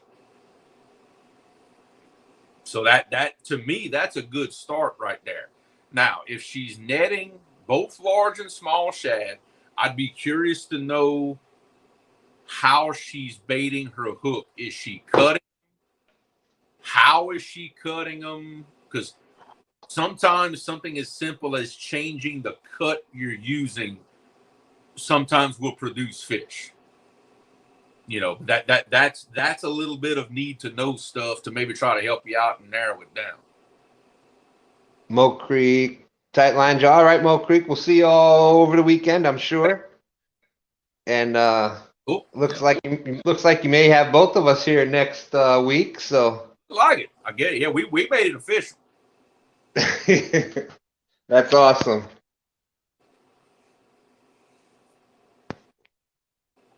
Yes, Arizona, and it's a lake off the Colorado River. Without knowing any other information, I'd give you two suggestions. One is when you cut your shad, try to use different cuts, like maybe a head piece on one rod. I'm a very big fan of a flapper cut. It puts a tremendous amount of scent in the water. I'm a really big fan of flappers. And also what I would try to do is I find when there's bait in the area, okay, you're netting bait next to where you're fishing. So pretty reasonable to assume that that's in shallower water. Now, a lot of times, especially bigger blues, sometimes they will follow the bait in shallow water. Most times they will not. Most times they will stage just off in the deeper water, but not far away. So what you might have to do is you may have to, I don't know how many rods you're fishing with, but you may have to really bomb one or two rods further out. Try to get them in some deeper water and, basically go shallow, mid-depth, and deep with your rods and with different cuts. Get some variety out there. Let's see if you get tapped, if you get hit, and pay very careful attention to what rod gets hit. How far was it out? What cut, what type of cut you had on it, what kind of bait. If you can just get that first fish, that'll tell you a lot about what you need to do to dial them in.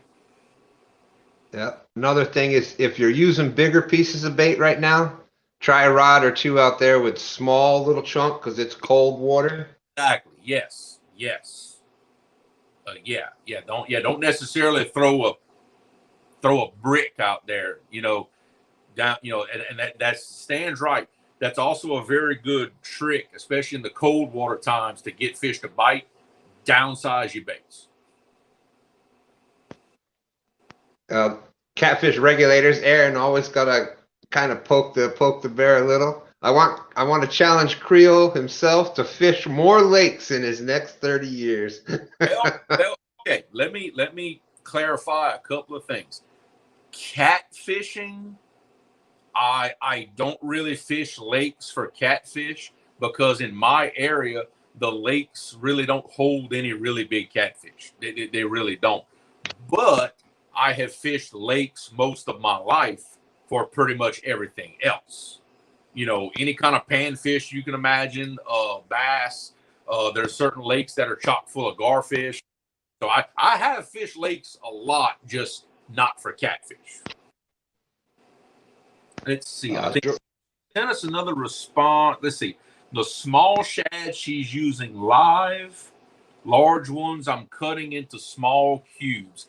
Oh, so you're already doing Yeah, I don't know what your water temperatures are. I don't know if I'd be using the live shad at this time of year, but I don't know what your water temperatures are. And most bank fishermen don't have that information anyway. and If it be me, I'd be using all cut bait if it were me. And another thing you can do is try to find. You said it's a shallow lake, only about 8 foot deep. I would look for the deepest hole you can find in it with a little bit of cover by it, some brush or anything like that, because and we're talking about catching blue cats, I would imagine, right? Yeah. Well, blues and channels are going to behave very, very similar to each other, especially with that. Shoot, I tell you what, if they've got some, if they got any kind of timber, bushes, flooded trees, anything that's out in that deeper water, I'll try to get some baits close to that. Don't be afraid of every 20 minutes, every 15 minutes. Take that bait, bring it to you about 8-10 foot, then set it down again. You'll constantly be moving your stuff around. That way you never know. You might have thrown that bait 6 foot behind a fish, and he never knows your bait was there. Every 15, 20 minutes, hop that sucker to you a little bit, and you never know. You might find them by accident that way. Plus, in a lake, that'll stir up. In the rivers, you constantly got water flowing over your bait, and that scent's being traveled down. But if you're popping that bait in a little bit every now and then, that'll kind of stir that scent up a little bit, make it disperse out a little more. And also you're making that little bit of commotion that fish tend to key in on. It's 1 o'clock. We got Go ahead. I said, so hopefully just that little bit might help you out. Like I said, if you can get that first one, that's half the battle right there. We got Muddy River catfishing watching us tonight. That's what I'm talking about. I guess he can't sleep either. Yeah. Oh, are you back? Let's see. Tim Molina said, try using a bobber and fish off the top about 4 feet down. Maybe your bait is not falling where it's accessible to the fish. That's a possibility too. Now I tell you, in fact, kind of building on Tim's idea, a little live shad under a bobber. Now, that wouldn't be a bad idea.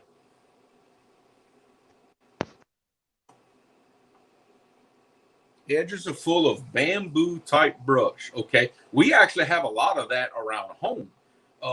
If that's the case, look for breaks in that brush. Like, let's say if you got a solid line of that, we call it swish cane around here. But if you got a solid line of that old swish cane, but all of a sudden you've got like an indention in it, like a hole in it at the face of it, try to get a bait right there. I find areas where you got a straight line of brush and it breaks for whatever reason, or something that sticks out, that usually fish want to hold in that area. And of course, you got the straight chicken, jello chicken, garlic chicken. I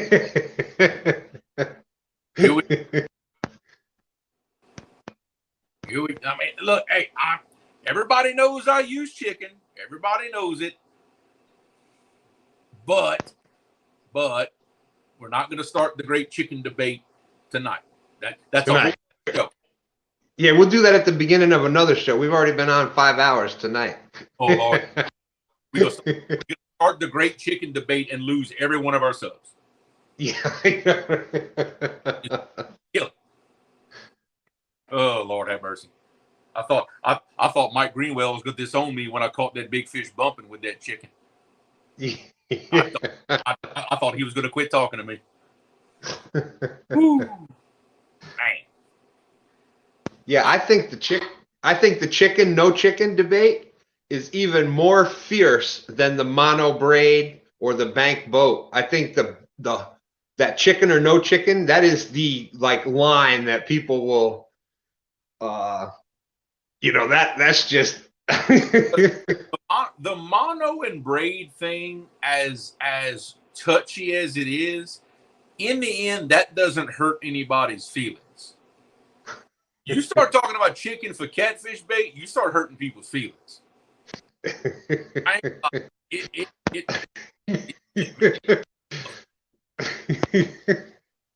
Oh, that's hey, no problem, fishing chick. I hope it helps out. Good luck to you. Yeah, well, hopefully it was great advice. If you don't catch a fish, then maybe it wasn't that great. I guess we'll find out.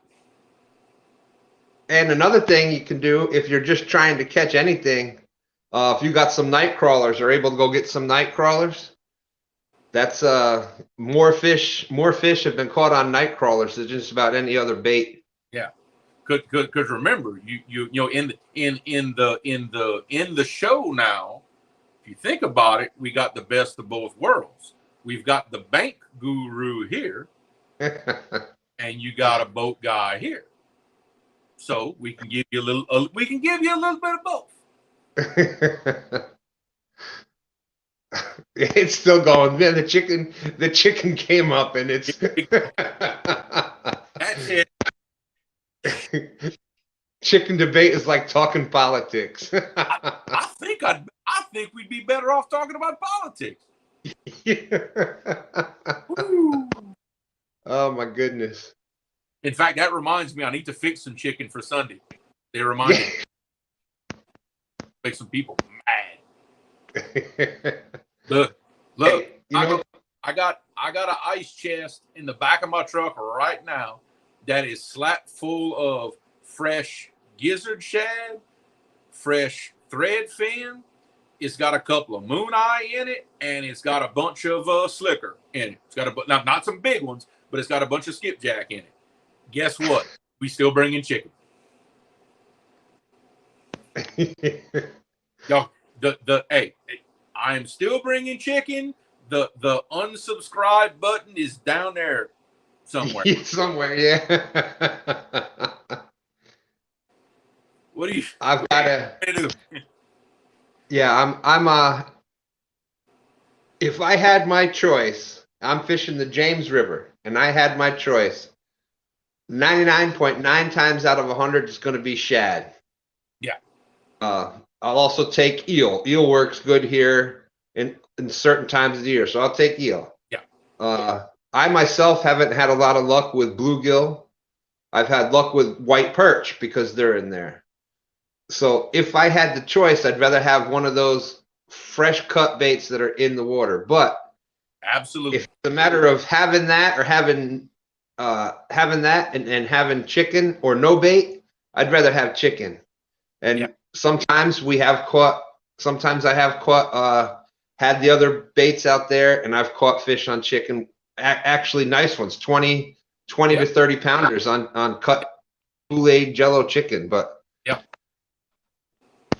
I mean, in order of my third favorite baits, number one, always be number one, never going to knock it off, is my cut slicker, my cut skipjack. That's my number one. My number two, which is going to surprise some people, Asian carp. That is my number two preferred bait that is produced for me, Asian carp. My number three is either moon eye or golden eye. You know, it's just basically the same thing. Number four is chicken, and number five is shad. That's my, in order of preference right there. Yep, and simple. That's the one good thing I love about talking with Epic is that it makes you think about things. and I can understand why that is for you there, because you've got so many other baits. Your Asian shad, your skipjack, moon eye. A lot. And here in the James, shad is the predominant forage fish. That's the predominant one. Now, shad is our predominant, big gizzard shad. That's our predominant bait fish too. We got more shad than anything else. But for whatever reason, especially for quality fish, I don't do good with shad. I don't know why. All of my quality fish have either come on Asian carp or skipjack. Onions. Look. Hey, I saw that video. Hey, you know what? If it works, hey. Things to not talk about, fish and chick. Things to not talk about at Christmas dinner: politics, religion, and now chicken for catfish. No, look, y'all have to understand something here, okay? My dad, my father, is how old is Dad? Okay, my dad. I had to think about this. That's a shame. My dad is 59 years old. Old school, raised the old way. Traditional as you'll ever meet somebody. If y'all would have seen the look on that man's face when I told him we were going catfishing with chicken with Jello powder on it. I've done some crazy things when I was a teenager. I ain't never seen him look at me like that. But you know what? I made a believer out of him. He's the one that wants me to bring the chicken Sunday. Chicken, yeah. He is. Now, granted, he is not a trophy catfisherman. Dad loves to catch the small ones so he can bring them home and eat them. That's his thing. He loves that. That's and for us, the chicken is great for that. That's why he loves it. And it's an easy bait. It's easy for him. In fact, he said he's gonna start baiting his trot lines with it. Yeah. Hey, when you've got to get that much bait and you can just get chicken that cheap and that easy and it works for what you're trying to catch, that's another thing, knowing your waters and what you're after. If you're not after, did he slap your mama? He has some in the cabinet. You got to know your waters and know where you're fishing at and what you're fishing for. If the waters you're fishing in are full of those, 3-pounders or those small channel cats and whatnot, that might be the chicken bait might be some of the best bait you can get. Yep. Because that's what's there. It was last week or the week before. I went fishing I was mainly trying to just go catch some. We get the hickory shatter up in right now, and you fish for them like you do skipjack for the slicker. You cast the little out, and they weren't quite up here, but luckily I had brought chicken with me. And I knew where I was going to be fishing at is a shallow flat on the water. Really not a lot of big fish there, but I knew that there was channels and whatnot in that area. So my night was saved because I had the chicken with me. I caught some channel cats. I even caught a flathead. On strawberry Jello chicken. Yeah, I know. Not that. But all that being said, if I'm going out for the trophy catfish in the James, I want shad or I want white perch. Yeah. I mean, I'm not gonna count that 54 that I caught as proof that chicken catches big fish. I have caught some nice ones on it, but that right there I attribute it to I hit him in the lips with it when I was bumping. He bit it. But hey, chicken's caught me some nice fish, but chicken has caught me a lot of fish. Yes. Well, let me in the 2 stocked farm ponds that I have fished. Yes, it works tremendous for me when the 2 guys that own the ponds told me that they couldn't catch the channel cats that were in them. They tried throwing hot dogs. They tried throwing all kinds of stuff at them they couldn't get them to bite. I guess because the fish got picky or whatever. That chicken caught them. That chicken caught those fish, and I'm talking about some 8-10 pound channel cats in these stock ponds. The chicken caught those fish where nothing else would. So as far as I'm concerned, absolutely, it'll work in a farm pond. Oh yeah. All right, LG, thank you for hanging in there. Alarm's going to go off in a couple hours. Great conversation tonight. As always, thank you so much.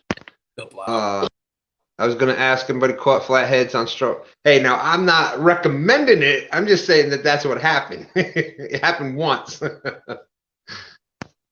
Yeah, I know. You trying to start something tonight. Well, we got to have a topic for the next show, right? Yeah. Catfish Regulator says he's with Big Mike. What did Big Mike say? Oh, I think you're talking about his list of bait. Oh, let me see. Wait. Keep forgetting to look at chat.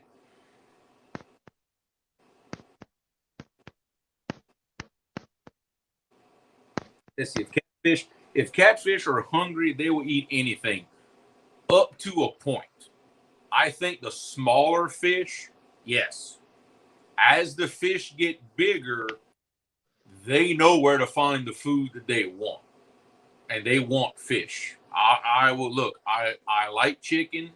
Chicken has won me a tournament. I'm never gonna knock it. But if I'm going monster hunting, I'm leaving my chicken at home. That's on the record. That's me. Yeah. Yeah, I agree with that. Ha! Yeah, that'll catch them every time. But there again, that is a location bait. You've got to fish your hand grenades and dynamite where the fish are at. Otherwise, that doesn't even work. So, see, actually, you can take a 2-liter Coke bottle, pour about half the Coke out of it, and pop 3 chlorine tablets in it that you put in a pool, and throw that in the water. You didn't hear me say that, though. I didn't say that live. No, the audio was messing up a little bit. It was crackly audio. The audio was, but beans, the audio is messing up. You got to tie a brick to it, that way it syncs. But I think my audio was going out. Anyway. Dale Hayslip, bluegill, skipjack, shad, and night crawlers. Yeah. Now, if we're talking yellow cat, then I like his list that he just put up. Yep. Yeah. If we're talking about flathead, then I like his list. I'm very glad you brought that up. That's one thing that I want to say. I've wanted to say a couple times, and I have forgotten to. Even when you're listening to Epic talk, sometimes he doesn't specify. He's talking about flathead, because they are different than blues and channels, and he may be talking about flathead, and not saying flathead, but that's his predominant fish that he. That's what he studied. That's what he goes after. He knows blues and et cetera too. So they are different. So sometimes we got to specify whether it's a flathead catfish, blue, or they do behave differently. They do. They behave differently. They prefer different things. Yes. Yeah, but you see, when the guys that catch gators, they put whole chickens. They use whole chickens. Fishing with Big Mike, we catch them all on skippies here. I catch a lot on that. The vast majority of my fish, that's what I catch them on. And I would have to agree, because when the hickory shad are coming up the river from the salt water, that is by far the best time of the year. Yep. And I would rather have hickory shad than anything else. And we just had skipjack from the Tennessee River and a hickory shad, and we had them next to one another. And you would have been hard pressed to tell the difference between the two fish. Yeah.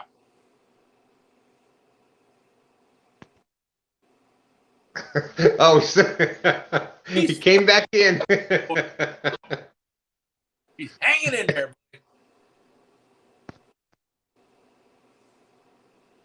But just because those three fish behave differently and prefer different habitats or conditions, let's call it, don't mean you can throw all the other stuff out the window.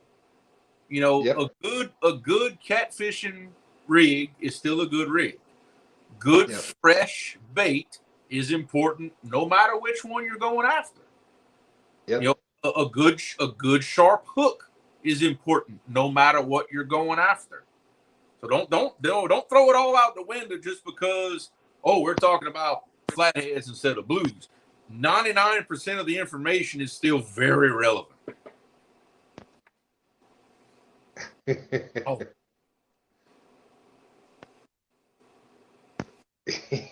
Yeah, that's what's funny. You get on these. It's 5.5 hours now. Wow. And I don't think we've stopped talking for a minute. It's been catfish the entire time. Yeah, I mean, well, just look, as people ask questions, that just brings up a whole other topic of discussion. You know, I mean, I love it. You know, Does anyone else? Kevin, Go ahead. Kevin's Trophy Cat and Bassin. Anyone use cut drum for? Oh, you put it up here. See, I wasn't paying attention. Yes, I have in the past. I haven't used it a whole bunch. It is a good bait. I know a lot of people have really good luck on it. I just don't come across it very much. If I would catch more of them, let's say in a cast net, I'd use them. I have no problem with using them. Yeah, we don't have a lot of that here in this area, so but carp is something that we have here, and that's another.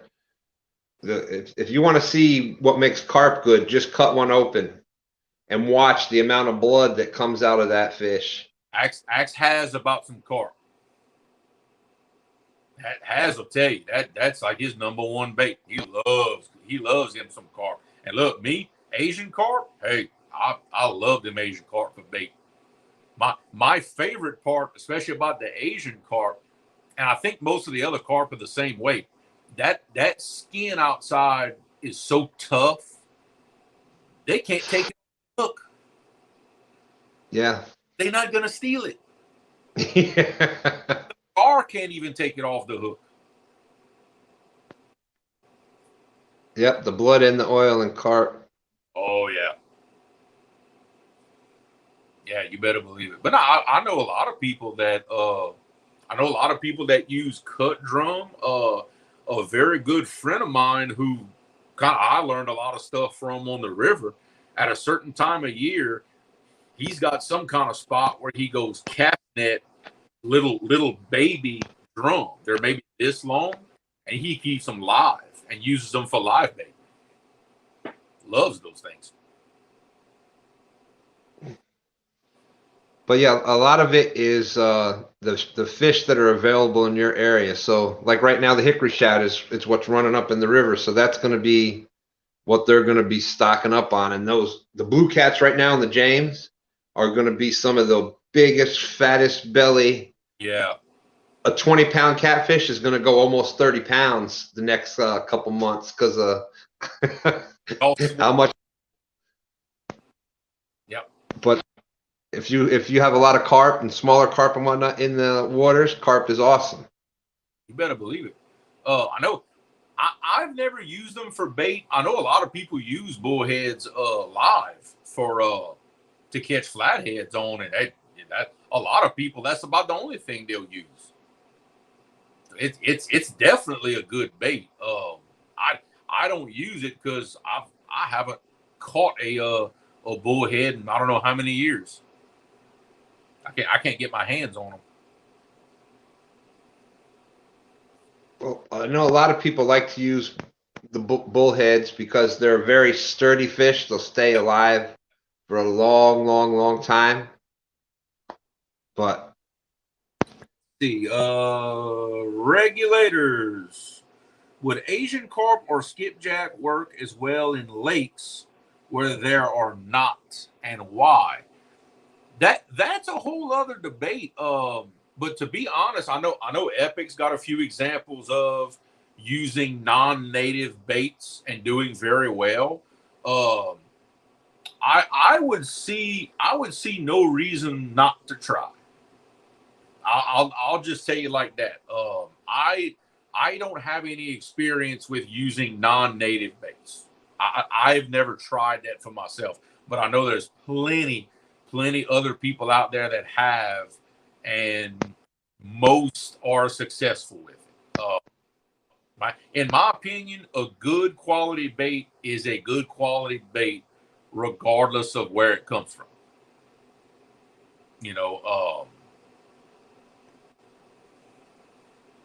Yeah, if it's legal. In fact, especially with Asian carp, you got to be real careful. You better make sure that thing is dead when you're transporting it, because boy, I would just transport the cut pieces of meat if it'd be me. I wouldn't even transport that fish whole. I wouldn't want to be caught with it.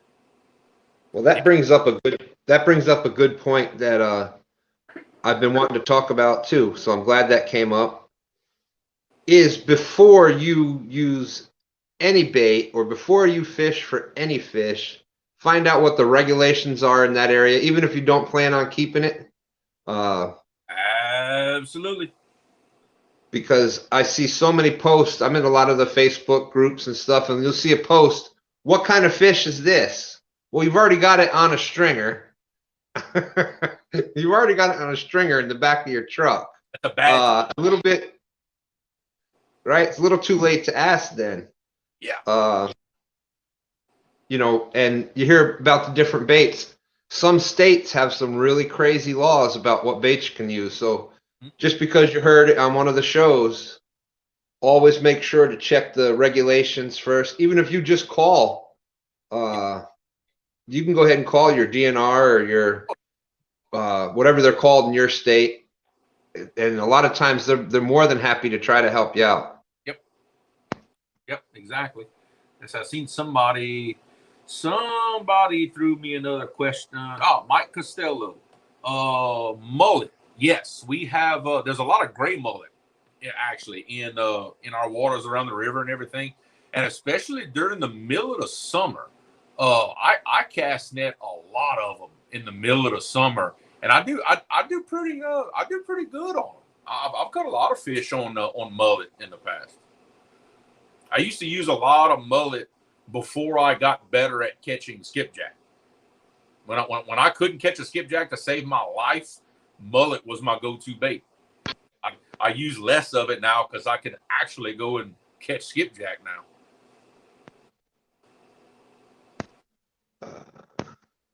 And then that was back with catfish regulators saying about the carp and whatnot if they go by blood. And maybe Epic has some more science behind it, but I think that the way that the catfish sense things, if there's a particular, like right now, most of the blue cats in the James River are feeding on hickory shad. So that's going to be what's going to work pretty much hand down. Now it gets a little bit later in the summer and stuff where there's not as many of that bait or that there's not a predominant available bait or food that the fish are feeding on. I think that's when you'll see. That's why a lot of people have really good luck with like dough bait and all this stuff in the harder times when there's not a predominant food around, a predominant food source. So they will look for anything. So I think that's. Let's see. Kind of catch it back up. Yeah. Let's see. Asian carpet's bait don't seem to be. Oh, that's Epic saying that. It doesn't seem to be consistent. I've had good luck with it. I can't think of a time that I haven't used it and just didn't catch a fish on it. Sometimes it's more than others, but I've got pretty good luck on it. Now I do the Hagen trick. I catch them, cut the tail off, bleed the whole thing in a bag, cut my strips of meat, and soak it in the blood. I make sure that meat is just absolutely saturated with blood, and I switch it out kind of often to make sure that I've got fresh blood in that meat. So maybe that'll help out.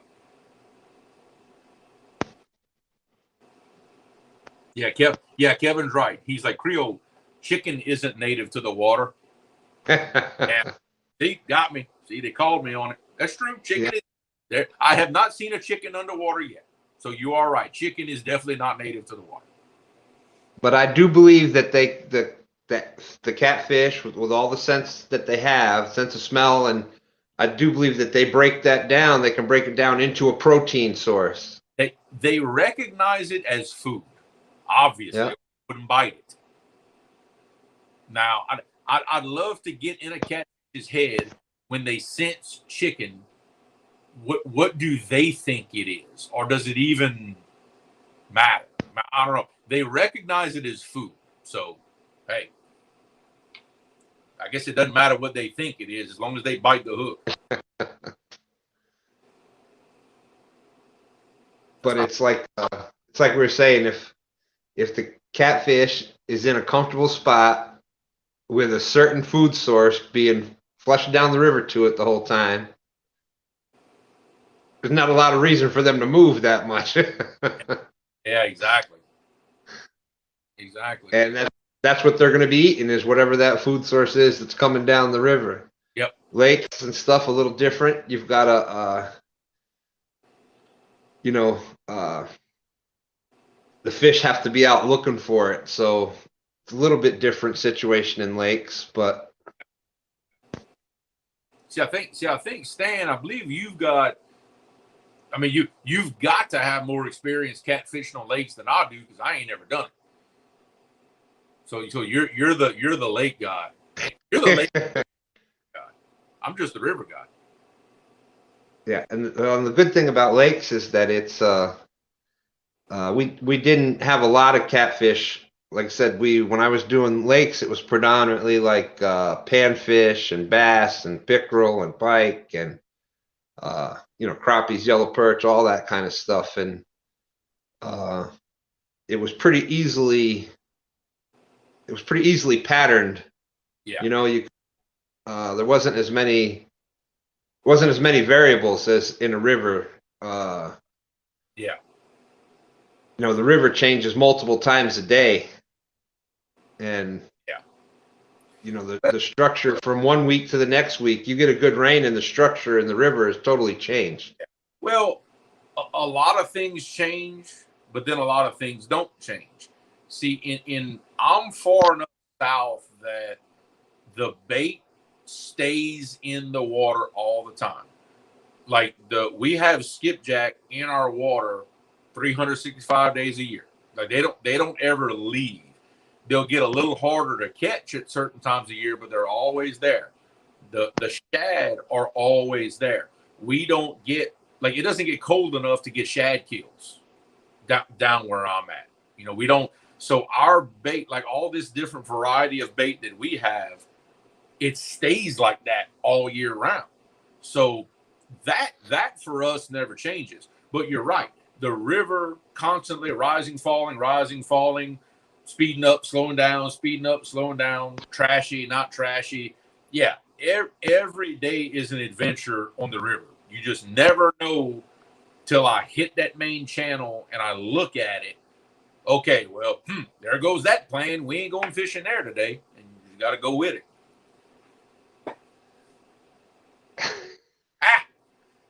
Now I know why the chicken crossed the road, to get away from the catfishermen. To get away from Norm. Norm, I'm picking on him and he ain't even in here. I think river fish in general are more predictable. I would agree, because I've never had to try it on a lake. Now, a lake guy might argue with that, but I'm going to agree with that. Yeah, because judging by what that current is doing, that kind of helps me figure out what the fish are doing. That makes them predictable for me. That's it. Maybe. Again, like I would argue that. What I would say is wherever you are fished the most, that's what you're most comfortable with. Yeah. Like I lived right on the lake, so to me, I was fishing there every day, so I could tell you basically time of year, condition of whatever weather condition, where you could go. The bass were either going to be shallow or they were going to be deep, or crappies were going to be in a certain section, or the yellow perch or whatever. I could pretty much pinpoint where they would be within a. I don't ever remember getting skunked on the lake, is what I'm saying. Yeah. Time on the water makes them predictable. Yeah. But I knew that lake better than the back of my hand, 'cause I fished it every day. Yeah, exactly. Exactly.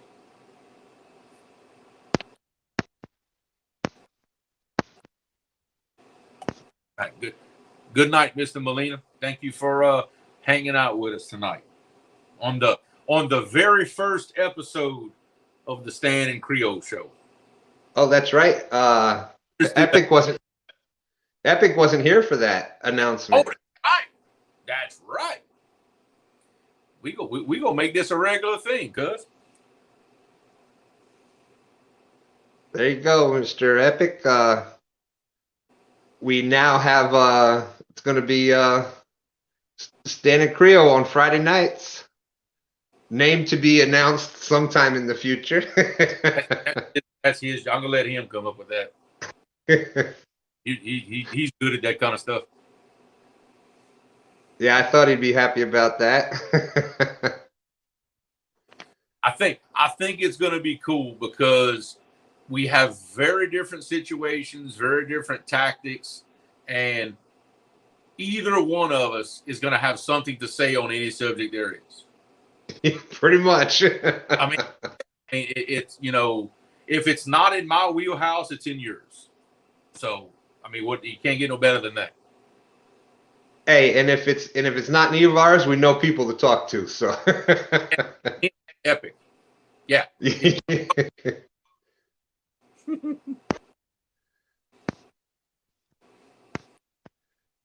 Well, let's see. We've been 5 hours, almost 5 hours and 45 minutes.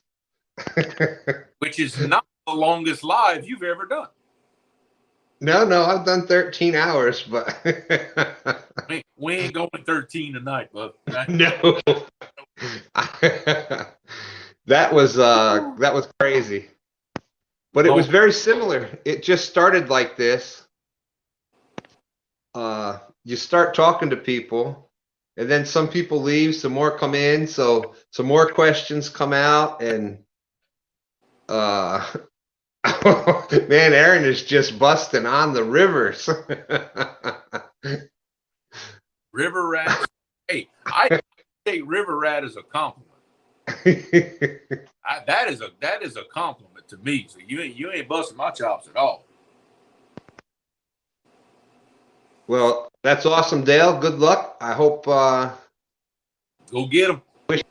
I wish you the best with that. Oh, and I might have something to. There's a Mark from Catfish and Crappie. Oh, boom! We didn't. Yep, this is going to be a normal Friday night thing here, Mark, with Stan and Creole, and it's kind of funny. We both got the.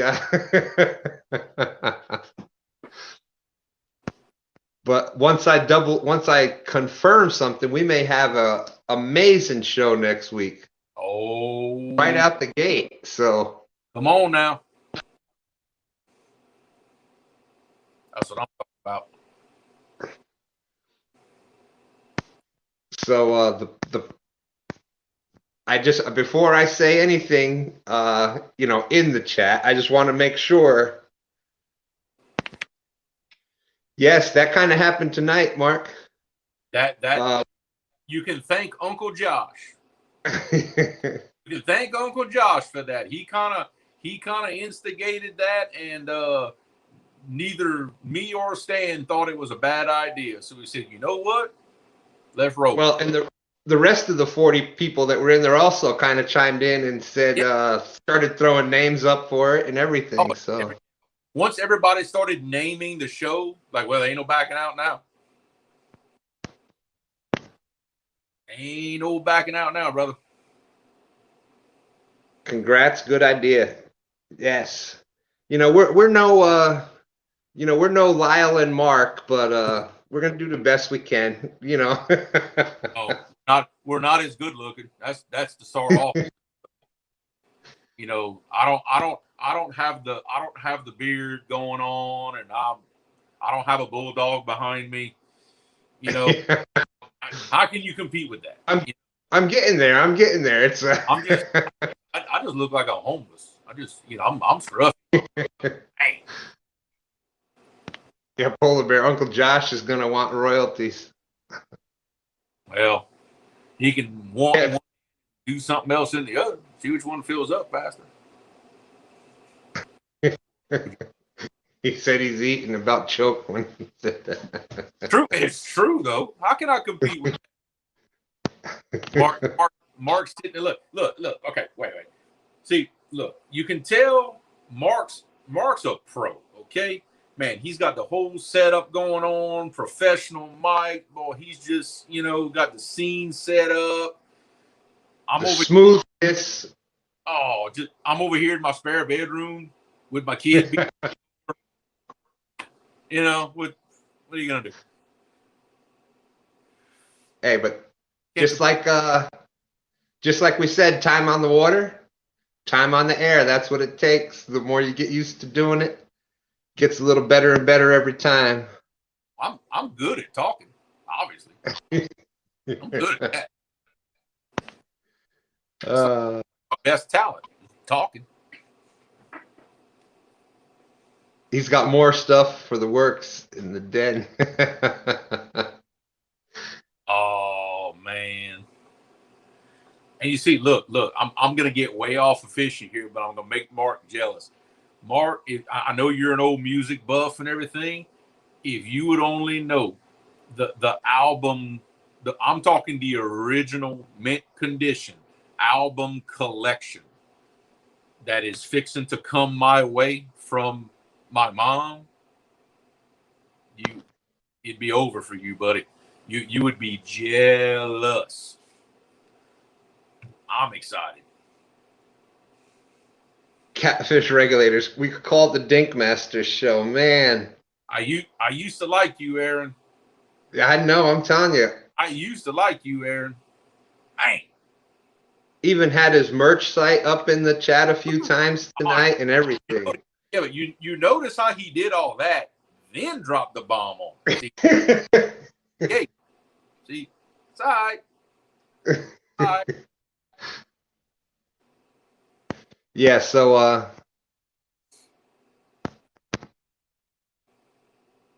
like I said, I'm gonna get confirmation on everything for next week. You and I are confirmed already. Hopefully. I'm in, buddy. That's awesome. I am in, buddy. Yeah, see, look, Mark knows what's up. Yep. We can even do like a contest on the name of the show. I mean, I'll you, but man, we could do something cool just with the name. I mean, shoot. I don't know. I'm up for anything. Mark, I find fried fish is better left over. That's me. Oh man, cold fried fish. I love that. There.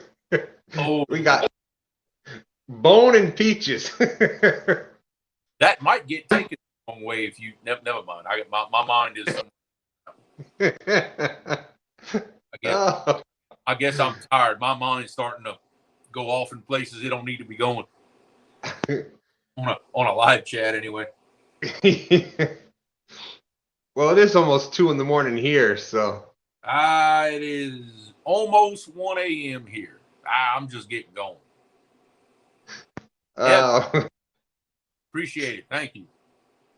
and it's almost 6 hours. So And wait, we didn't even plan this. no. We didn't plan. Okay, for everybody just jumping in this, you got to understand that almost exactly 6 hours ago, about before Stan starts his show, he's like, "Hey, I'm gonna send you a link. Pop in if you want. I ain't got nothing going on." Okay. 6 hours later, here I am. That's how it started. So don't think that this was well planned out, because it was not. And we had someone out fishing live. Yeah. We had major announcements. Major announcement. We had we had Haz on the show. Man, we got we got a couple of people to their benchmarks for their channels. oh, that was the best thing of the whole show. How many people passed the? Yeah. We had some people past 100, past 600, 200. That was awesome. Who is Bone and who is Peaches? Jesus, I'm not so many jokes, and I can't say I can't do it. That's right. Not only did we have Epic up on the show, he's been in the chat too. Yeah, twice. That's right. And this, well, Fish and Chick. And technically, go ahead. Even our first show. Yeah. Technically. I learned so much from your show tonight. Thank you so much. Well, thank you, Chick. That's why. I hope it helps. That's it. That's what it's all about. Yeah, definitely. Oh God! Here we go. Where was that? I just saw it a second ago. Yes. Yeah. Yeah. Did you see the one that Mark put up there? The No. bone. There's the one with the who's bone, who's peaches. Oh yeah, yeah. But, it was Catfish Regulators that put it up there. Y'all are great. Love watching old folks stream. Sponsored by AARP. Aaron's older than me. Oh my goodness. You.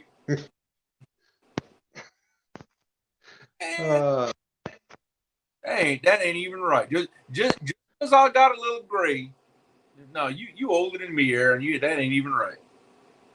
I still love you. That's why I kept the little comment down there at the bottom on it. Hides all the gray. Oh, mine's like I'm backwards. I can't see. Mine's like getting right here now, like in my sideburns and stuff. Hey, I earned these gray hairs. Let me tell you, I earned. Because I can tell you now, I didn't even plan my life past 30, so I'm good. Yeah, that's funny because we both in about the same spot. Never thought. Yeah. I figured I wouldn't survive past 30. So I'm like, hey, I'm good now.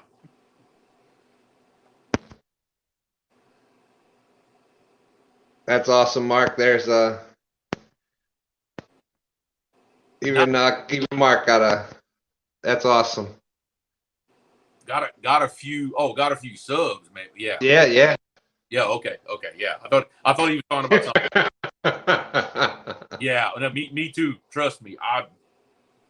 Nobody's more surprised at me than I lived past 30. I promise you. I know quite a few other people who are surprised at that fact also.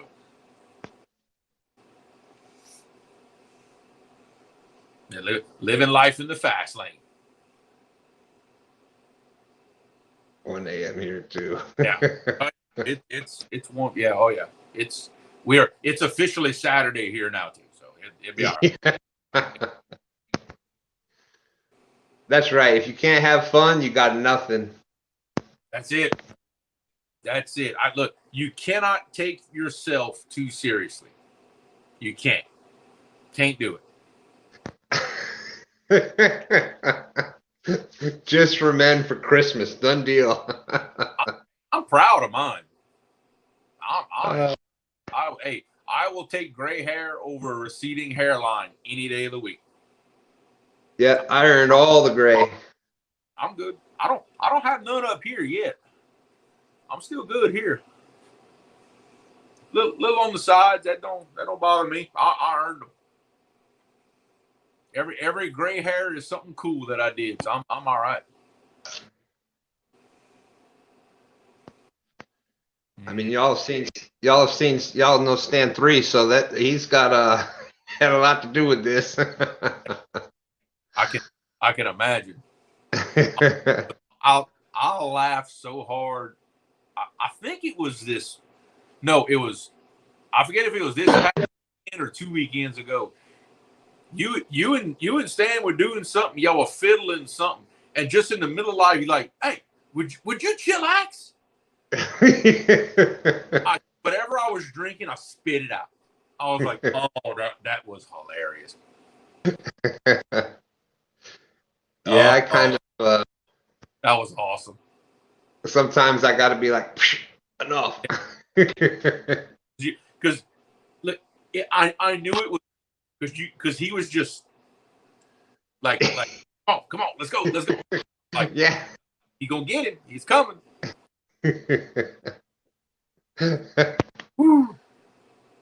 Fishing probably saved my life. Truth be known. Yeah, Dale. I think a lot of us can say that.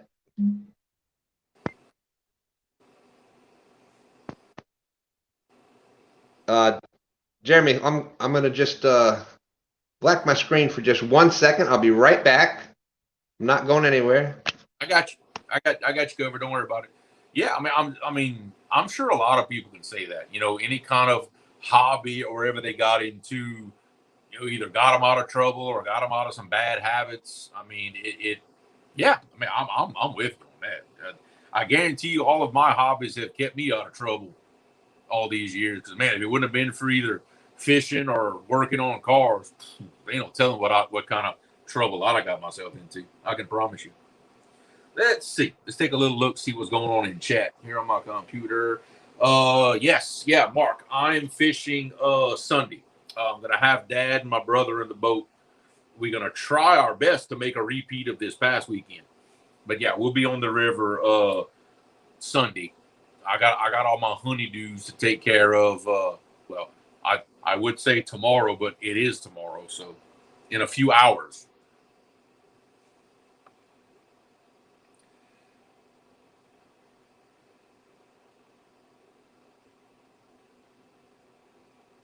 Yeah, Epic, you probably were in his very first one. I wouldn't doubt. There was a couple of us I know that we were like in the very first ones whenever he first got started.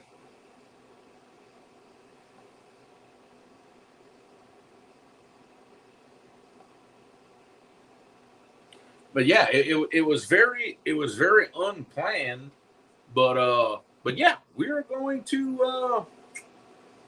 I guess me and Stan gonna make this a team effort. We'll see what we can turn the show into. You know, have some fun, talk to everybody, and just see where it leads us.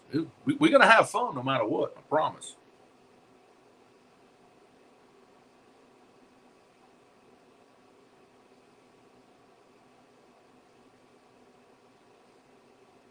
Yeah, Stan was your first guest, Mark. Yeah, that was cool. I know my first show that I got invited to was your show, Mark. I remember that. In fact, it was the Friday before I fished a couples tournament. I remember I was on your show. I don't remember that. Stan's back. I'm back. Well, you know how I was saying before about we're gonna have for it being our first show, and I'm a big believer in things happen for a reason. Drum roll, please. That's right. I'm a big believer in that. And you just said that you were Mark's show was the first show that you were on as invited on as a guest, right? Yep. I was Mark's very first guest on the first show that he did when he was doing the Friday night 8 o'clock shows. Well, I just got it confirmed. Our guest for our very first show next week is none other in our chat right now.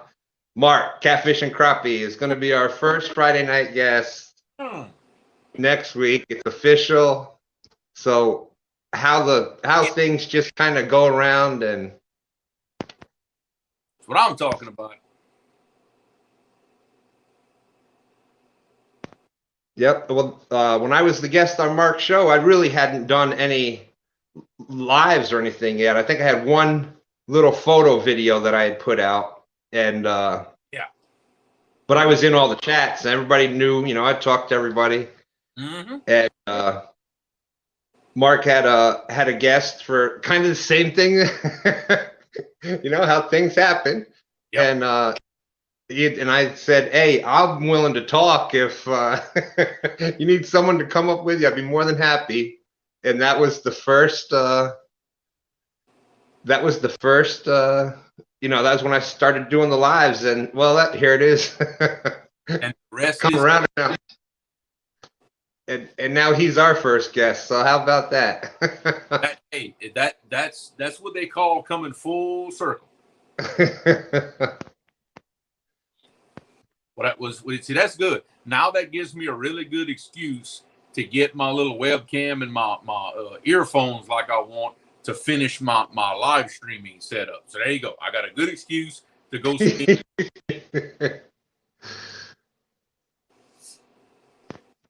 And Griffin Fish Room, thank you for coming in. Another new name. Yeah, Country Boy, it kind of it was only supposed to be a short one. Yeah. Well, for you, Stan, 6 hours is short. You've gone way longer than this. But it's easy when you got people to talk to and talk with. It really makes it a lot easier. Yeah. I mean, look. I mean, overall tonight we've had some people ask some really good questions. I mean, some really great questions. We talked to them about it. Did a couple of live demonstrations, I guess you want to call them, with the hooks and everything. I just happen to have my stuff sitting right here. I didn't plan that out, Yeah, we had Epic up in the beginning with some. We had Big Mike first with fishing live out on the water there, and then we got Epic up in and did some scientific catfish talking, and had a little mini seminar there, and did some safety discussions. The safety discussions, again, very important. If we always keep safety in the thought of mind. There was a lot of good tips about boat safety and stuff there.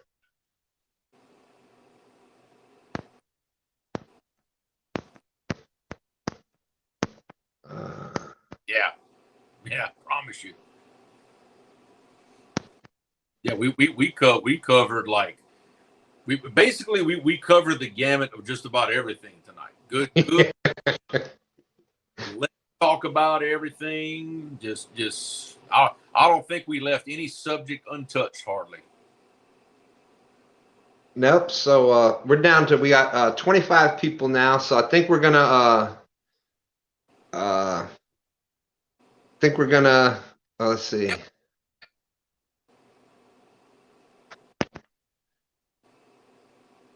As of 4/1/2021, you have to wear the kill switch. Yes, I think that was. Did you put that post out, Mark? I think I saw that very recently on your post. In New York, it's been that way. You had to have the kill switch hooked up to the. When the boat was moving, you had to have the kill switch hooked up to the boat. It's been like that around here too, for a long time.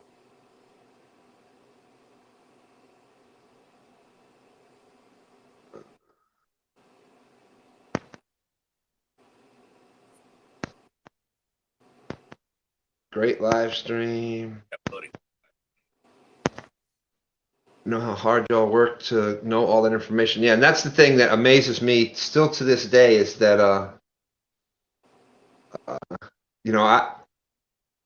I'm just the catfish itself is kind of the newer thing, but we fished since day one, and I learned how to catch catfish, but there wasn't a lot of those opportunities up in New York. We would catch bullheads. We go out and catch stringers full of bullheads, and we get channel cats and whatnot. But as far as like fishing for these big catfish, it's newer the past few years, and but I've fished almost 5 decades, so a lot of that other stuff. That's why I love Panfish Nation on Thursday nights at 9 Eastern, 8 p.m. Love that show because that's something that I think brings a lot of us back to our roots and stuff, even if we got away from panfish. Mm-hmm. But yeah, you're right. I promise you, everybody in this chat, all of our subs, everybody grew up fishing the same way, probably with a Zebco 33 with a little red and white bobber and a worm on it. Yeah. That is just, to me, that is the symbol of take a kid fishing is the red and white bobber on a Zebco 33. It don't get no more classic than that. Austin, not yet from what I've seen. They're starting to come up a little bit further, but the shad aren't all the way up. The main run of shad haven't hit all the way up yet. So I wish we had striper, like the actual big saltwater striper, like with y'all. I think that's one of the few fish that we just don't have. We have the hybrids, the hybrid stripers, but we don't get the true striper.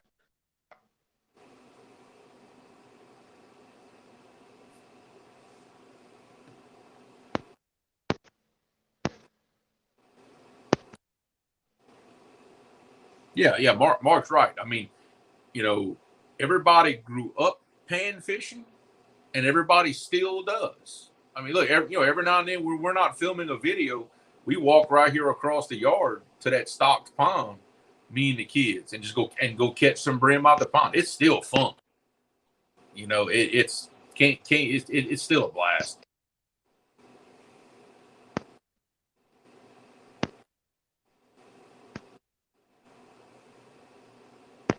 Yeah, so that's what he's starting to teach Dom with. And that's another one, panfish. And it can go from simple as a little piece of cane with a little line attached to it all the way up to on SK's Crappie Adventure show the other night. We're talking about what's that new the new sonar that's out, the new electronic. Live. Yeah. Yeah. Everybody's talking about now. Oh, yeah. And they were talking about how they can not only, for crappie fishing, it's that big spider rig where you got so many poles out in the front. Yep. That's a big thing around here in a lot of the lakes is spider rigging. Everybody's got into that. My uncle made me laugh so hard. He said the only thing bad about spider rigging, because he does it with 8 jig poles, just all out the front. He said you catch one gar, and the first thing that'll happen, that pass across all 8 of them lines and tangle everything you got. But the guest on there on SK show was saying that with that live stream or he can actually outfish the spider rigs with one rod because he can actually pick out the size of the crappies on the bush pile. Live scope, thank you. Now, to me, that's making a statement right there. That's making a statement saying, I'm going to take my one pole and I'm going to outdo you with your 8 poles. Now, of course, we're talking, we're talking about quality over quantity. Like you said, tournament fishing. But still, that's making a statement right there. Yeah, it was Lamar was the guy's name. He's a crappie machine. He does the crappie tournaments. But I'll be honest, I couldn't tell you what my PB accolade is. I don't know. All I know is I couldn't tell you how long it was. All I can tell you is the biggest accolade I ever caught when we cut the head off and put it in 15-inch cast iron skillet that my dad has, with the head off, the whole tail still wouldn't sit in the bottom of the pan. It was curved pan with no head. So how long it was, I don't know. How much it weighed, I don't know. But it ate good. I know that. Well, good luck, Dale. Hope you have a great day tomorrow. Gonna have to let us know how that goes. That's right.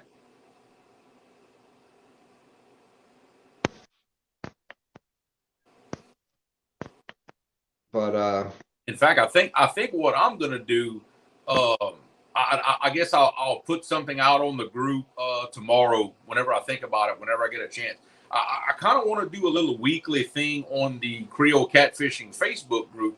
I'm gonna do like every week. I'm gonna do like a profile pick contest. Whatever fish everybody caught over the weekend, send the pictures, and we're basically going to choose whoever has what we think is the best picture. That'll be the profile pick for the group for the week. And then next week, somebody sends in a real cool picture, and it don't have to be just catfish. It could be anything. It don't matter what it is. If it's a cool picture, we'll use it as the profile pick, and we'll keep rolling it around. You know, kind of show what everybody's doing. that's an awesome idea. I'm already a see, that's how things are meant to be. I'm already administrator or moderator in that group. So yes, you are. funny how You were my first one. You were the first. You were a moderator on that group before my wife was. Wow, I'm honored.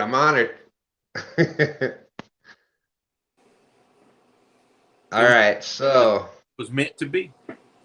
yeah, it's funny how things happen. It really is. Yep. I can't. All right. Yeah, and as far as the profile pick idea, I can't take full credit for it because I got that off of actually a racing Facebook group that I used to be a member of, and that's what he would do. He would pick like a theme every week, like, oh, I want to see flathead V8s this week, and whoever had the best one, he thought he'd put it as the profile pick for the group. So I can't take credit for it. That's where I got it from. But I figured for fishing it would be cool. I'll decide what the theme for the week is. I guess by the time I wake up tomorrow, I'll decide what I want the theme to be, and we'll just go from there. Have a little bit of fun. That's an awesome idea. Nice idea, Creole. Mark likes it. Sharp, good luck to you out there tomorrow. Epic, thank you for coming in again. Creole, you and I are going to have to talk about a little something. I got an idea with our good friend there. Maybe he'll be willing to do a little. Okay.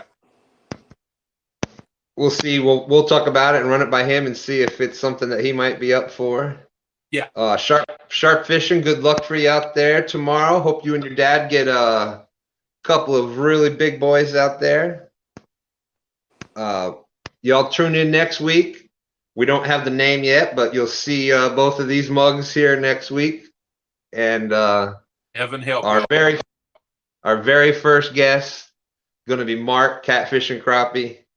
Totally awesome. I'm so excited for that show. That's going to be great. And just as another little teaser, I can guarantee that on next week's show, I know everybody always sees me with this hat on. I wear it a lot. My wife bought it for me. I will not be wearing this hat anymore. Next week, it will be something new. I will not have this hat on anymore. So just gonna have to check it out.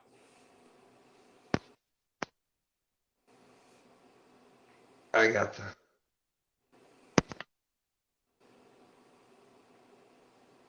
Oh, and know who it is. The crappy thumbs down guy. Oh well. Hey, at least he's consistent. He's always there. Yes, there's a Mark put out his the link there. Can you guys do me a favor? Check out his latest short. Give me a thumbs up, please. Got the crappy thumbs down guy. Boom, boom. Yes, definitely, without a doubt. Right. Y'all go check out that short from Mark. I tell you, one of my favorite ones was that. Well, I've got a bunch of favorite ones from his thing, but that little short that he did where he was driving the boat and he had that like ZZ Top kind of music going, and he's driving the boat back and forth. That was awesome. That was a real. That's what the shorts should be, just like that. Yeah. Oh, I know. But we're gonna cut it off for here now. And Creo and I got a couple things to talk about still. Can't thank y'all enough. Boy, this is going to be exciting time coming up here. Not only for the fishing, but for the Friday night show. Can't wait for all the good, exciting things coming up. And what a way to kick it off. We're going to be celebrating Mark and his 1,000 subs next week. And going to be celebrating our first show. And just totally excited about all this. So thank y'all for being here. Appreciate y'all being part of Two Stands Fishing and Creole Catfishing. And Catfishing Crappie Mark just said it perfectly right there. Thank y'all for all the love, everyone. You guys all rock. Yes. Give Mark a fist bump right there. That's right. All right. And I'll be out Sunday morning on Stand Day Fishing Live. Not quite sure if it's going to be bank or boat or what, but hopefully we getting on some fish this Sunday. So Right. We'll talk to y'all soon. Hey, y'all, everybody. Thanks for coming in. Have a good one. Bon pêcher, everybody.